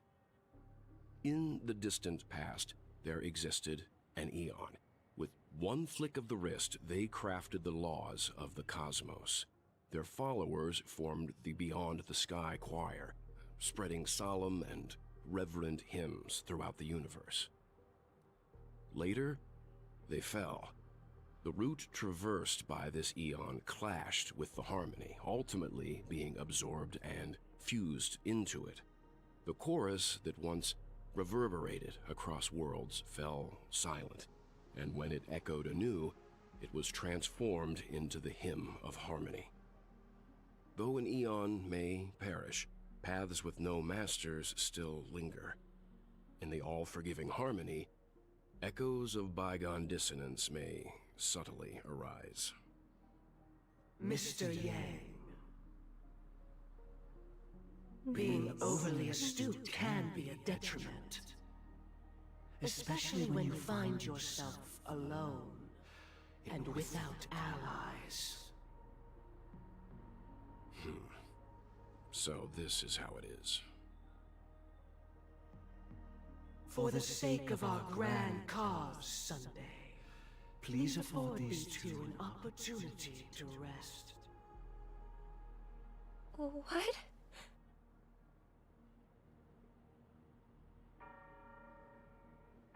Bitch. Sorry, Robin. It's just you. I did not wish for you to know this. It's a pity that things have turned out this way. So, this is the true reason I can't sing? The shadow that envelops Penacony is actually... We were never children of the harmony. Our ideal paradise could not have been crafted by Shipe. True bliss can only be guaranteed by the one who transcends the many. Within the foundation of law, humanity establishes civilization, and through harmony, we obtain order.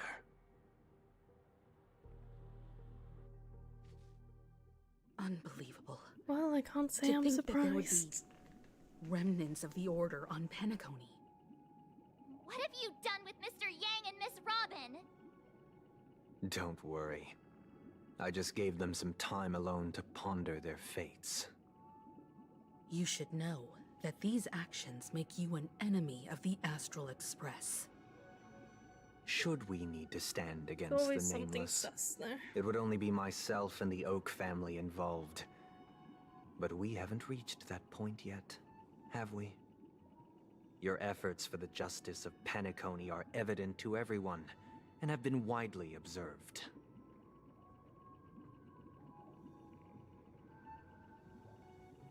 Beating around the paw bush and get to the point. Patience is a virtue. However, I won't hold it against you. On the contrary, I'm here to make my intentions clear. Okay. If it is the Order that drove you to imprison Welt and Robin, and you're using them to coerce our compliance, then there'll be no point in entertaining any type of discussion. You're mistaken, Miss Himiko. They are in very safe hands, and just as the family has always proclaimed, No one can be harmed in the dreamscape, least of all in the beautiful new world belonging to the Order. Penacony and the entire universe have witnessed far too much innocent bloodshed. The strong wield their blades against the weak, and the victors push the vanquished to the brink of life. Natural selection. The world abides by this principle, establishing the well-being of humanity atop the corpses of the downtrodden. Only we, or rather, I, possess the power to put an end to this farce. So you've decided to resurrect a dead Eon? No one's ever done such a thing. If Miss Himiko is interested, let's draw back the veil and speak candidly. I've always firmly believed that people can understand one another through peaceful means. I'm willing to divulge the unembellished truth as to the intentions of the Order's Pathstriders, so that you will make better judgment for the Astral Express, for Penacony, and for this stretch of the universe. Words can hardly do justice to the beauty of that ideal. So, come with me, everyone. Let us retrace our steps, and see once again where this road leads. The problem with his thinking is, in his view, he thinks that he's doing this for the best sake of everyone, but what's the best for everyone depends on everyone. Not everyone wants the same thing. Not everyone seek the same thing. And forcing someone to follow his path, his view of things, is not really the correct way. Kind of taking the freedom away. He might think it's for the best. Where'd he go? In everyone's best interest. But welcome. This isn't any location in Penacony's dreamscape. It's my inner world. The reason the scenery before you remains unchanged is because your consciousness has drawn on similar concepts to fill in the gaps. You've imprisoned us. Who in the right mind would expose their inner self like this? Did you do the same to Welt? It's a tuning process. Stronger in effect and more draining on the mind. The gray-haired guest has experienced it before, so he should understand what it entails. Tuning allows you to intuitively grasp my feelings, which also means that I cannot hide anything from you. Now, everyone, please look at the huge screen.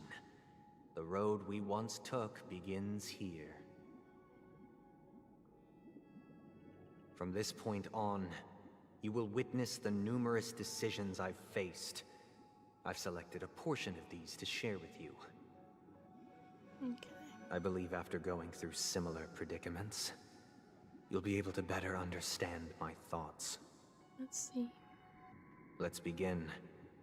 The first decision. A story about a baby bird. This story happened when Robin and I were very young. We were victims of the Stellaron disaster, and the family's Mr. Gopher Wood, who would later become the Dream Master of Penacony, saw that we siblings had no one to turn to and took us in. Later on, Robin and I lived a time with nary a care in the world. One day, after dinner, while my younger sister and I were lounging about in Mr. Gopher Wood's yard, we spotted a fledgling Charmony dove all on its own. That baby bird was tiny. It didn't even have all of its feathers, and it couldn't sing. When we found it, it was already on its last breath, having fallen into a shrub, probably abandoned by its parents. We decided to build a nest for it right there and then. However, thinking back, that winter was unusually cold, with fierce winds at night in the yard, not to mention the many poisonous bugs and wild beasts in the vicinity. It was clear that if we left the fledgling in the yard, it stood no chance of surviving until spring. So, I suggested we take it inside, place it on the shelf by the window, and asked the adults to fashion a cage for it. We decided that when it regained its strength enough to spread its wings, we would release it back into the wild. The tragic part, something that we'd never considered, was that this bird's fate had already been determined long before this moment. Its destiny was determined by our momentary whim. Now, I pass the power of choice to you all. Faced with this situation, what choice would you make? Stick to the original plan, and build a nest with soft net where the Charmony dove fell. Or build a cage for it, and feed it, giving it the utmost care from within the warmth of a home. I eagerly await your answer.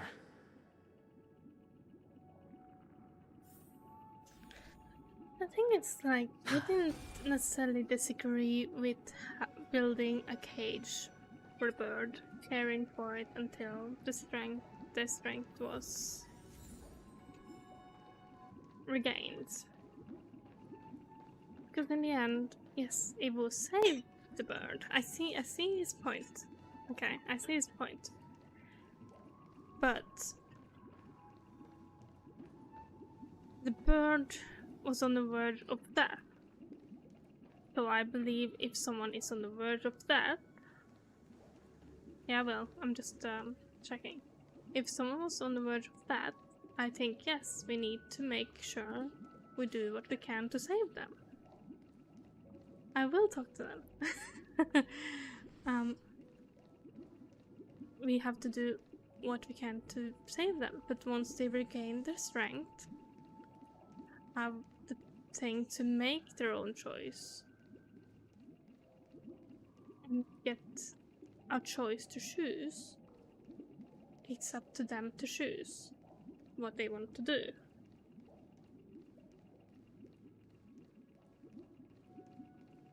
But forcing someone to live a life in your vision for the rest of their lives, taking that choice away from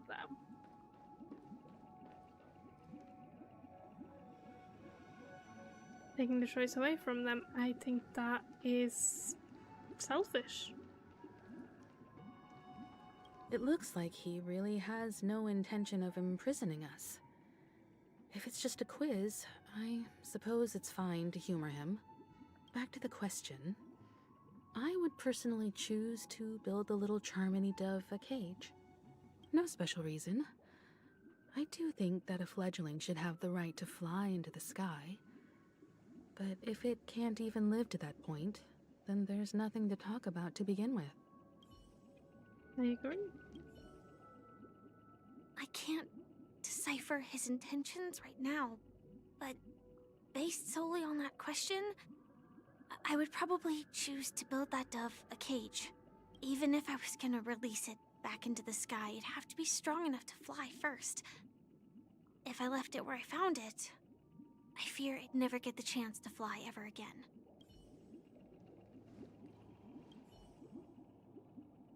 That guy just casually throws this kind of question at us? What exactly is his deal? But fine, I'll answer, I guess. If it were me, I guess I'd choose to build a cage for the little Charmony dove. After all, leaving it there, it's bound to get hurt by wild animals or something. And that'd just be too sad. I agree. If we see someone in trouble, we should help them. Doesn't mean we should take their full freedom away. Build a bird nest. Build a cage.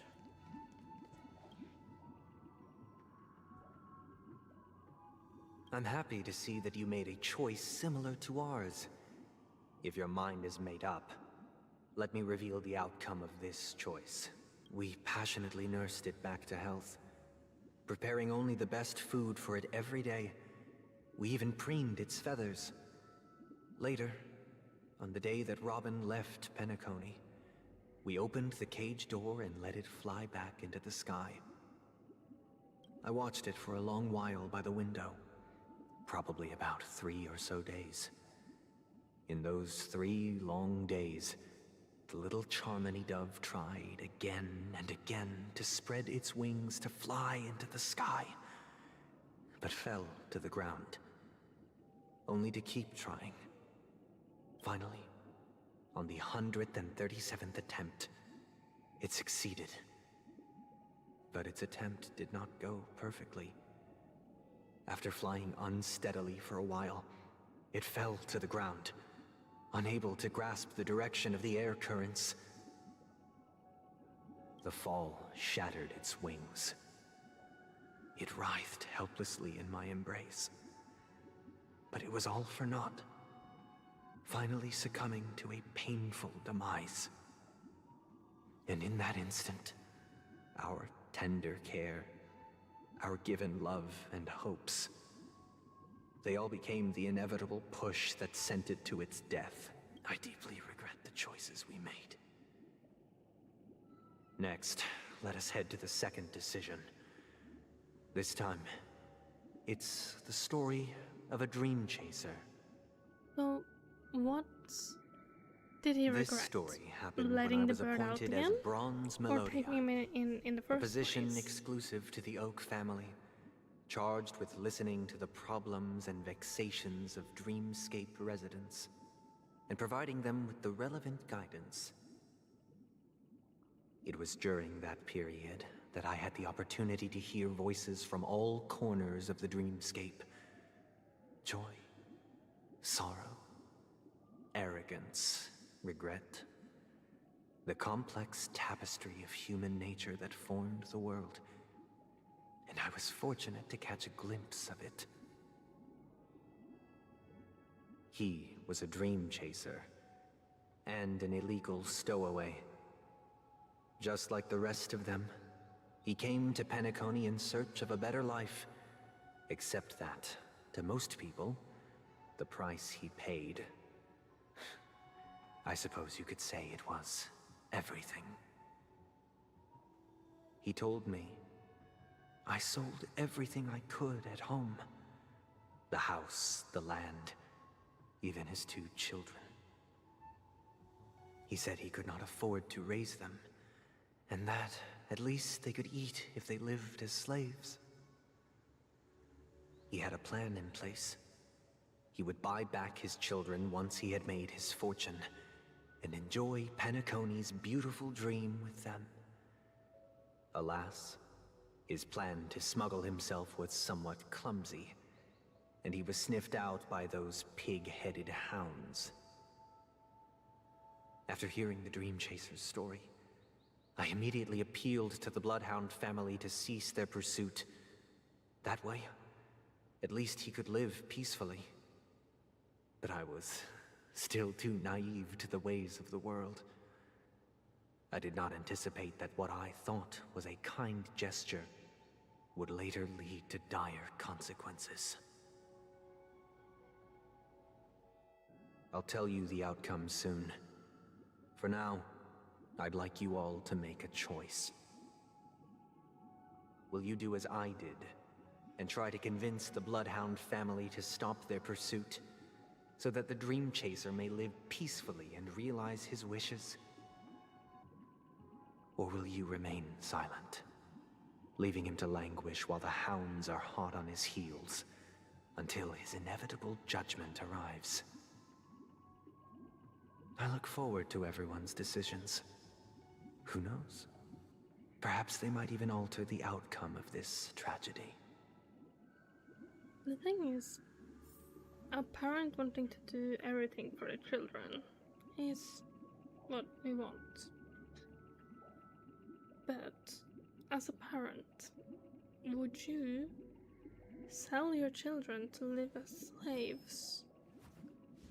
To live in despair and feel abandoned by the people you love. Or stay with them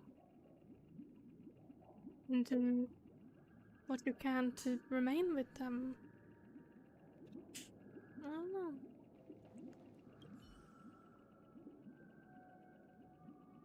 A dream chaser story. If I acted out of kindness, I would probably ask the Bloodhounds to stop their pursuit and lend him a hand. But what cruel repercussion would this choice result in? I think Sunday must have been deeply impressed by the limitations of the strong defending the weak through this incident.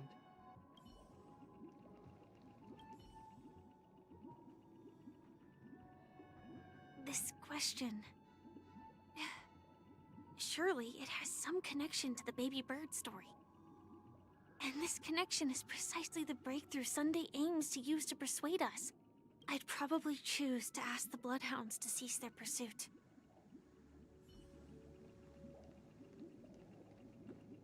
The guy sold his children. I don't care, like... Seems He illegal sold them to be stowaways are really slaves. quite common on Penacony. But that guy in the story, I don't think he deserves any sympathy at all. He sold his kids to chase a dream. Even if he intended to go back for them, it's still insanely irresponsible. I agree with Marge. With that thought, there's only one choice. Let the Bloodhounds send him back home. This person deserves to be punished. I mean, it's a difficult one, because you would want him to... You would want him to be able to free his children again, so the children can live and not be slaves anymore. But at the same time, he's a person who sold his children, so how do you even know that he won't just remain... That he won't just remain in the dream and decide that actually he's better off. I agree with Marge.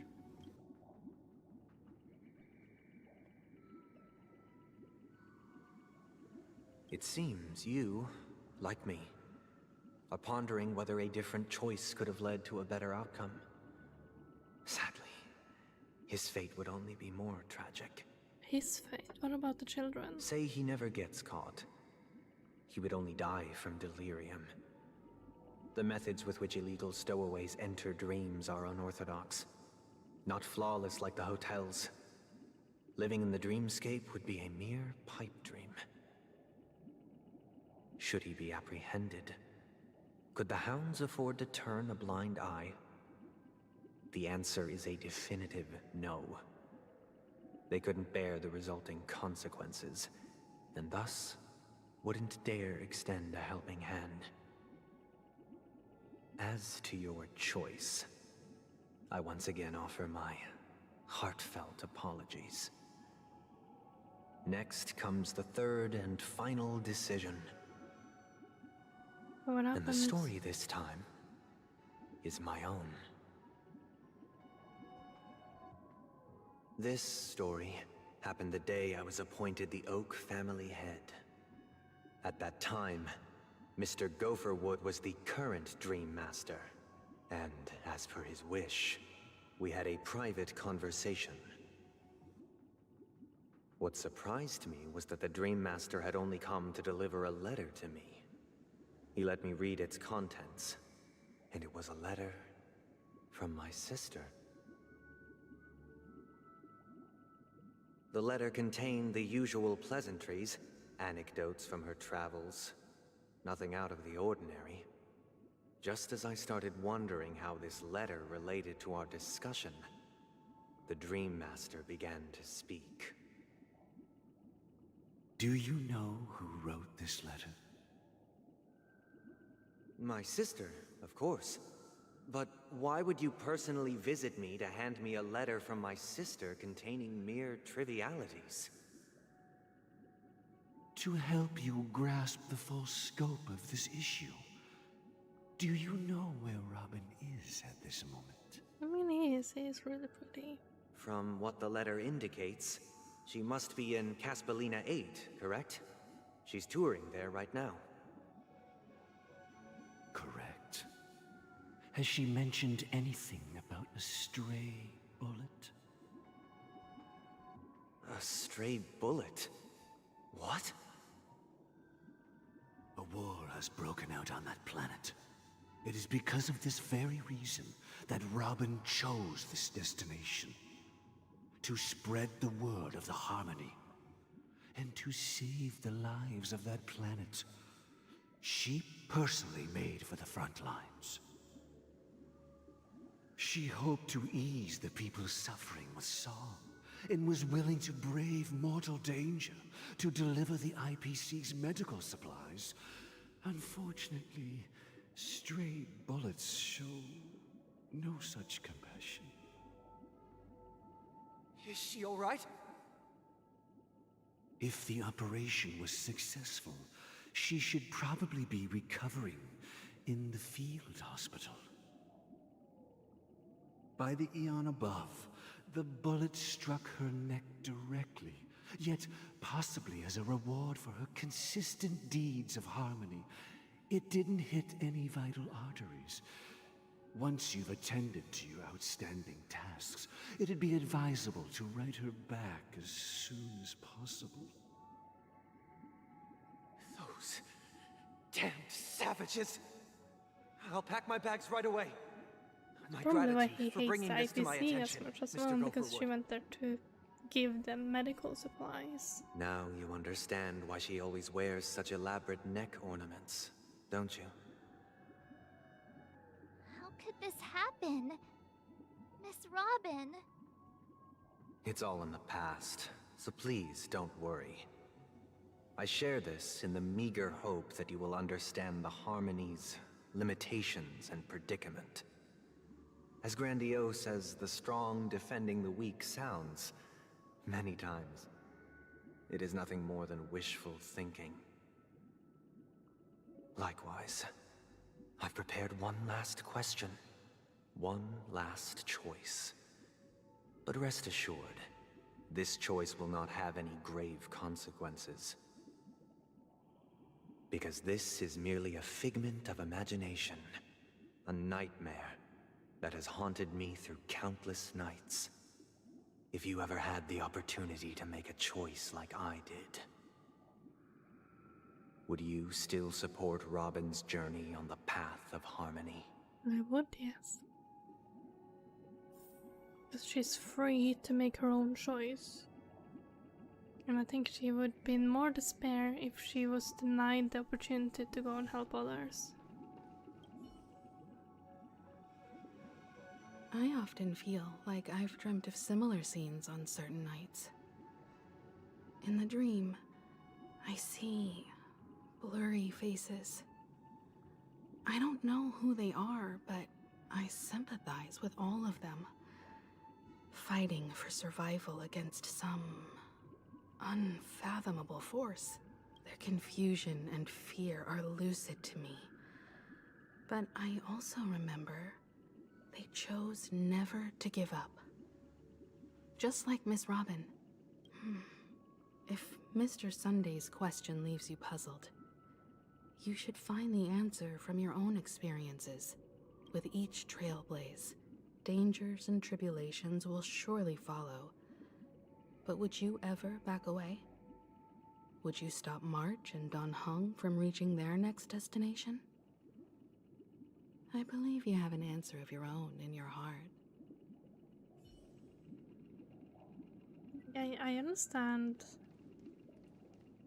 that it's a desperation that's causing him to think this way. He's terrified of failing.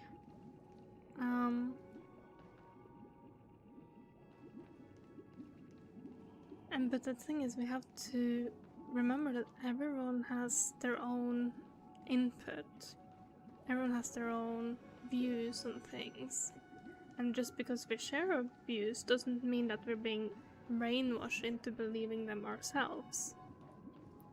It's a lot of like, I met a lot of people who has different views than me. They tell me their views and I respect that they have their views. Doesn't mean that I agree with them.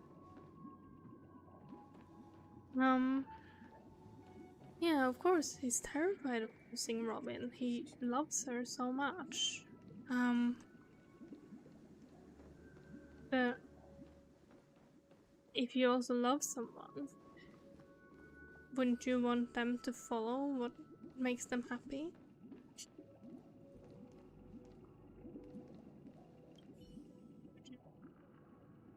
Deny? Miss Robin's courage is admirable. And That here I freedom? was thinking she was just another superstar celebrity. But the fact that she is also Mr. Sunday's younger sister?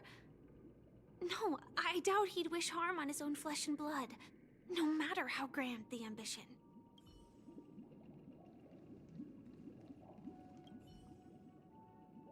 I can't believe that happened to Miss Robin. The strong defending the weak is a great mantra, but if I had to pay such a price, I don't know what I'd do.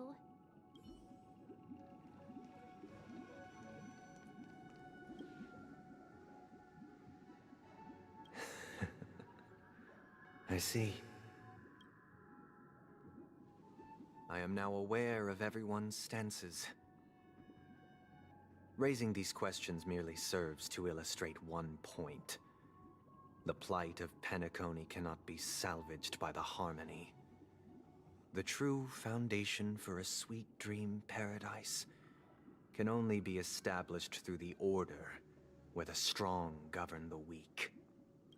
I know the suffering of being tormented. It's so sad on the turmoil strong of losing your way. protecting How the sorrow weak. and even despair set in when matters don't work out. Well, I think everyone should help each All other. of this causes me unending pain. It doesn't mean that people are Because this is not helpless. what happiness is at all. We must teach the weak how to live a happy life. And this life isn't some noble propriety that the upper crust preaches, but in definitive terms, a way of survival that belongs to everyone. So what is your definition of living a happy life? Good question. Human consciousness is fundamentally an illusion, a cage known as self-worth. People lured in by this illusion make mistakes, yet still ask that external influences bear the burden. When one mistake after the next permeates the masses, they become impossible to trace. Thus, the amassing of these individual cages culminate to form a prison, a place dictated only by the rule of survival of the fittest. Nature is always accompanied by predation and sacrifice. Its antithesis is known as order. That is what I want to do. Unite people's happiness under the banner of order. They won't need to make bitter choices any longer, nor face the weaknesses of humanity. They can cast aside their primal instincts to build a haven for mankind. Simply describing thoughts is far too abstract, so allow me to provide a simple example. As you all may know, there are societal norms like weekends and long weekends that exist on some worlds. During these hard-earned rest days, people are given the chance to extricate themselves from the stresses of everyday life, allowing a certain tranquility to return to their souls. And it is only on these days that people do not have to adhere to the law where the strong prey on the weak.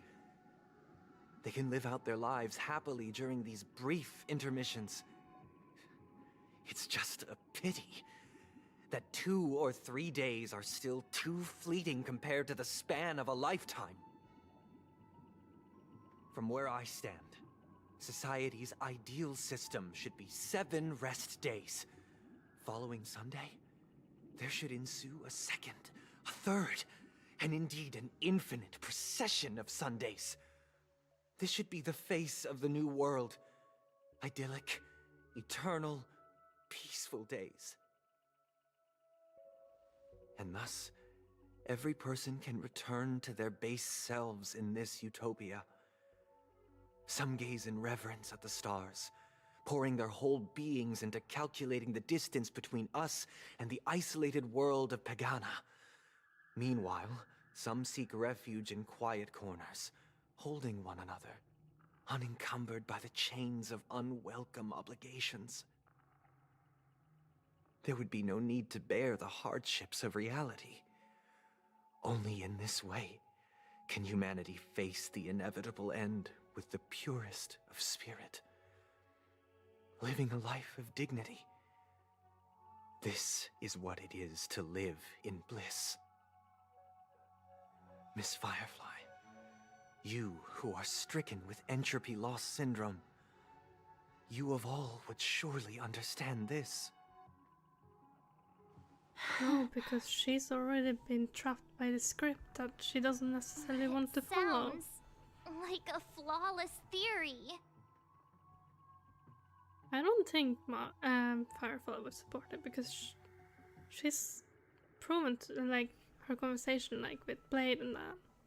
She said, or she made it clear that she wanted to stray away from the script many times, even knowing that the script is there to help people in the end. It's a freedom, isn't it? It's taking away freedom. But what is the price to attain all this? The cost is minute, merely a personal and eternal sacrifice.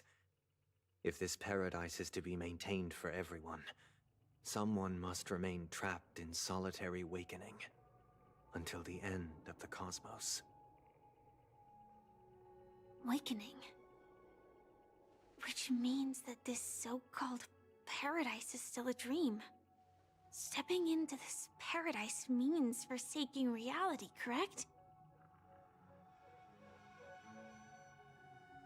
It is not forsaking, but transcending. Flesh, blood, Yeah, sorrow, really weakness. pretty. If the physical is the root of spiritual suffering, it is only logical that we defeat it. But in this supposed bliss, people won't have defeated their demons.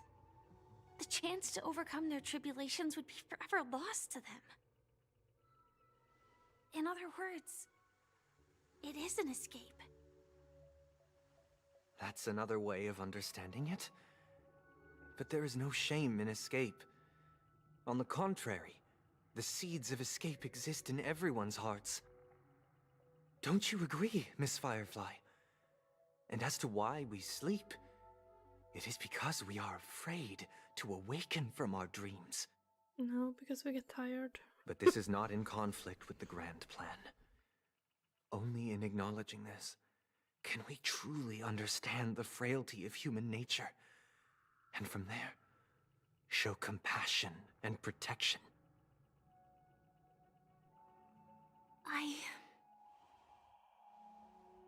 I admit that you are a born leader. Your perspective on humanity brims with pessimism. Yet you express compassion for all. Because our bodies Even will when shut your down heart if we pities don't them. But we don't unlike sleep. you, I live for the self. From my perspective, individuals making choices for themselves is their birthright. The want to escape may be innate in the weak. But whether they are weak or not, it is not up to another to decide. Perhaps in your mind, you also view me as weak?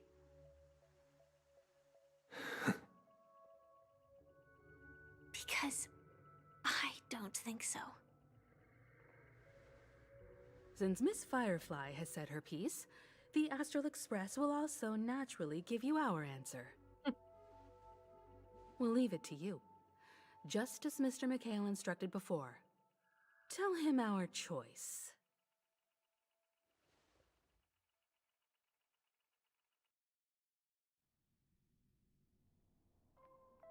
What is this place? Does this place ring any bells, Misha? I don't know, but I feel a sense of deja vu. What is this place? It's the realm within a dream bubble. This was left to the Astral Express by a nameless, but weirdly, when we entered it, it was completely empty. Dr. Edward from the Dreamscape sales store told me that dreams are formed from memories, and a dream bubble can't take shape if its core is empty. So I thought you might be able to help us in unraveling this mystery, Misha. As a hotel doorman, you know Penacony best among us.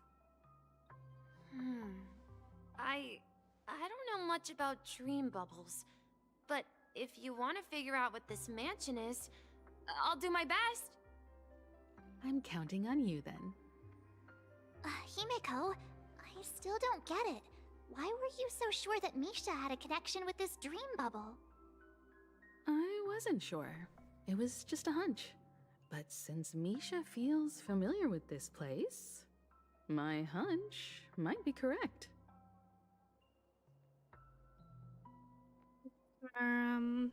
We fought that thing with Firefly and exactly. Black Swan. This is where you and Firefly encountered death, which we now know as dormancy.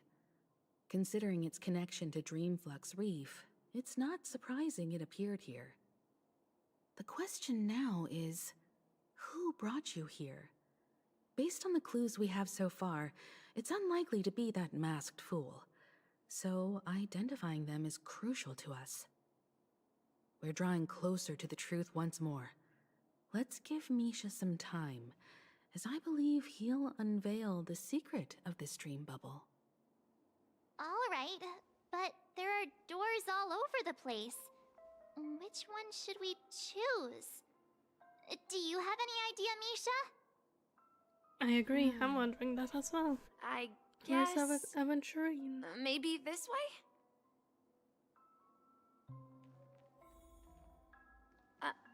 I'm not entirely sure, but... let's give it a try. Misha is cute. Wait, you managed to... Weird. This place is quite different from the hotel. But I feel like I've been here before, and even lived here for a while. If I remember correctly, there should be a fireplace down that hallway. Clocky and I used to sit by the fire, listening to the crackling of firewood. And the room on the other side was the toy room. I loved spreading out all the toys from the box on the floor and making up stories for each of them. Hold on. This doesn't make sense. Didn't I grow up in Dreamflux Reef? So, what is this place? This could be a case of amnesia. Don't worry, Misha. It's common for everyone to forget certain aspects of the past. Those memories haven't vanished. They're just lying in the depths of your mind. We can surely get them back. Since this place seems familiar to you, why don't we explore a few more rooms and see if you can recall anything more? Yeah, then let's check out the rooms I just mentioned.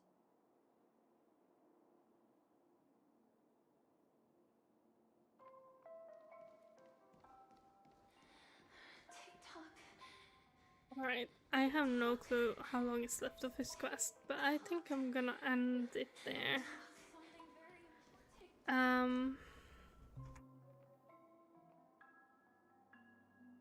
think I'm gonna end it there. for now. Continue later. It's been nearly 6 hours. It's way too long. I wasn't even meant to stream that long. Wasn't even meant to stream at all. So I'm gonna head off now. We're gonna end the story here and we'll continue it later. I have a lot of questions, but I guess we're just following the flow for now. Thank you. Another 2 hours, yeah, we're gonna stop there. So thank you guys for stopping by, and I will see you guys later.